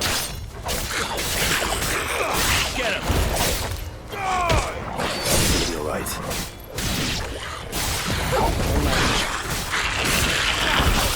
Stay down!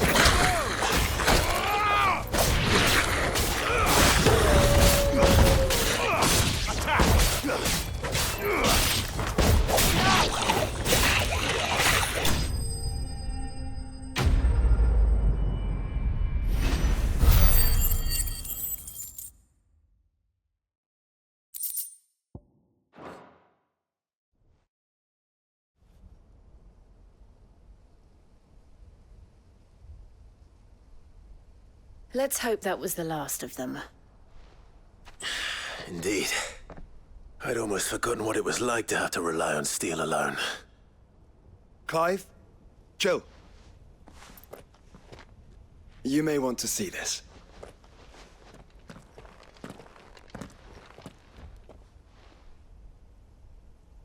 What?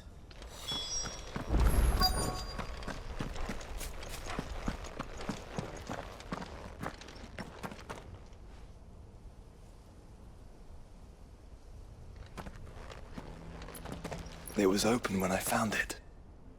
Someone was in a hurry. 3 guesses as to who. Then this must be their way into the tower. There's only one way to find out.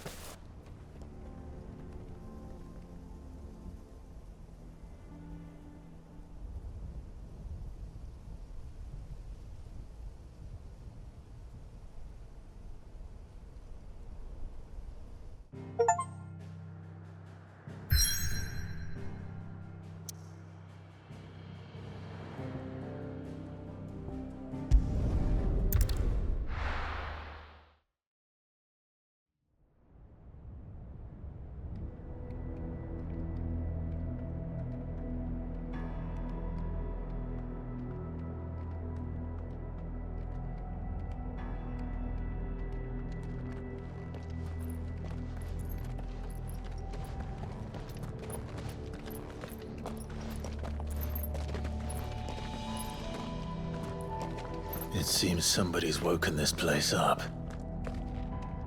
The question is, who? Well, I can tell you who it wasn't. Unauthorized biometrics detected. Someone's here. Initializing security scan. Safety protocols disengaged. I don't think that was someone, Clive. I think it was the tower. Either way, it doesn't sound like we're welcome. Keep your guard up.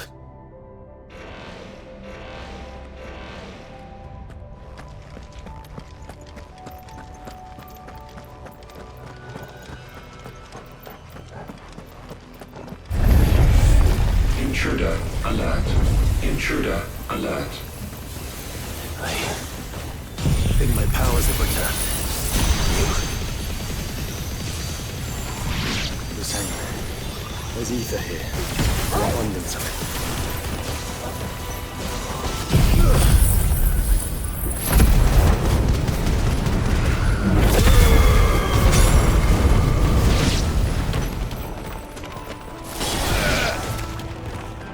Get him!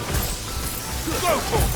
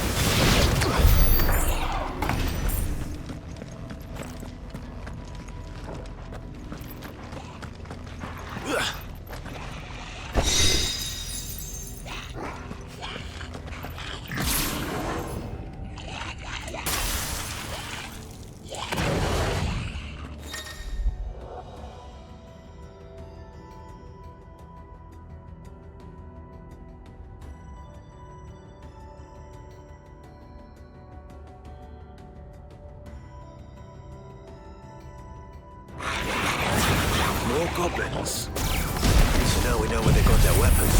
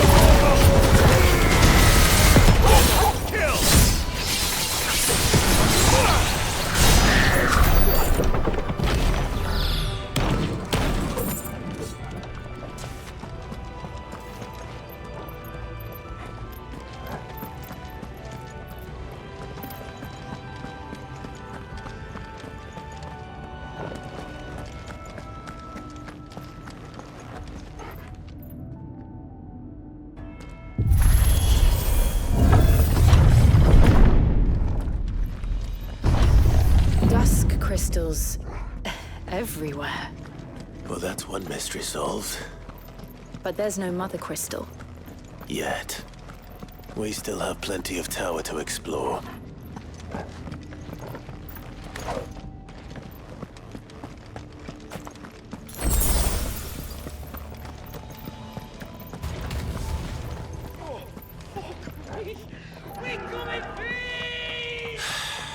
I know that voice.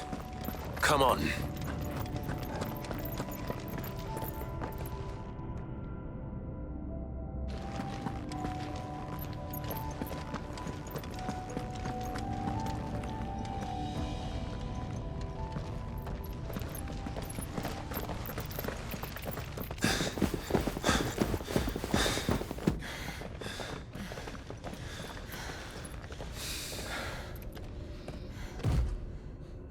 Well, look who it is.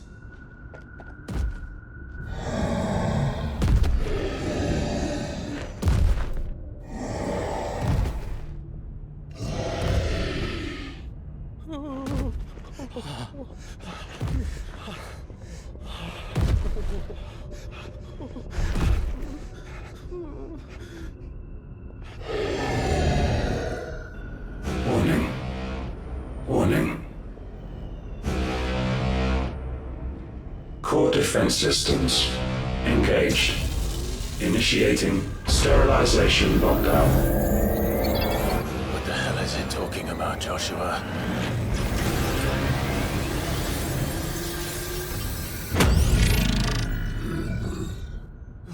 Good things, lads. Good things.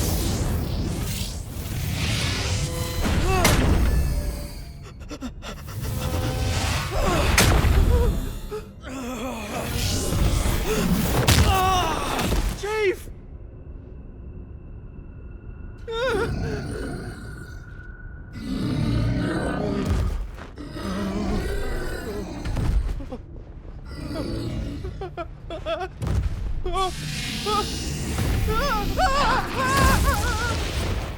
Hey! Over here.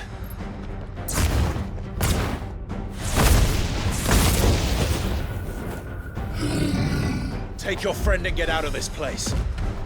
Now!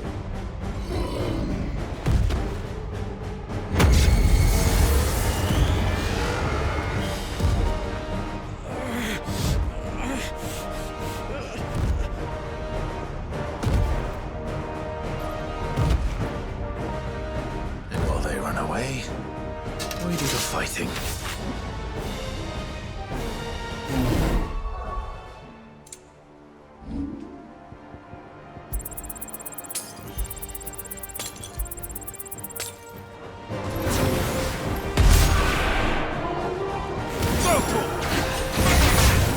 I think you've made it angry. Fireball's the threat of Over here!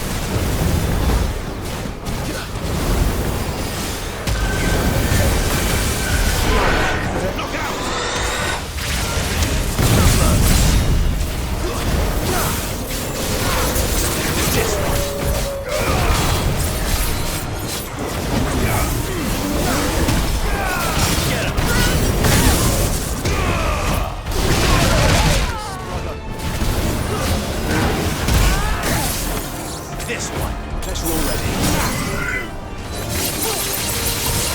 This one. Over here!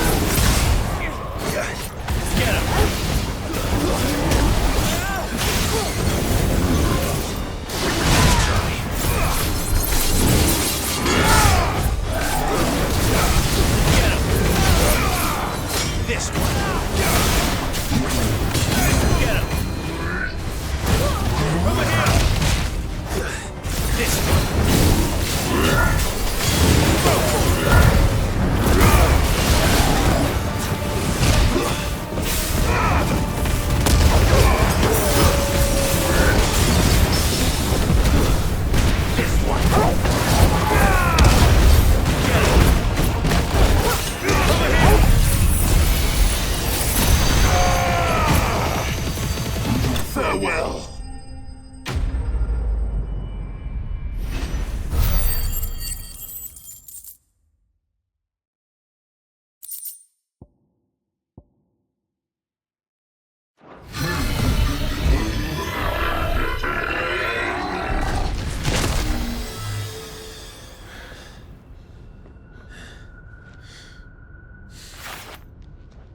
Security Sentinel 503 offline. Initiating Emergency Core Relocation Protocol.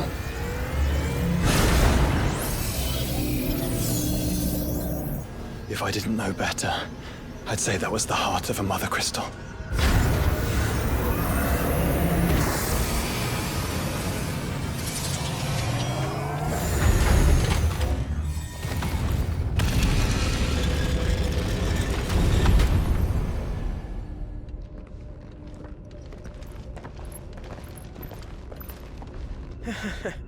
I knew that fallen thing was no match for you.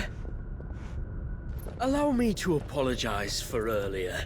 That was, ill-played. All born of a misunderstanding, though. Can we start again? We don't need your apologies. We need answers. And you're going to give them to us. I suppose you'll be wanting to know about the tower, then. As you've probably guessed, this isn't the first time we've been here. Fact is, my people have been coming to this place for centuries. Have they now? To these ruins in particular? Aye, well, they, talked to us. Told us what this lot was all for. And what is it for? Well, believe it or not, the Fallen were actually using this place to make their own, Mother Crystal. Though, despite years of searching, all we ever found was shards. Then, Harpocrates was right. It would seem that the Fallen did indeed acquire the god's ability to craft crystals. I wouldn't go that far. The shards aren't exactly divine. They're not even what you'd call decent. But they're better than nothing, and nothing is what our people had before we found them. So we've been coming here ever since. But these dust crystals have only recently appeared on the black market. What made you decide to start selling them? The skies. Once they went dark, the crystals started growing back, till there were more than you could count. And with the mothers all cracked, anyone with anything that could muster so much as a spark had people queuing up to take their coin. Yes, at a cost to us all.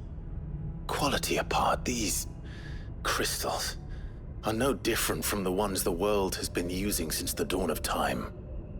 And it cannot continue. No, it cannot.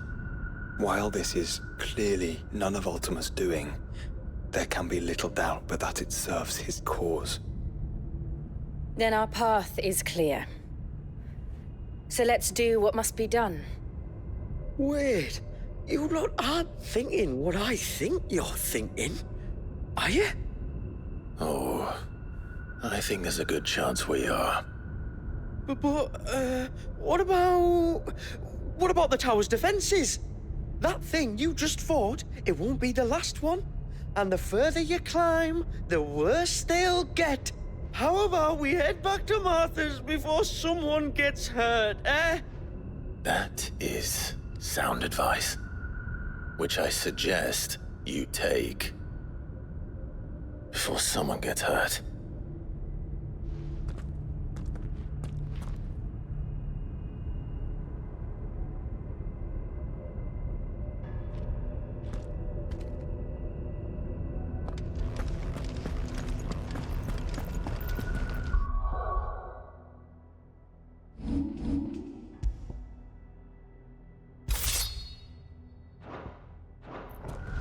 To think the Fallen built all this. The knowledge they must have needed. Knowledge now lost.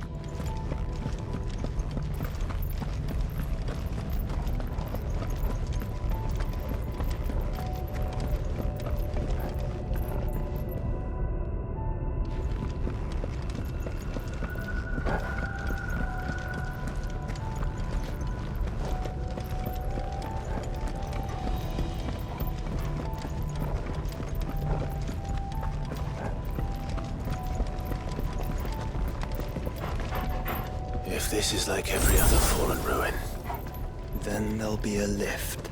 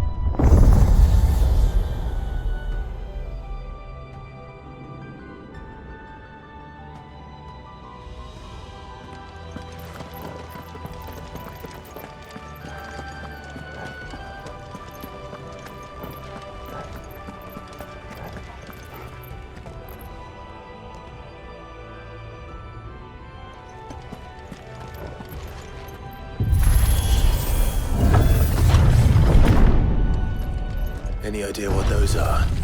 They seem to be containers of some sort. Or perhaps... Cages.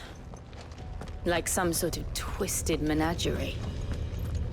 But why here?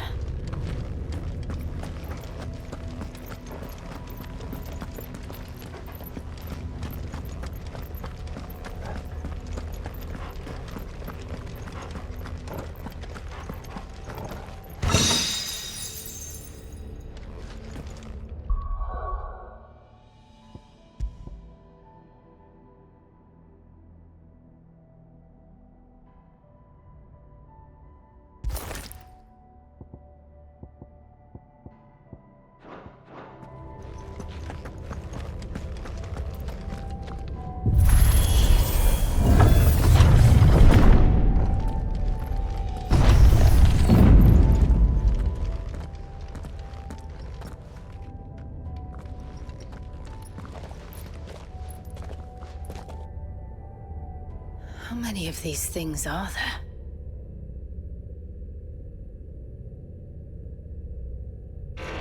Contaminant detected.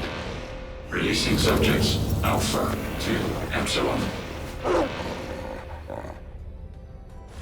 Wait, they're still alive. This tower is more than 15th centuries old.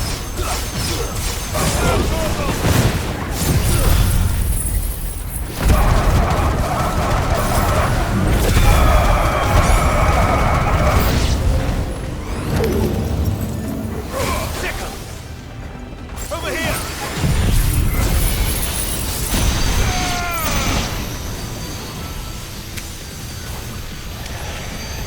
All yours, Torgal. Farewell. Get him.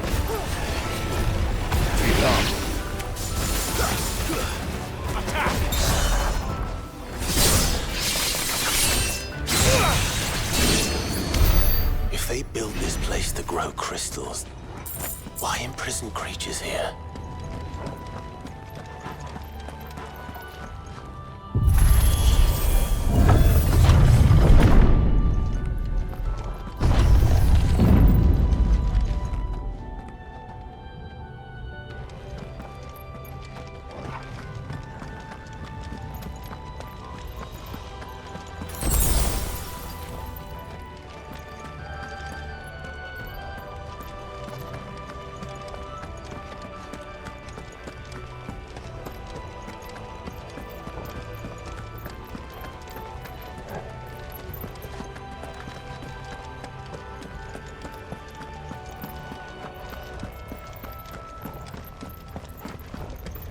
That device.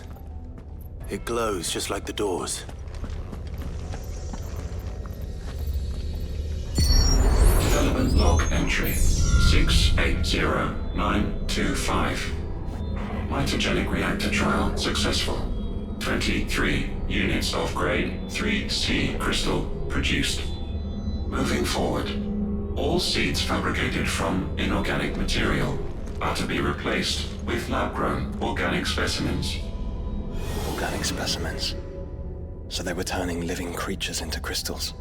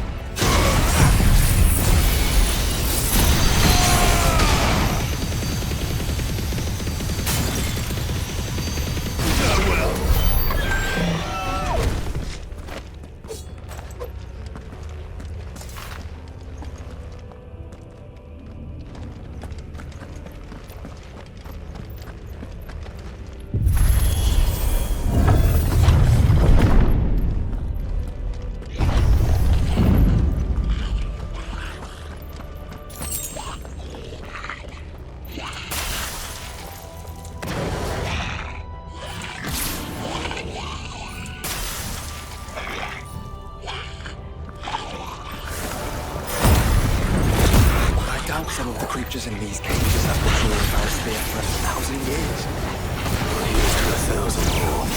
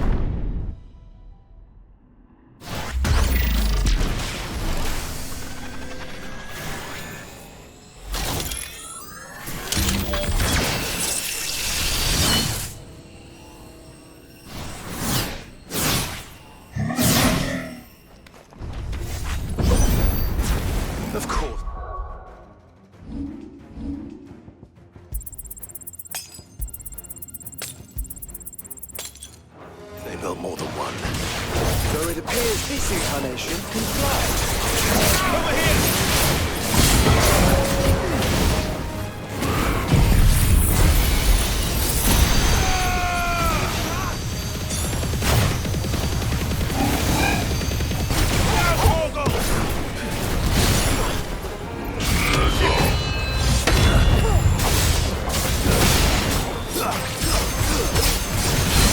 Over here!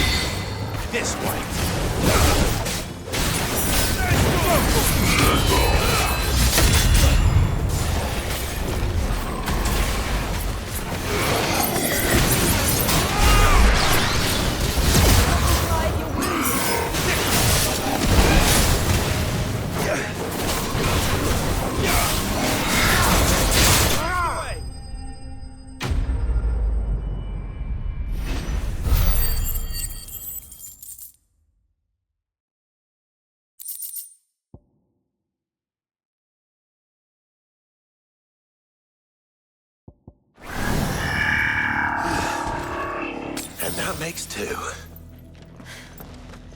Yes, but of how many? Well, it depends on how determined they were to conceal their activities.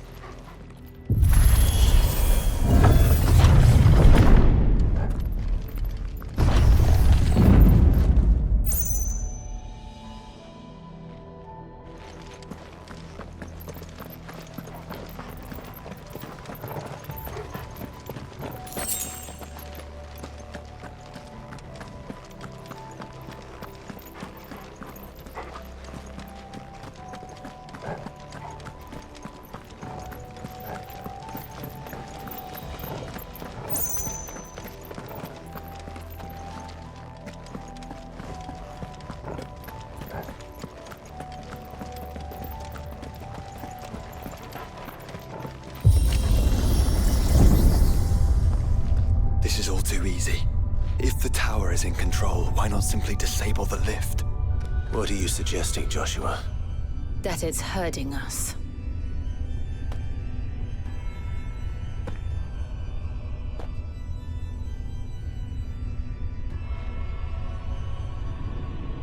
There's an entire fleet. I wonder if any are still capable of flight. Mid will want to see this.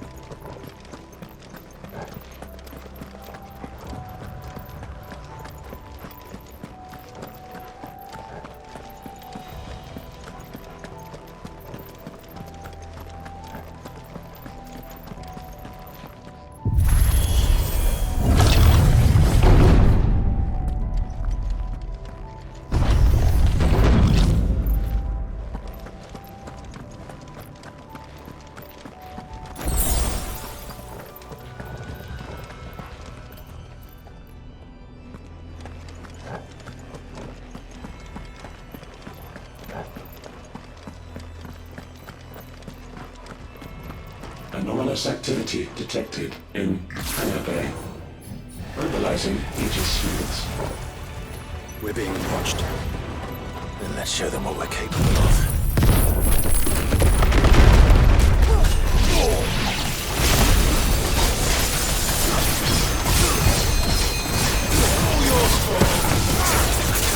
This one.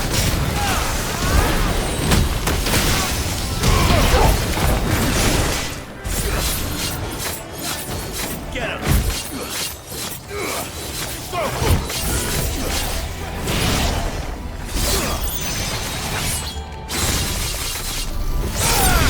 Get him.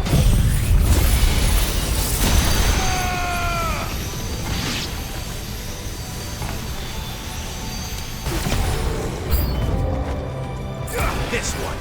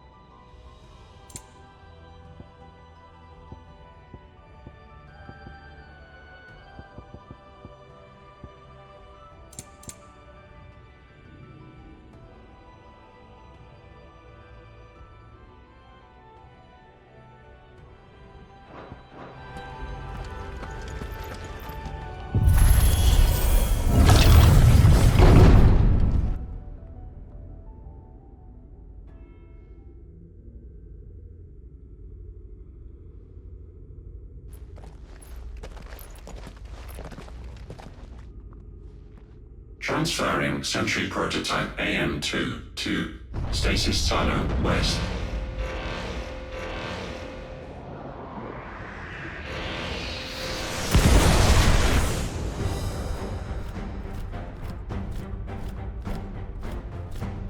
We'll just have to hope those crystals it's sporting are as worthless as the others.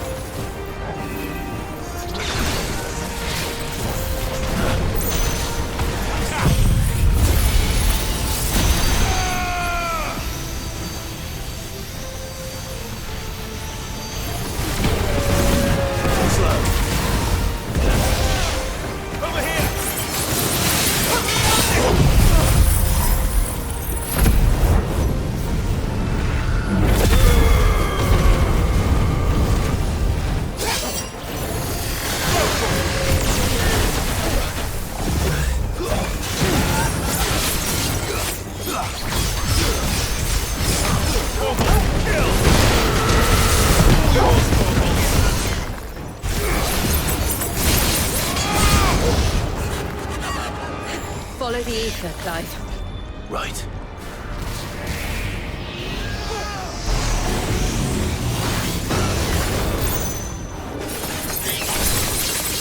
Over here!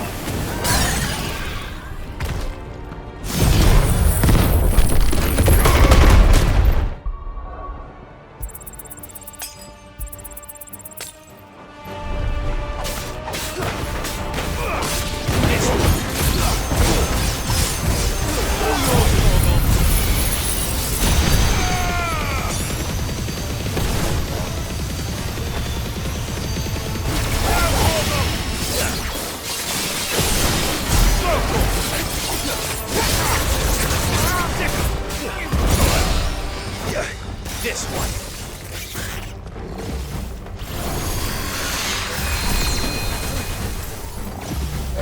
Over here!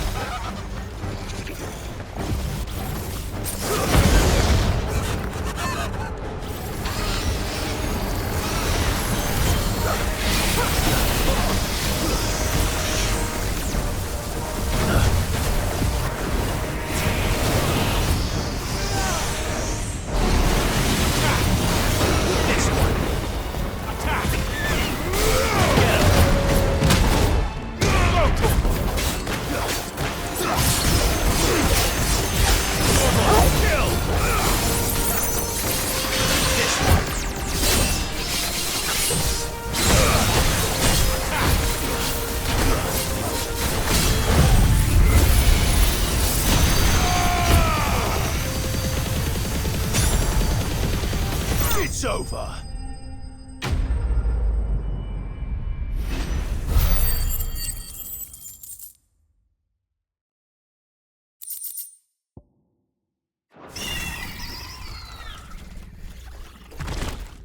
Neural link lost.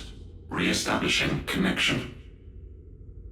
Imagine an entire war fought with these things. The quantity of ether required to animate them all would be unfathomable. No wonder they were trying to manufacture their own crystals. Unable to establish connection. Raising threat index. It seems we've made an impression. Perhaps the rest of the cages will open now. Don't tempt fate, Joshua. Forgive me, brother. They...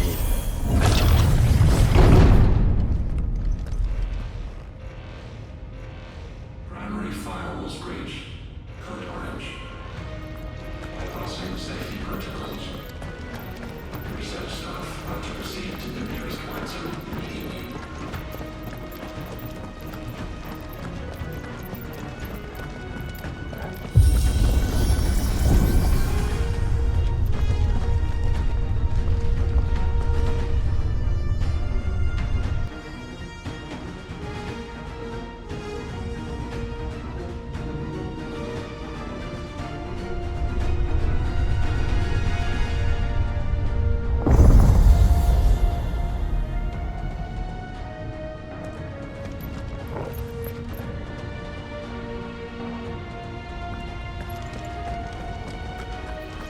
Is that living flesh? I'm beginning to think this whole tower is alive.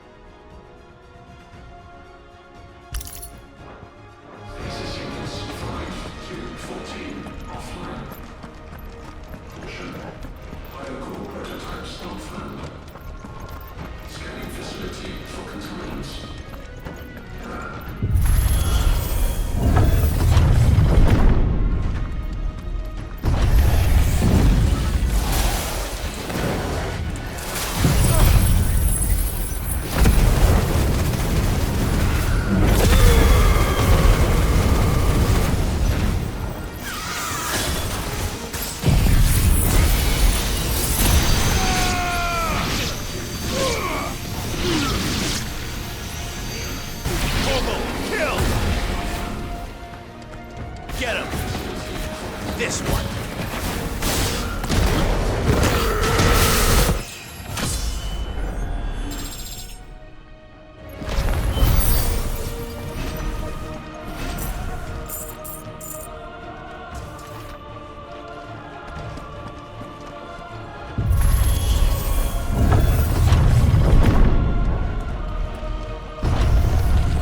Did the tower make this as well? Or is it some sort of corruption? I don't know, but wouldn't you say it looks oddly familiar?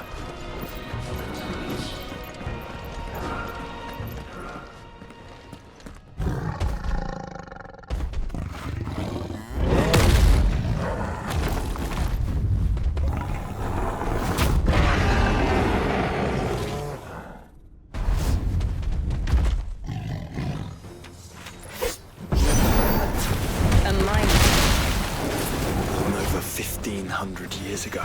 Yes.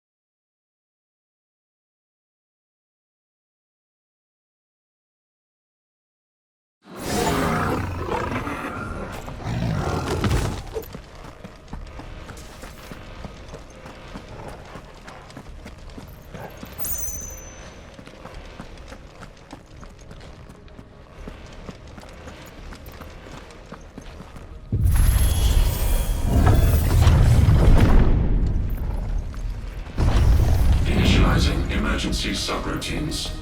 Diverting reactor power. I think it's getting ready to receive us.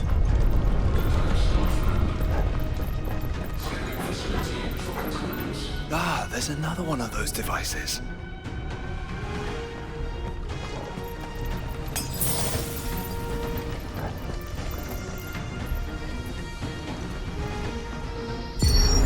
Development log entry 750501.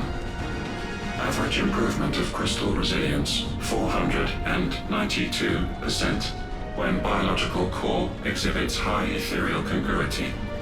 Specimens with a congruity rating of 7 or below are to be sent to B level for military repurposing. Waste not, want not.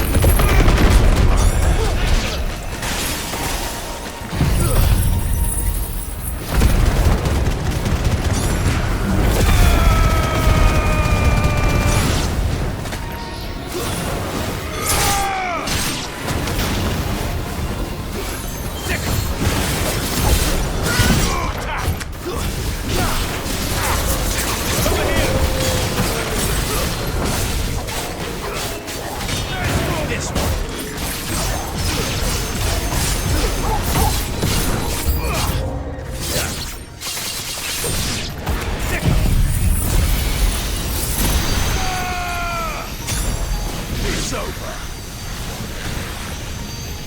Vogel, kill!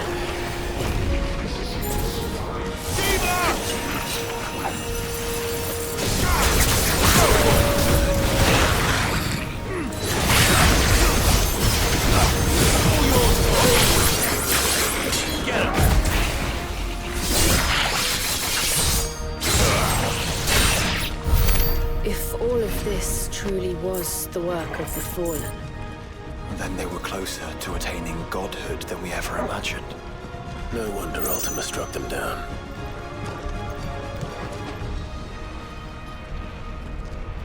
Stasis units 5 to 14 offline. Prototypes lost. Scanning facility for contaminants.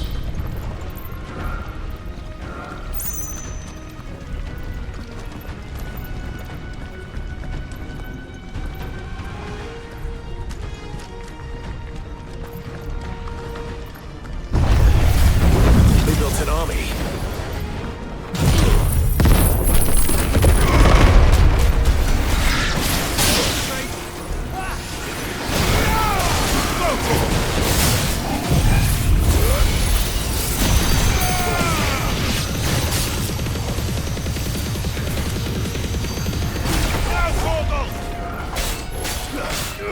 Get him! All yours, Vogel! Over here!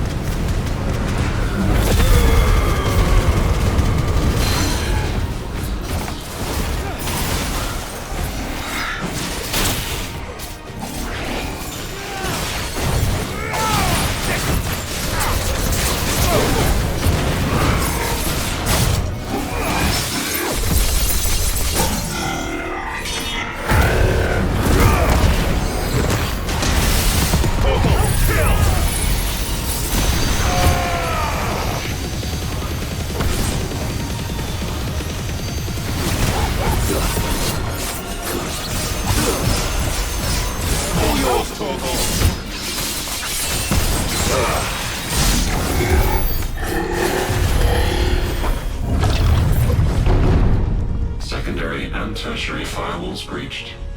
Code red. Code red. The heart must be close.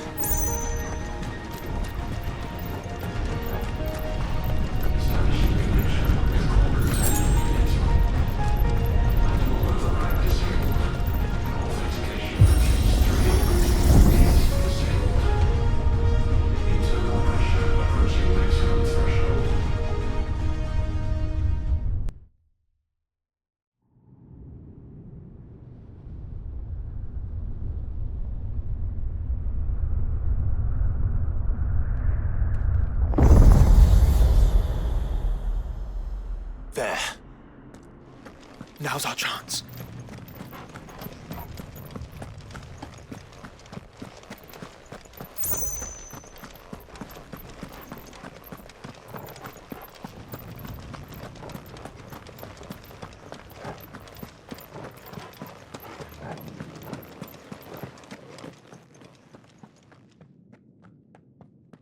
Unauthorized entry detected. Primary core firewalls activated. Initializing iconoclastic defense system Omega-1. What the hell is an iconoclastic defense system? I've a feeling we're about to find out. And that we will not like the answer.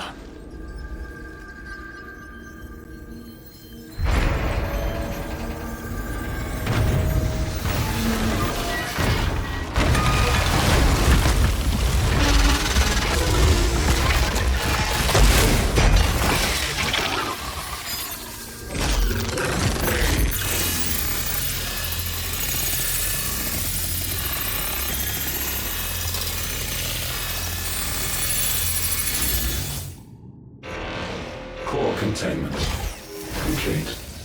Authorizing environmental sterilization protocol. Well, at least we know where it is this time. Quite. And if we want it... If we want it, all we have to do is kill an icon. Safety routines disabled. Weapons armed. Stand clear.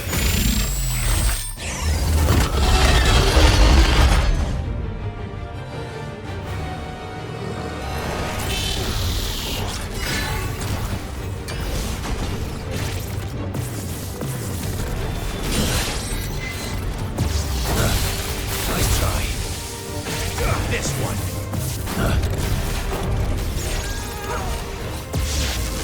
Go, Torgal!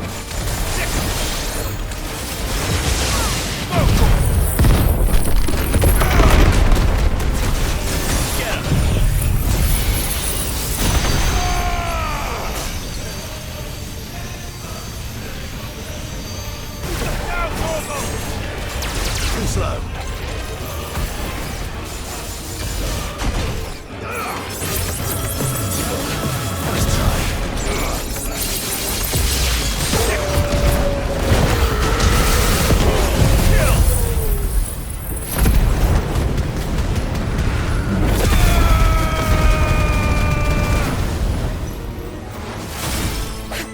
This one.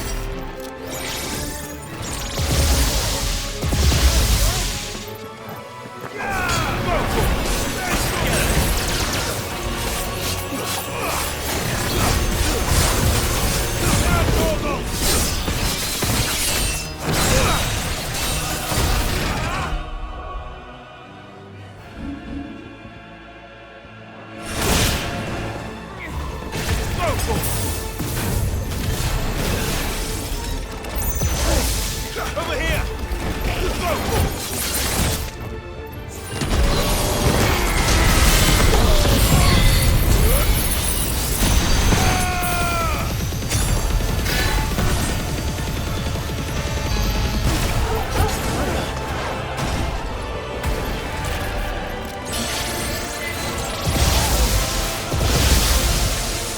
That's better.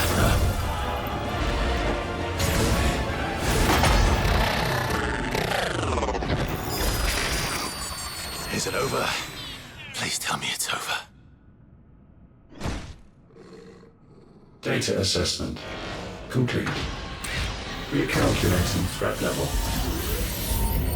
Weapon routines authorized. Rerouting core power to Omega 1.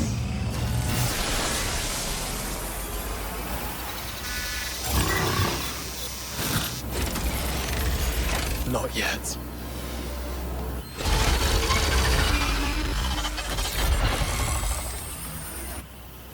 And what makes you say that?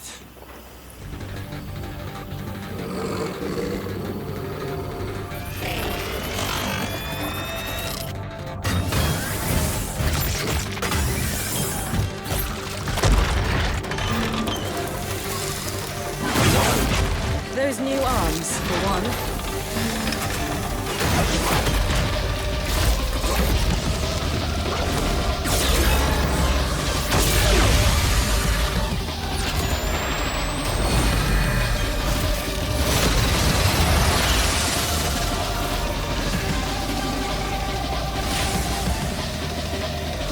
All right. I'm convinced.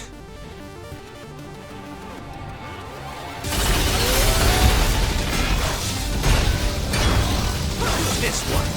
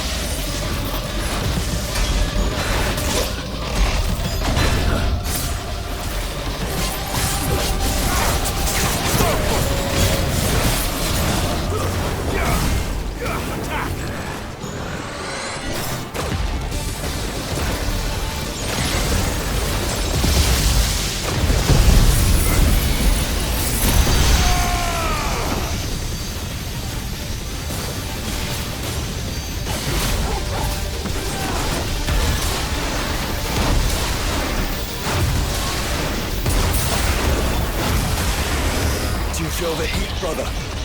Seems like it still has some fire left in it.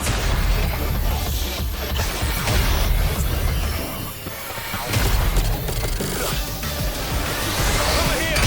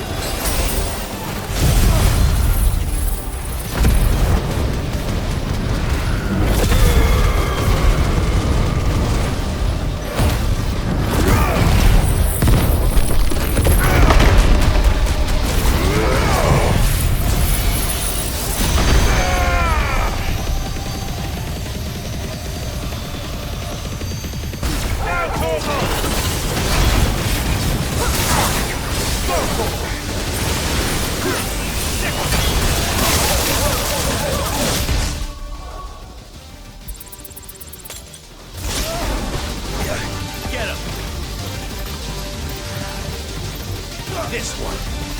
Over here. Nice try.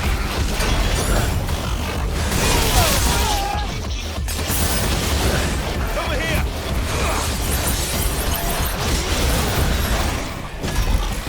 Slow.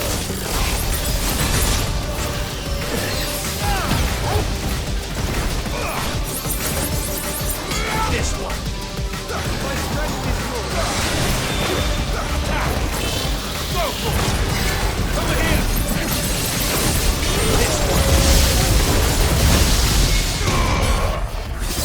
That's better.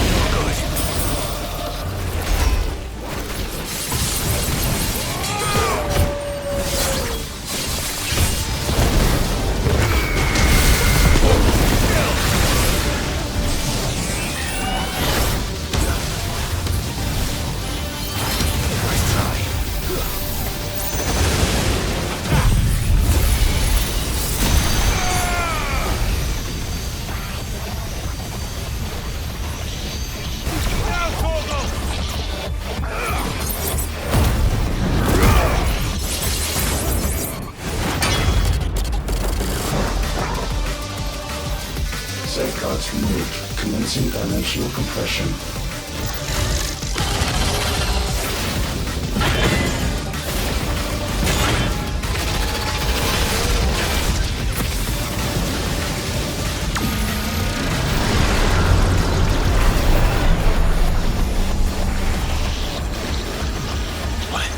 Why can't I? Breathe?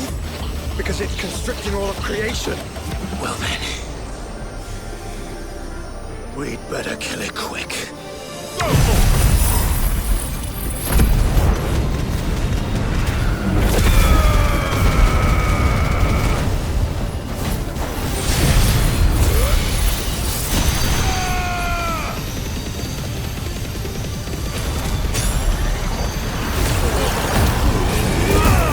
Guys, we're running out of room. Just keep fighting.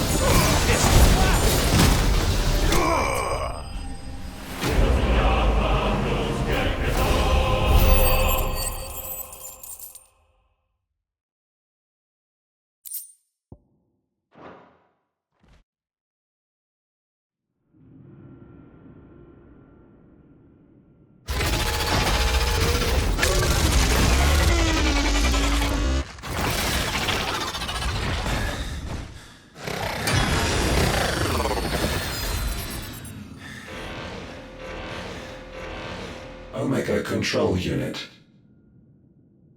Offline. Initiating emergency core extraction.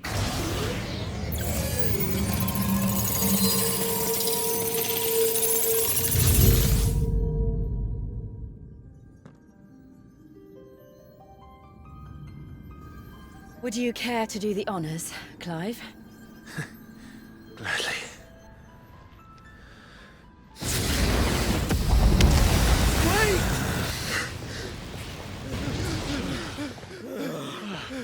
For what?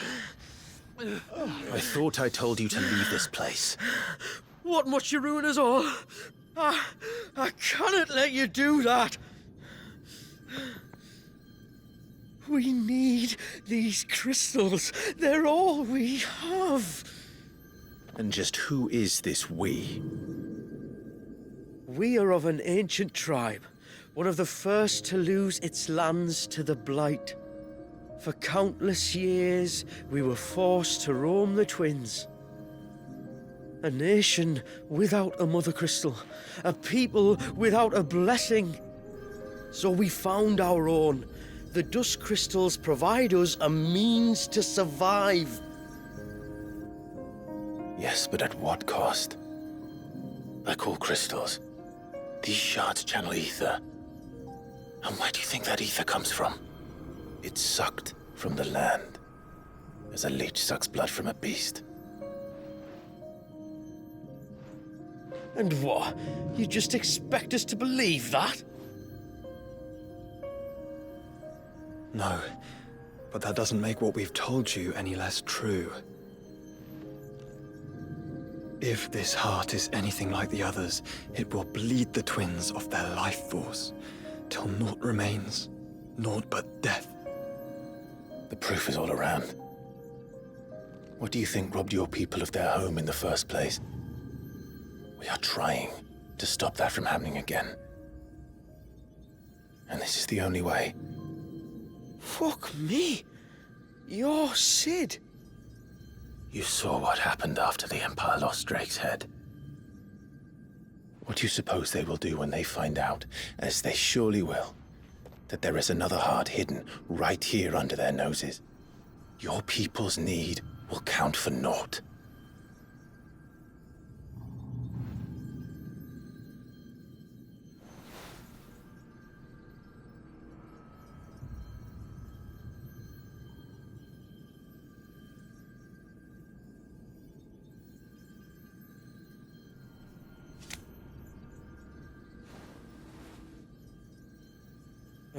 Damn it. It doesn't look like we have much of a choice. But you said you didn't believe him, Chief. I don't. But the man does have a point. There's no keeping this place a secret now. And hanging on to these crystals will only get our people killed.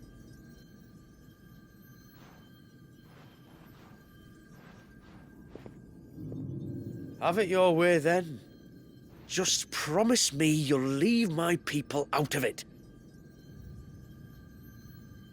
Stand back. It's about to get hot in here.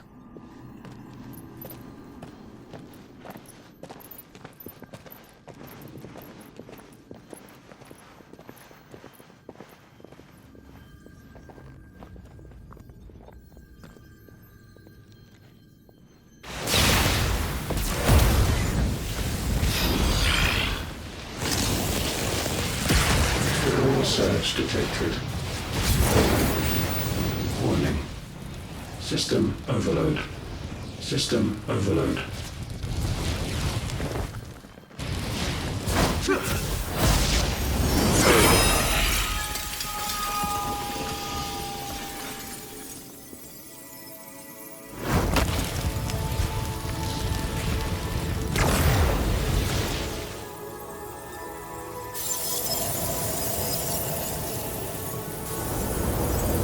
Error.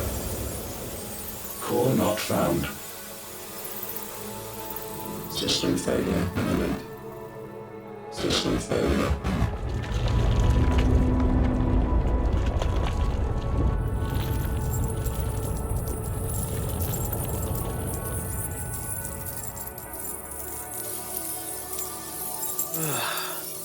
hope we did the right thing.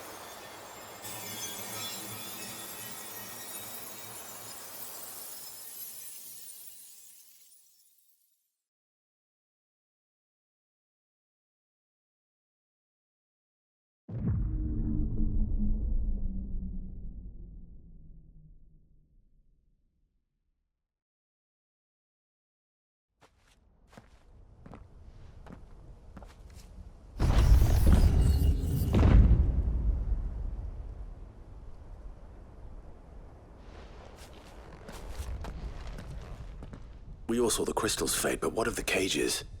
We barely even explored half of the chambers. Without the heart to sustain them, I doubt those still slumbering in the tower will stir now, if ever. I hope you're right. The last thing the world needs is one of those six-legged pests running around wreaking havoc. We have more than enough two-legged pests to deal with as it is. However blameless they may claim to be. What? Oh, two-legged. Right. Sorry. I was just wondering what I'm going to tell the village elders when we get back. I suppose I'll just beg them for forgiveness, and when that doesn't work, give them the slip and lie low for a year or two. You're planning to run away? Again? What? It's got us this far, hasn't it? I mean, we may have had a bit of help, like. Kind of you to remember. Will you and your people be all right? Oh, we've made do without before. I reckon we'll survive. And if what you said is true, it's not like the rest of the realm's going to have it much easier. Besides, one man's ordeal is another man's opportunity, as the old saying goes. I don't recall ever hearing that one, but fine.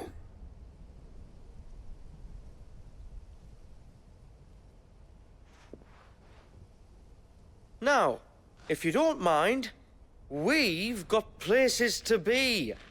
We do? I mean, we do. Thanks for everything. I said we've got places to be.